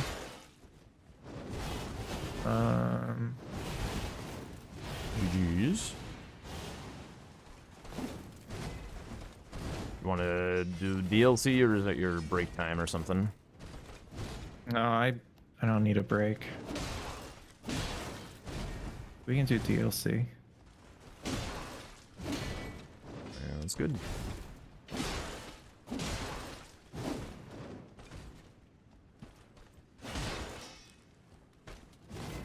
I just couldn't really kill anything this game. I died to Apostle twice. Like, what the fuck?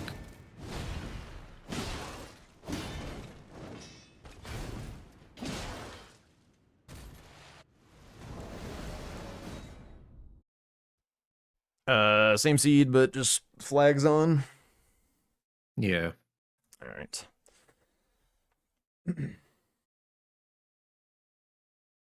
Out of curiosity, I guess the only thing that I was interested in is, were you eyeing up the column 5 counter threat? Because I know When you marked Leonine? Yeah. I know you know that I hate Leonine. There's more column 2 potentially, but I was like, he's gonna go for larval tier enemies. I'm focusing on the diagonal block. I had 2 memory stones when you marked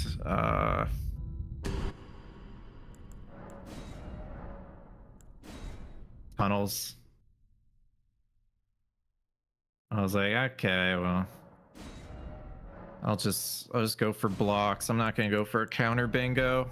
I think I can keep up with him if I just go for blocks, but I did not see the 1 bingo, so it is what it is. Fair enough. I'm gonna let the dog out real fast in between these games. I've got a Frenzy Flame perfume. I think that's Frenzy Flame, or it's Fire Spark, but none is Lands Between Rune. All right, I'll use the restroom while you do that. Okay, BRB.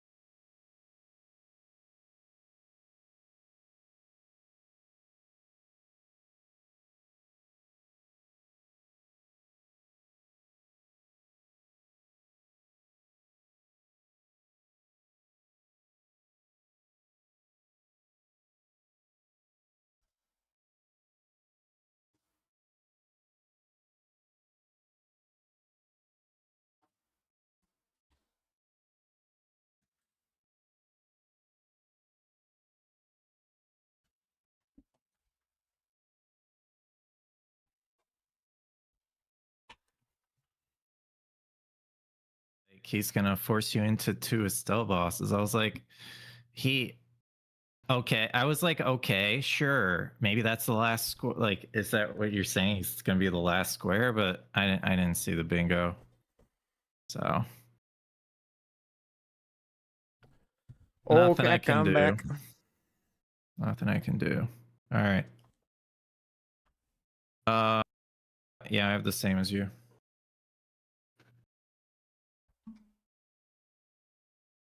Am I muted? No, I'm sorry. muted. I've just never had a wire so twisted. I've got to untwist it. It's okay. All right. Yeah, I'm all set. All right. Good luck. Good luck, good luck. Ugh. Well, missing line, dying to Moog. Don't care, I'll take it. I've skill issued against Tom enough times that it's about fucking time that it happened the other way around. There is no asterisk on that game for me.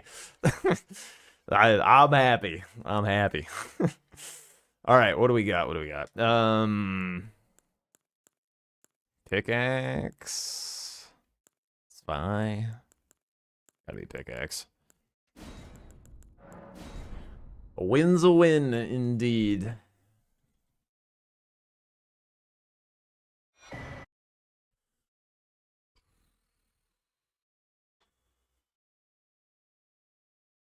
I was south. It's kind of whatever.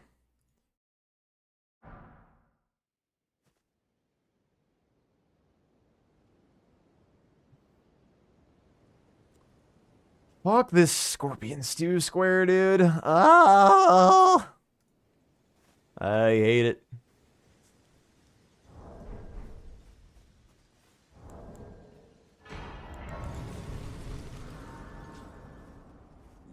I mean, I got my win against Tom in the base game. I'm all set for the night. I can I can sleep easy. No problems on my end. You know what? I'm gonna buy the whetstone knife. I'm gonna just rush Anzabak's secret right scroll through back section. So I'm gonna have the extra money, and I'm gonna have 3-path cross for the ash. So, oops. How does one wield this weapon? 22? That's actually not that much.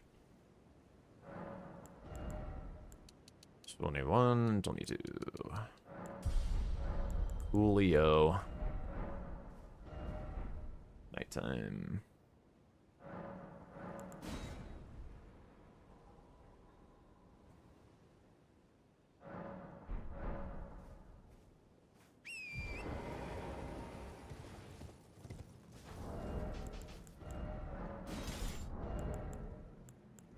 I'm pretty sure this is going to be like the world's most boring early game. Maybe Thom will do like ADM 4 status or something deranged like that.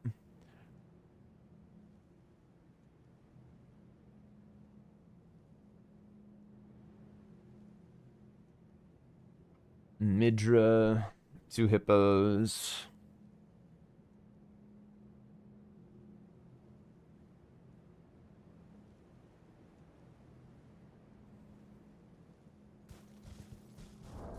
I am going for this with all due haste.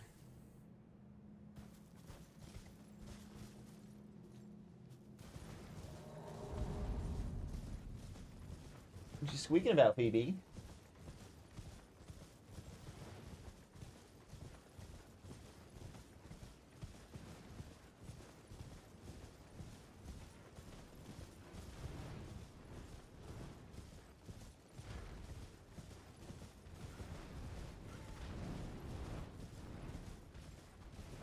What up, Cody? How's it going?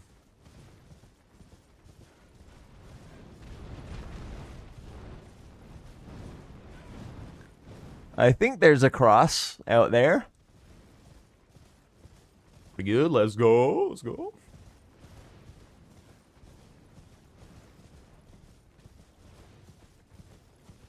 The Tomato Man.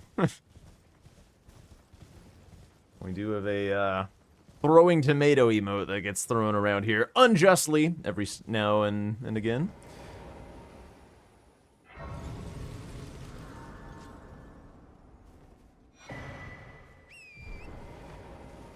Yeah.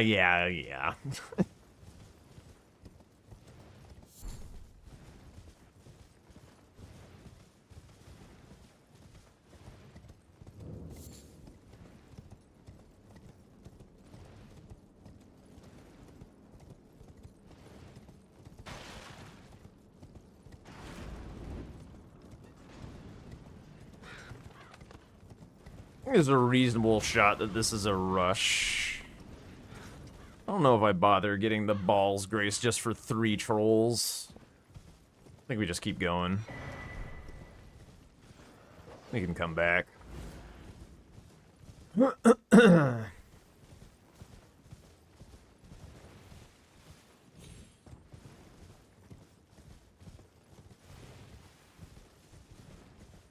Relevant to the emote. You know what? We're just doing some peepo torrenting. Let's bop a little.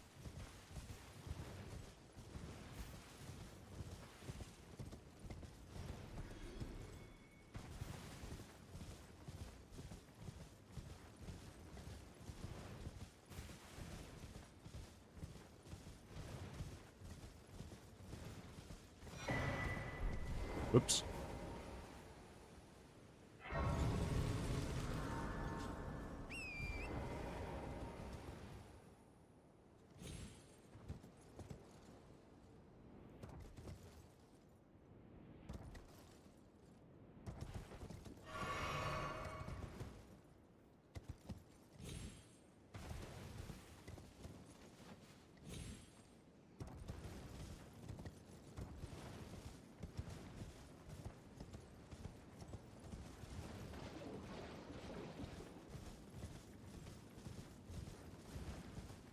The puppy's roaming. Why won't you go to your bed? Hang out where the people can view you in all your magnificent puppy splendor. I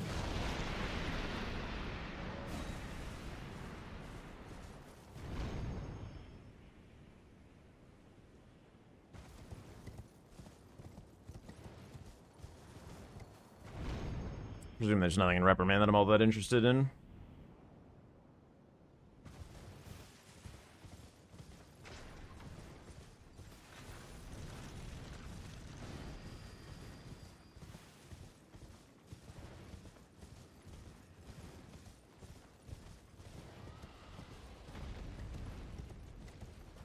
Kick back, relax, enjoy the ride.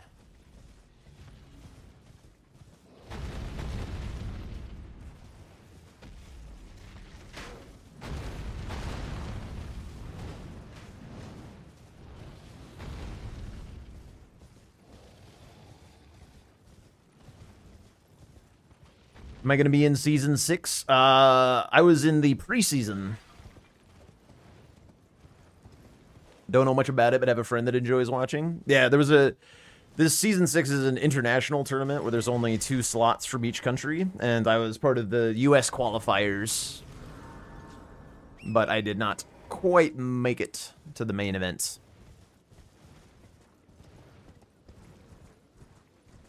But one of the guys that I lost to is like a former champion, so.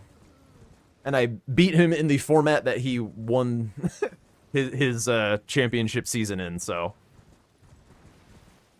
I'm happy.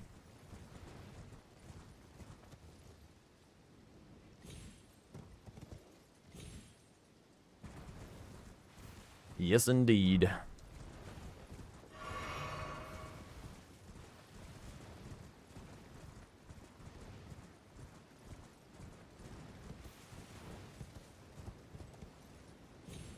Yeah, it was blanks.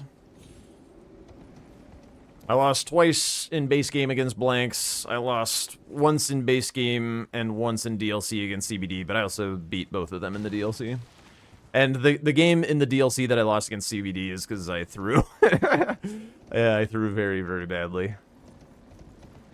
I went on a little bit of a ego fight with something that I wanted to show off. And then I couldn't do it.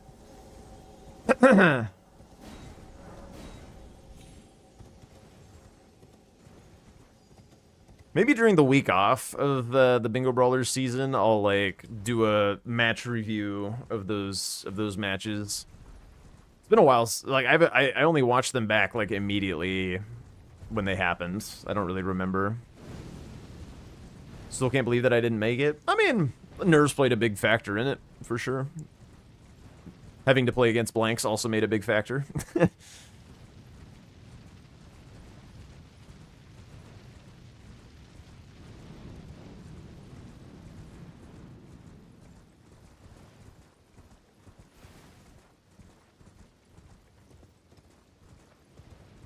Yeah, the actual main season did start. There will be a week off in like August or something, I think, between group stage and playoffs. Yeah, Blanks is one of the favorites to win the whole thing. For sure.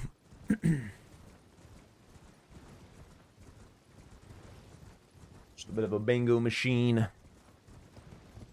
I underestimated CBD? Nah, it was throwing, I promise. I didn't underestimate him. I know CBD is a fierce competitor. I also know that I can definitely beat him twice in a row in the DLC. Like we can watch that game back at some point, and it's just like you can see me go to Rilana and try and get the hitless. Like I don't know, was it 2 or 3 times? Definitely too many times, and he just got like all the map on me, and it was pretty tough from there.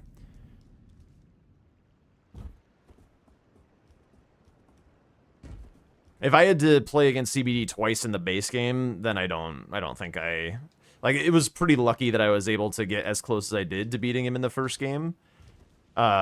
Which was the infamous P break.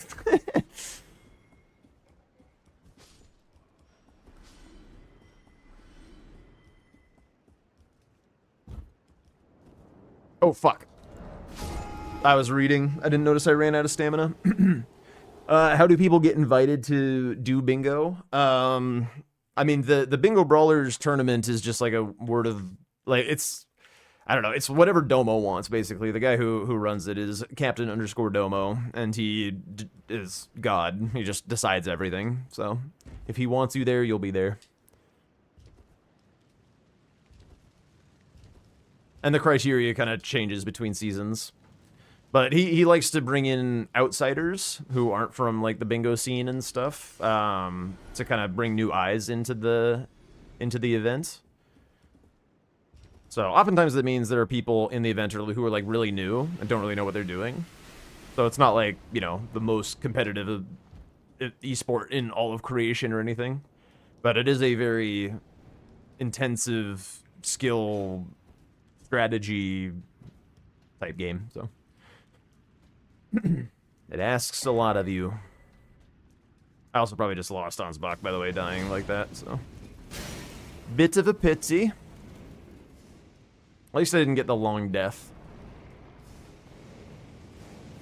Sometimes when you fall in that water, it takes forever for you to die. It's still pretty early days, though. You feel like the competition will get more even with time? Yeah. I mean, experienced players learn fast at the start, and then they kind of run out of shit to learn, and other players who learn slower will catch up.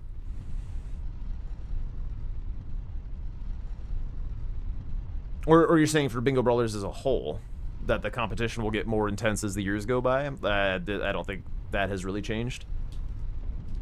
The only thing that's been kind of new recently is, like, with Ness and Gray and myself, is more invitations are going out to people who are from, like, the bingo community. Like, I started content creation with bingo. Like, I didn't start it with anything else. And Ness, not so much. Gray, definitely. But yeah, like, we're the first generation of folks who got our big start, like, from the bingo community, from just being, like, people who play, rather than being big streamers doing other things. Yeah, I mean, Bingo Brawlers is a very fun competition. The entire preseason qualifier is on YouTube at Bingo Brawlers. And the preseason games were fucking lit. That was a fierce competition. Like, all of those games are amazing. Like, if you want a little backlog of stuff to go watch to see what's up, go watch the preseason. The preseason was amazing.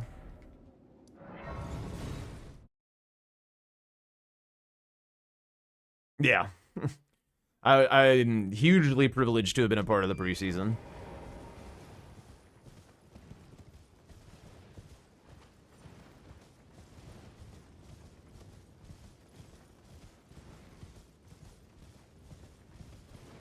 Yeah, that was a wild game.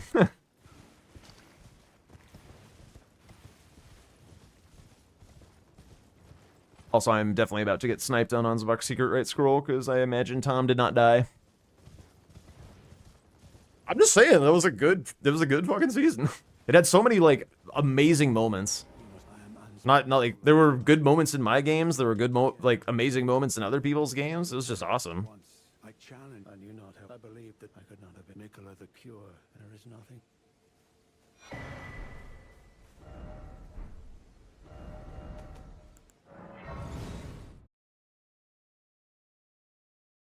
It might be wise to just, like, go back section a little bit and not get sniped here, but whatever. It's possible Tom grabbed some, like, extra revered ash or shit that would also lose him the square, so. Oops. Ah. I'm so bad at punch jumps, dude. Yeah.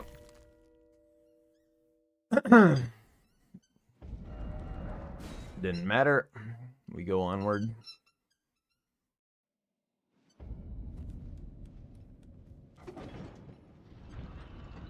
The previous seasons are fun too, they're just more outdated.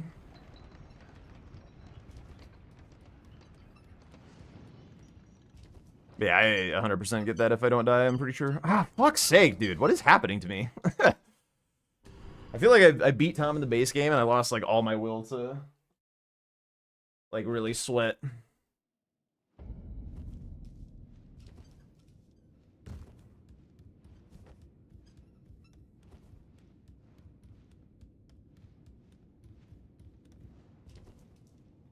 Come on, dude.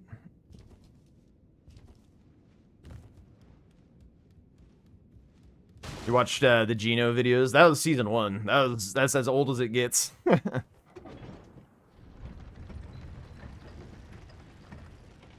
That's true. That's true, KG.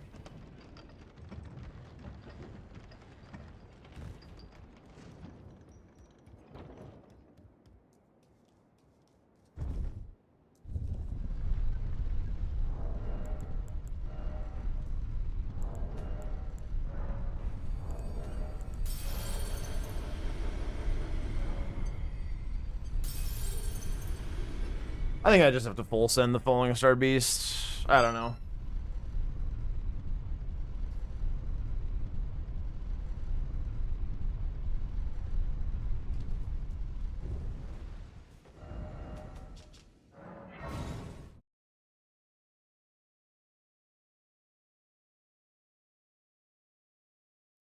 I shouldn't have done this before doing the upgrades. Whatever.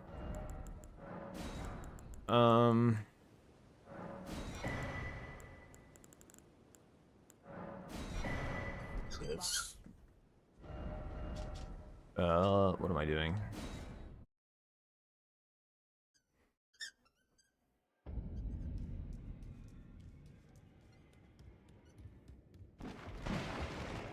If good player continued to practice, they would be good. That's crazy. What up, Nike? How's it going?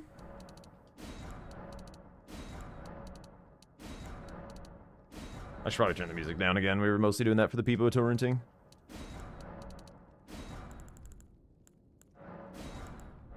Oh, baby.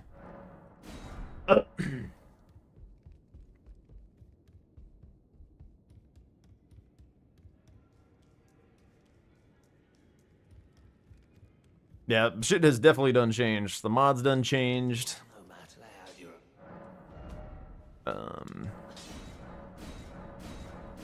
Technology has improved so much. So many more skips. Boss optimizations. Am I ready to do how bad could it be challenges? You know I'm not.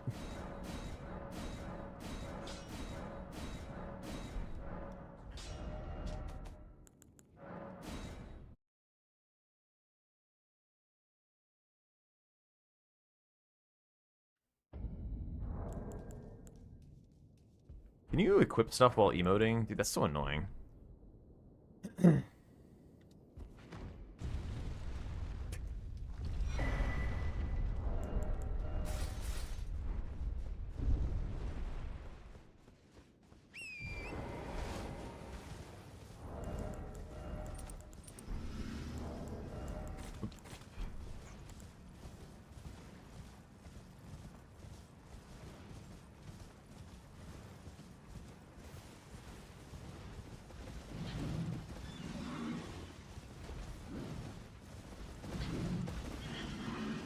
What you looking at, Phoebe? She just glared at me. She like lowered her head and like gave me the stink eyes.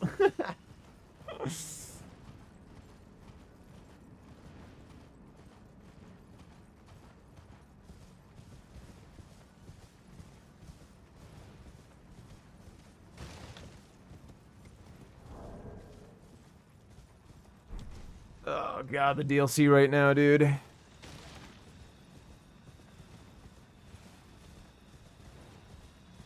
I mean, if you want to redeem them and backlog them, you can put them in the Discord. I'll get around to all of it eventually. Eventually, bingo will subside. You missed this area on your first playthrough? Yeah, I did too, actually. I had to Google it.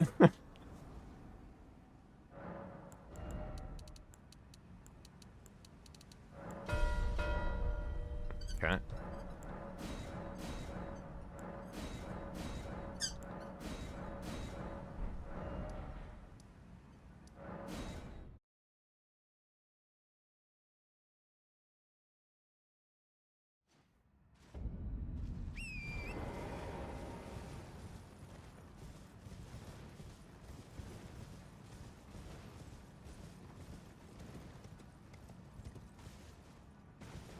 All this because I fell in a fucking puddle, dude.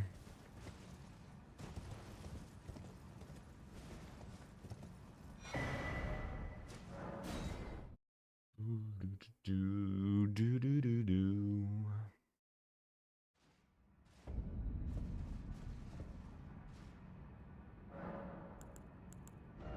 Nope, not there.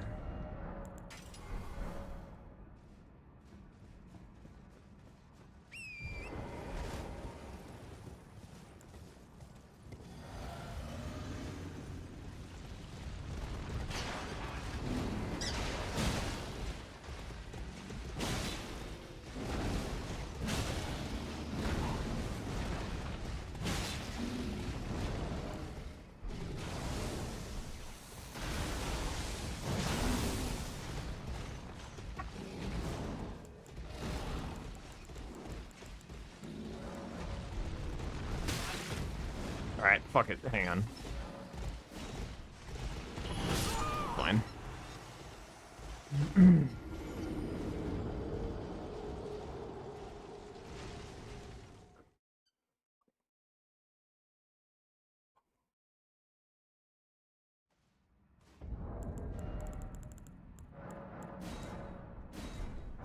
There we go.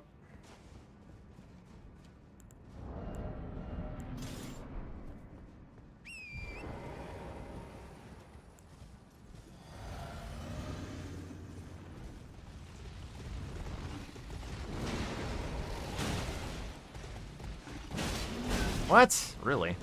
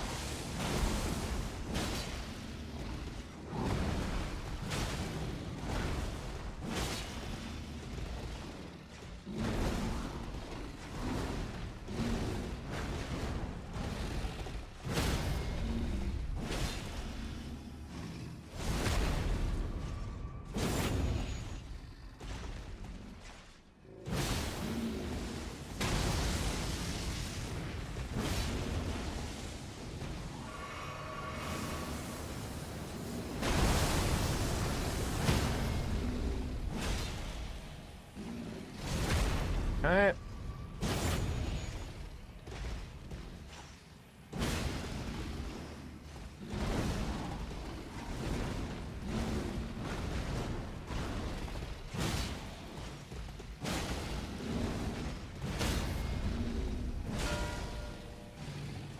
That's fine. We're fucked. Lose the one square, lose the game. That happens.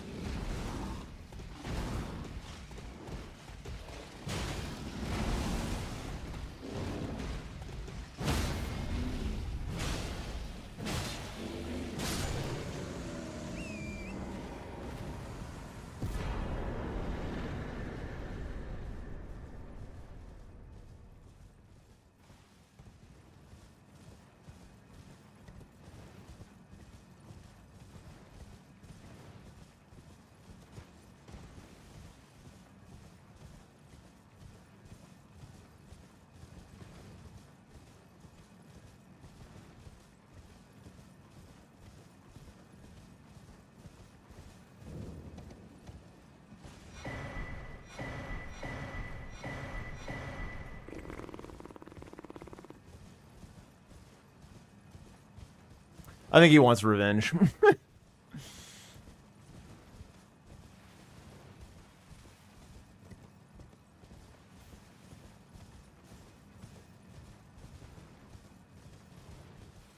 Nah, I fell in a hole in Church District and lost Ansbach. And my game is ended.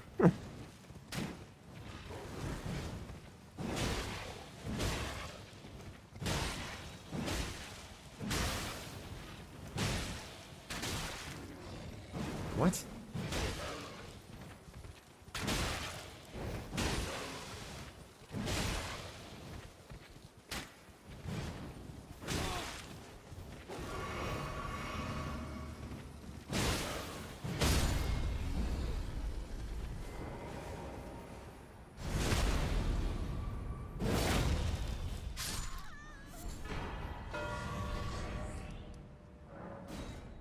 Just gonna let him do whatever he wants. Go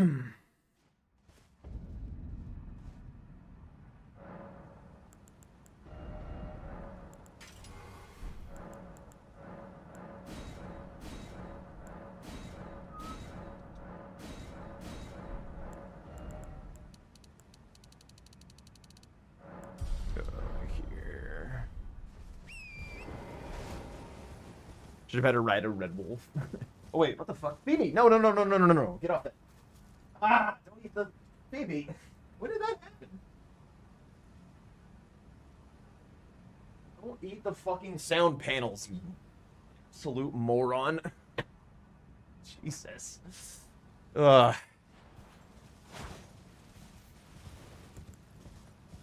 Dogs.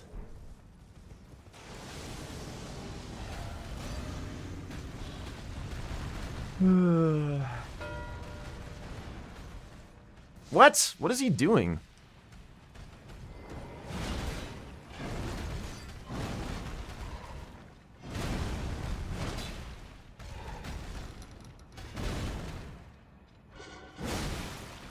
Hey, what the fuck is that noise?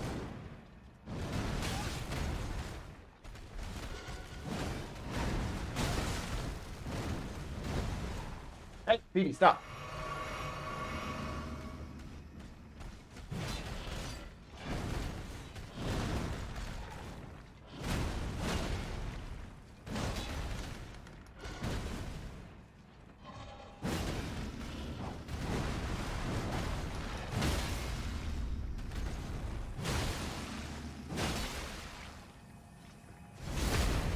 You really not rotted yet?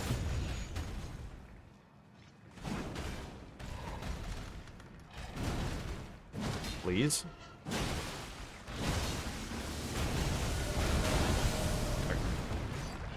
Took that hit to get the rot.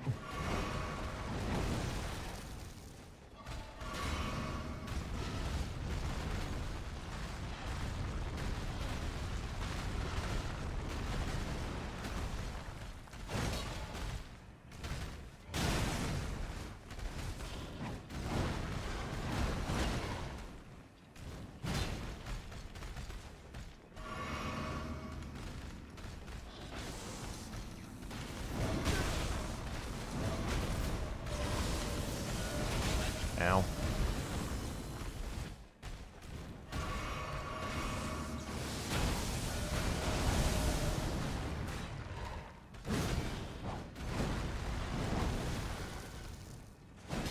Nice.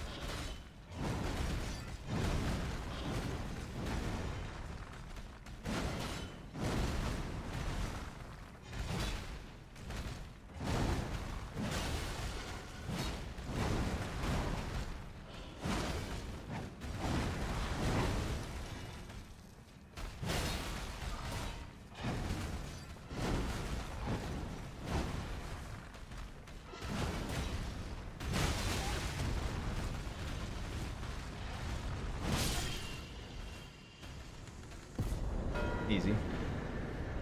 I'm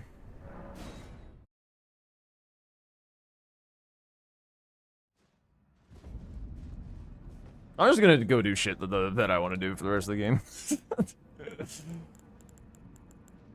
I'm pretty tilted from the fall. I just, like, completely ruined the game.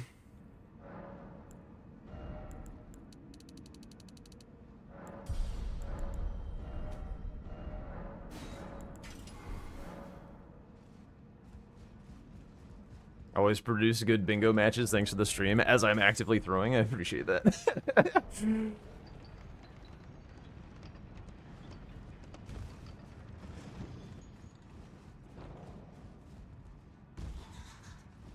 I think I've entered a threshold where I am starting to get like very hungry, and like it was like the right annoyance at the right time to make me like kind of pissed. Who is my DLC Melania ego fight? There is no such thing because you don't have unlocked graces, so you can't just go anywhere.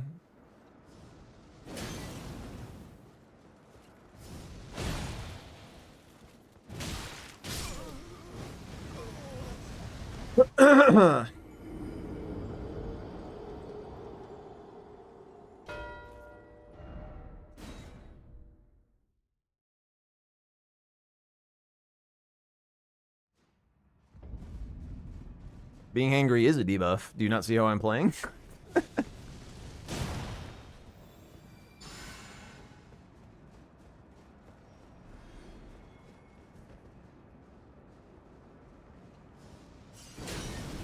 Brother.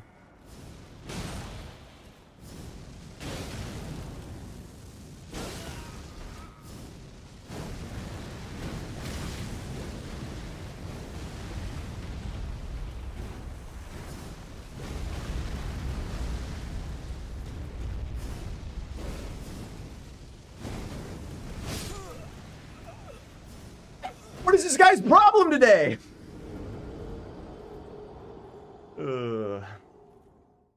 We don't need to do anything, Menace.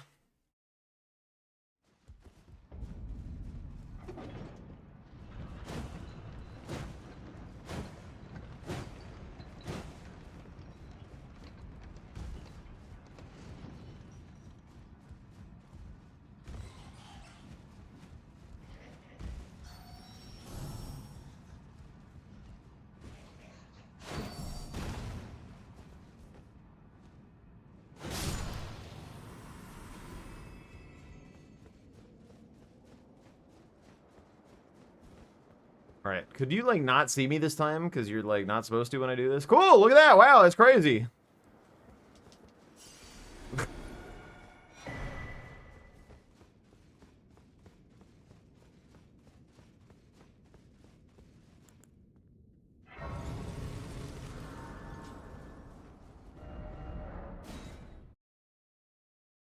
Ugh.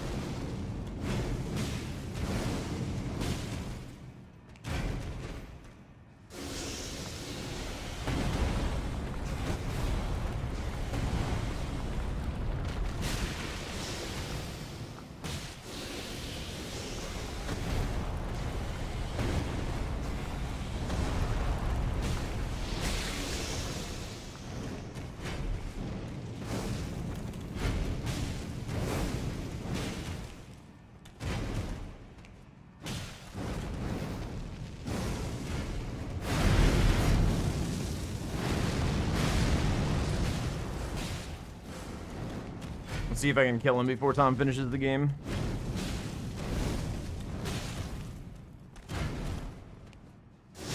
Still hitless, by the way.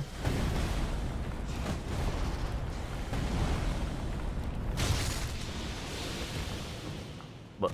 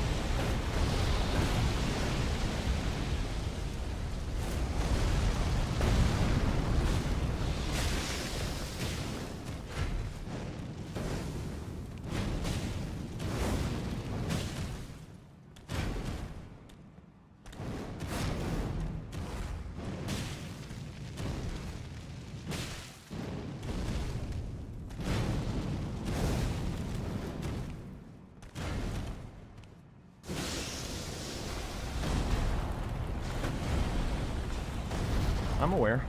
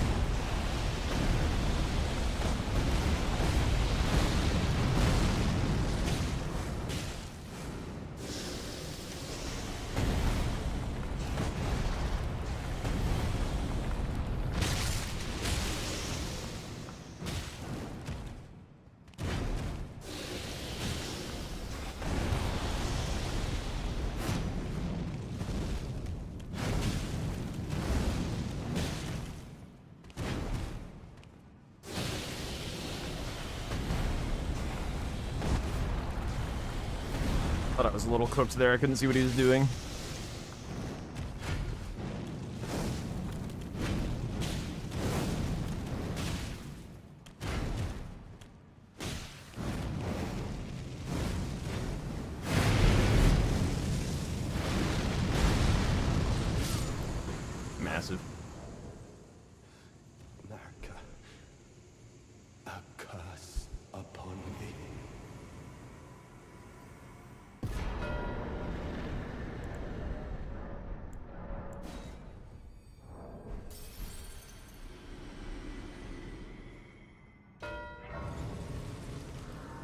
Oh, that's 3 mausoleums. No! What else is there to do?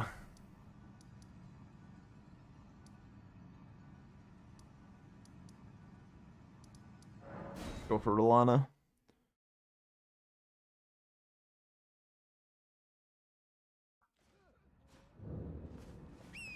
Some soap. That actually, like, it probably does remove the stains from your character, I would imagine.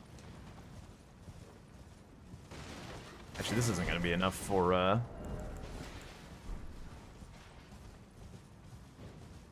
He's probably already killed Rakshasa, to be honest. That's probably his preferred one. Probably hasn't killed Red Bear.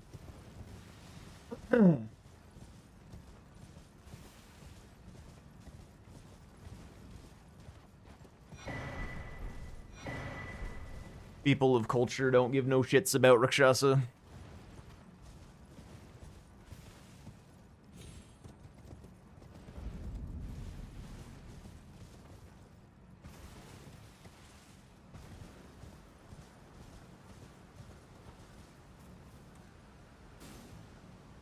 No. No, Phoebe. What are you doing? The fuck is this? Hey.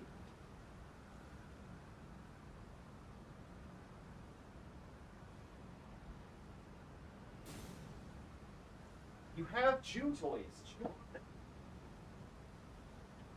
There's like a rubbery rug in the fucking hall, and she like ate a piece of the rug. Dude, you're gonna have the worst shit, like... That's on you, dude.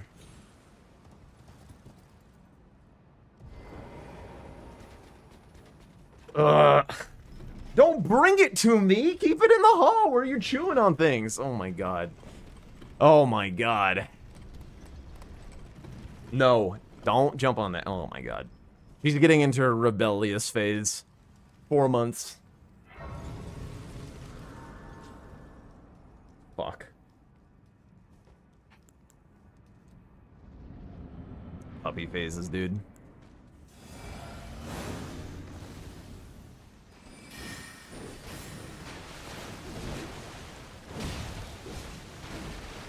Actually need some Rolana hitless practice. Good for me.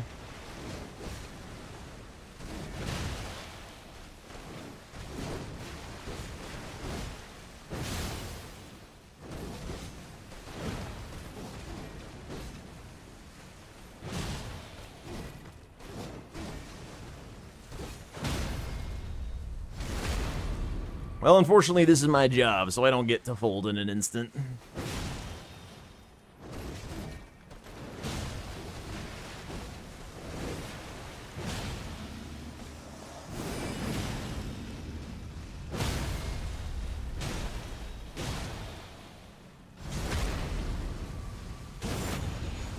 Baby, stop it!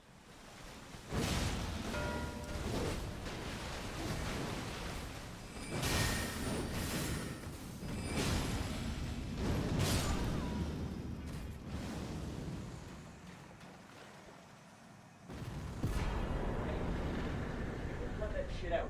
Drop.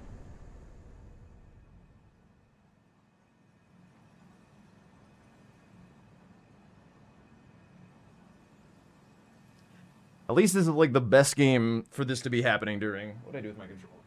There it is. Ridiculous animal.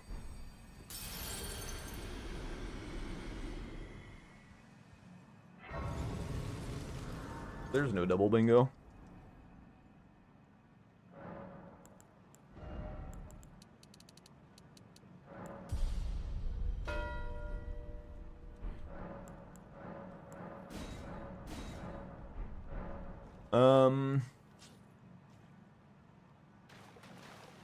Anything else sound fun?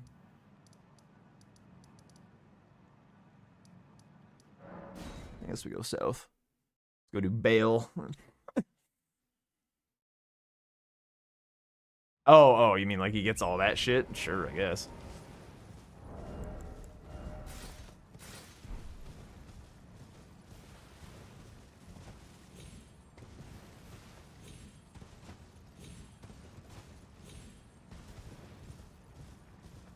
Yes, chew on that. Thank you. That is indeed a chewy. Fucking idiot. Like, there's literally like 10 toys in here, and she's chewing on a rug outside. Like, a disgusting fucking rug. Like, ugh. Bale fist only. I'd also just like to say, by the way, that was a bare fist from like all the way in base of Serpent Mesmer, completely hitless the whole way through. That was pretty cool. I don't know. Into a hitless Rolana. Pretty sure in my successful guys. Well, no, I think I got hit by something. I don't know. Doesn't matter. FSB certainly wasn't hitless. Little shit.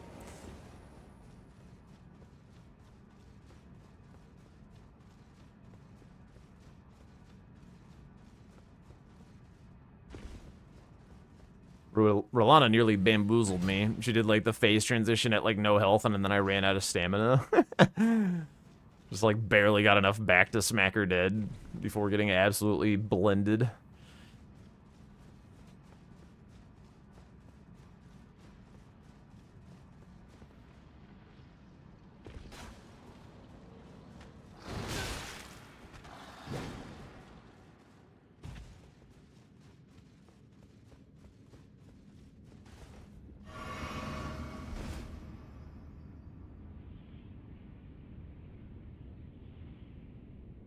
A big part of the Mesmer mark was to get him to end the game, because, like, I'm, like, telling him I'm locked out of Scorpion Stew, and, like, I'm not giving a shit, so, like, go end.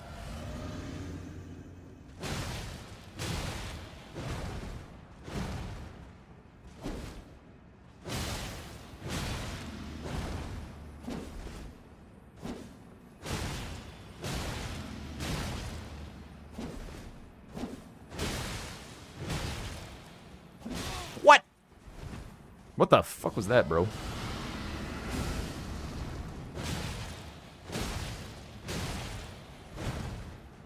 Do I have a detailed Rolana guide? Actually, you're on YouTube. On my YouTube. I have a tutorial of how to no-hit Rolana for bingo.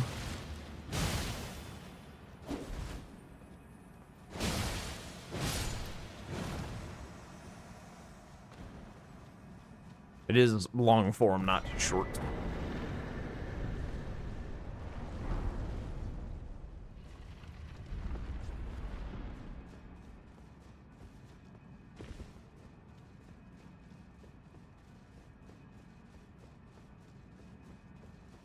I made it for season 5 because I felt like people in that season were ready to start trying it out.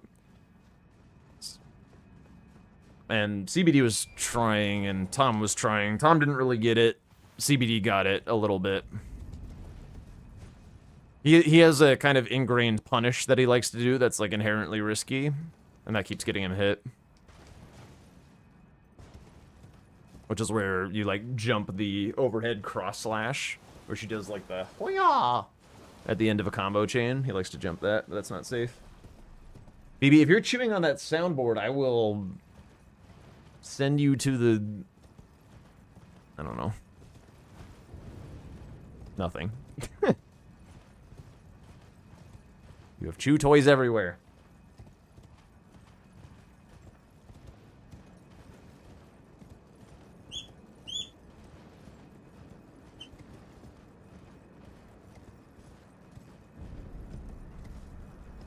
Yo, what up, Quinter? I've been having a pretty good day, yeah. Got to do some match review for the Bingo Brawlers matches. Got to beat Tom in the base game. And then have a just like instant crash out done with this game when I fell in the church district and lost Ansbach's scroll. Oh, my Tom, dude. Yo, let's go. Yeah, it's not like a very entertaining video, but it's a nice little video. It's just like specifically designed to prove to them that it can be done pretty consistently. Oh my fucking days. That did not think that would go that far.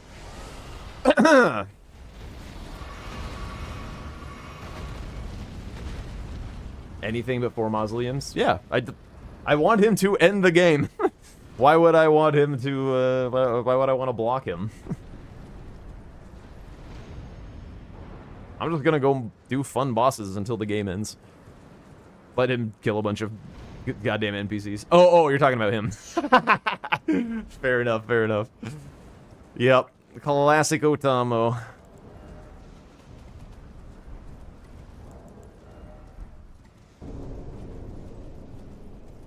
Actually, I should probably practice Senus X. It's not on the board, but I'm here. Probably smart.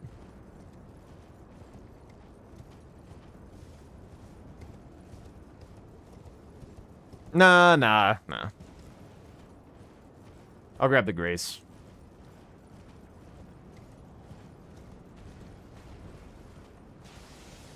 Grinding out hitless DLC membies every once in a while. Very nice. I've never, like, tried to do all of them hitless. I think oh, no, wait, no, I have done all of them hitless. That's right. Before I was making shit on my own channel, I was making shit for the Bingo Club channel, and I did, like, a how to hitless... essentially every Remembrance boss in the DLC. I didn't do it for Metter, because, like, it's not useful for Bingo, because, like, you're supposed to tank one of her hits, like, it's optimal for damage. So, I didn't do it for that one.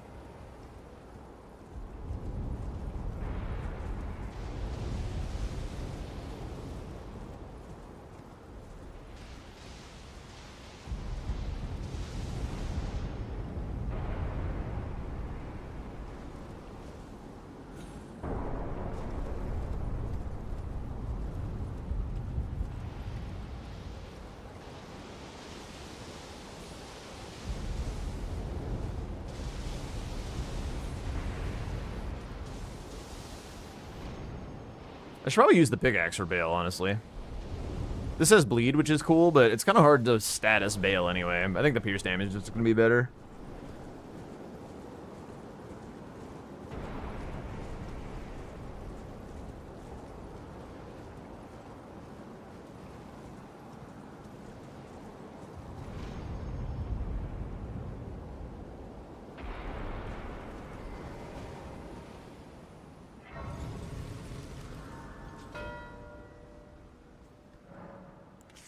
What a dude.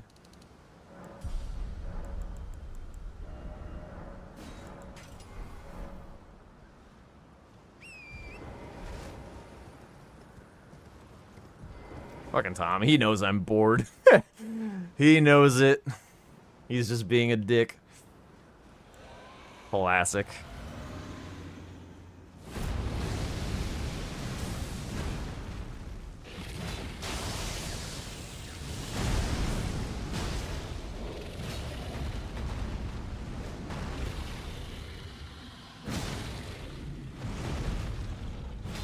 Really?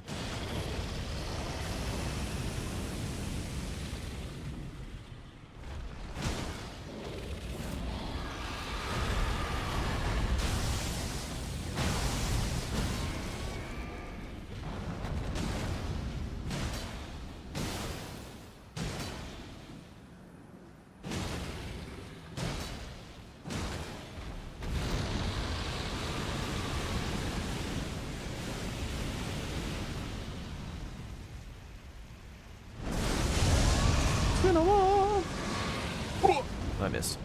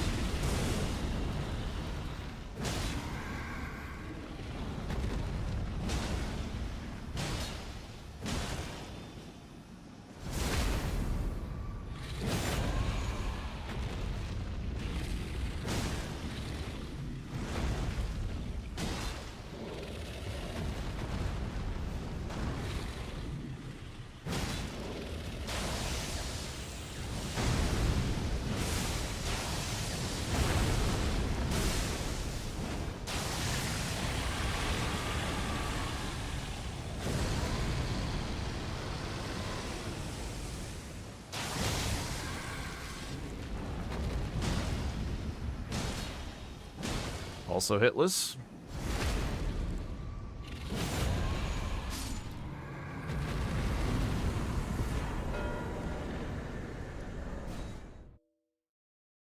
Go PK. How many can we do before he decides to end the game?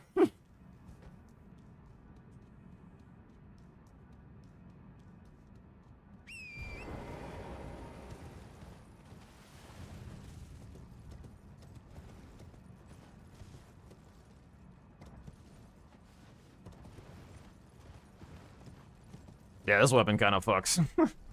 Kind of fucks dragons.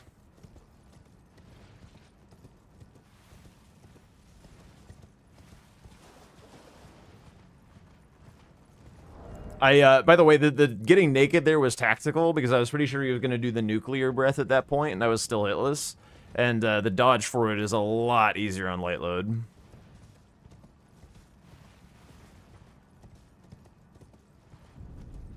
Still ho. Okay. Yo, GG's, holy shit. Wow. Oh my god, that was such a good game. Yeah. What happened? I was running through Church District, reading chat, and I fell in the water, and then lost an Ansbach scroll. And then I kind of crashed out. Oh.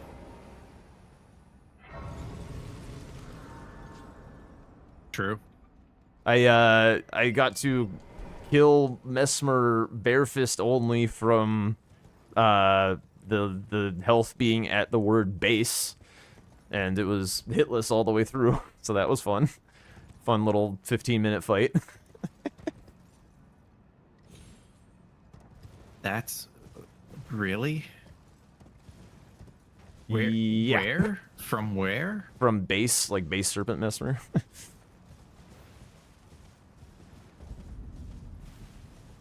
How much health is that? I don't know, it's a lot. I was only doing 10 damage per hit. Okay. Where did I get a club? Well, I'm glad you did that. Oh, Florisax. Oh, that's where I got a club.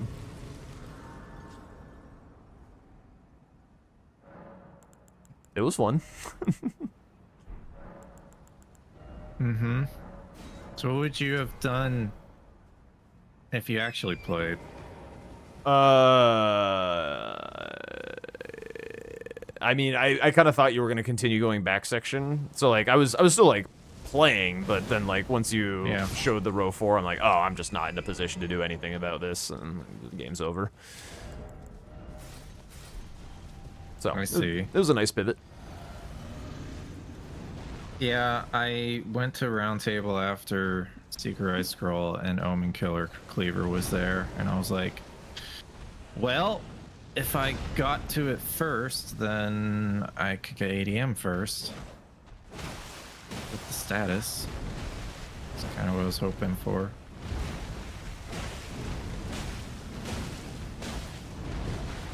So it was a bit lucky.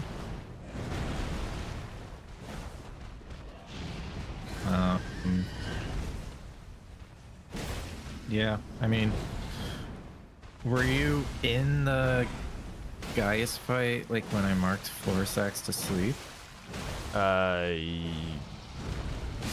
Yes. Just asking because I'm determining if you could have sniped me on 2 hippos or not. No, I couldn't. No? No, because I'd have to go down to Jewelry. And... Well, it is by Rakshasa. Yeah, and there's Meteor on the board. So. Did you know which hippos I did? It probably didn't matter at that point, but... I assume Karos and Golden? No, I did Ancient Rao. Oh, sure.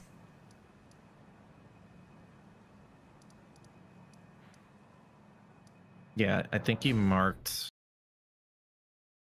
Yeah, you marked Gaius' pants when I was heading to the... Like, I was in Ancient Rao, heading to the second hippo. I'm like, oh, okay. Well, I guess that's my square.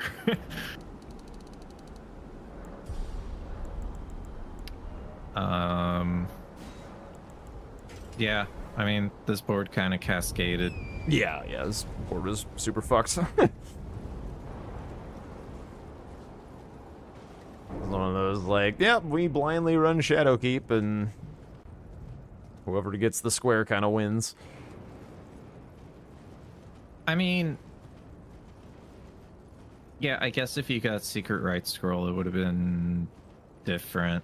I did mess up from Loft. I messed up, but like I jumped too far down. I was like, oh shit, that's not right, because I haven't done it in a while. So I did lose some time there. So if I didn't do that, I probably would have marked it at like, I don't know, 12 minutes, 12:10. Do you think you would have beaten that? Did you like hard rush, like no more ruins or anything? No. Okay.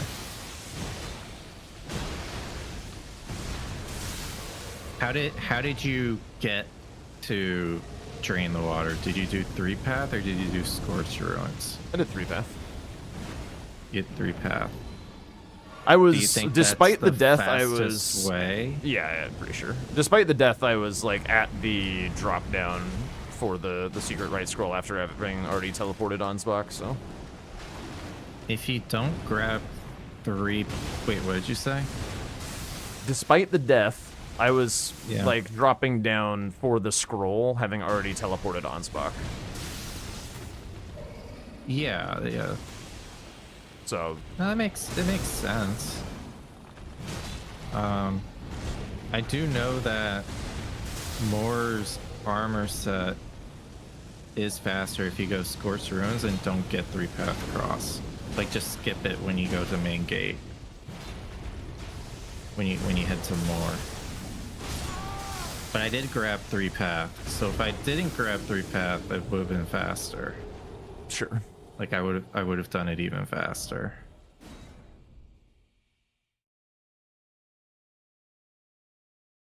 I'm pretty, like, cause it's basically the same as Tiolier's concoction, right? I guess. Like the pathing. Everything after Tiolier doesn't matter, right? It's everything up to Tiolier that matters. Yeah. For the speed. So I'm pretty sure Scorched Ruins is faster. And then I guess if you go front side, would that be faster than I don't backside? think so. When did Gray mark in his game yesterday? I don't know if he like hard rushed it though. No, he didn't. Okay. Yeah, it's crazy. It's like, oh, Golden Hippo's on the board. I'm going backside. Yeah, that It's like- square is unmarkable. There's just no there's just no reason. I don't see a reason to go front side right now. Unless there's literally nothing to, like,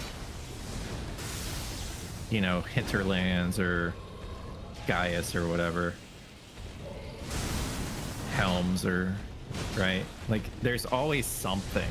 Yeah, there's just not enough squares in the square set for there to be nothing.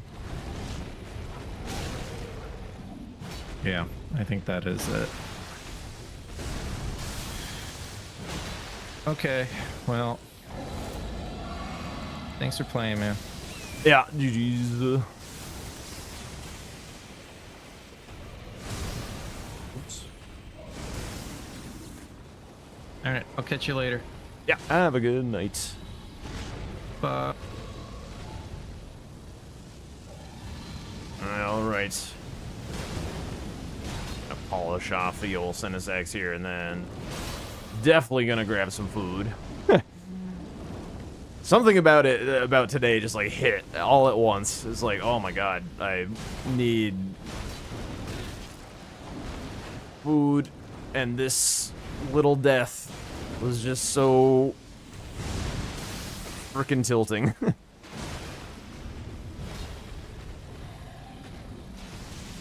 Funny how that happens.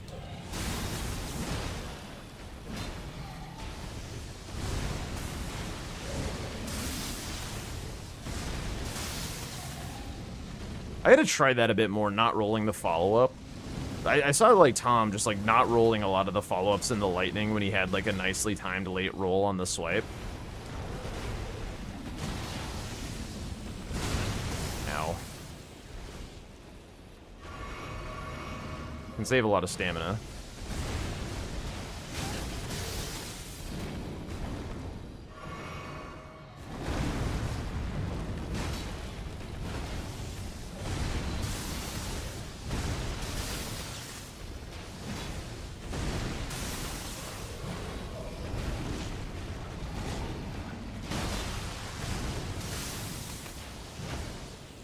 Again? Holy shit.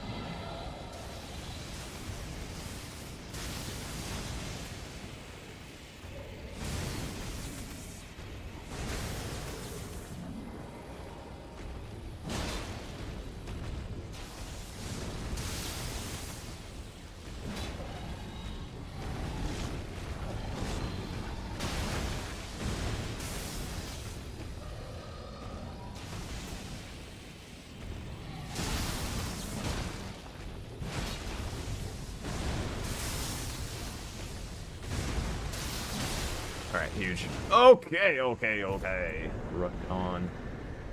Alright, it'll be food time. Thank you so much for hanging out. I hope you enjoyed the commentary on the games and stuff.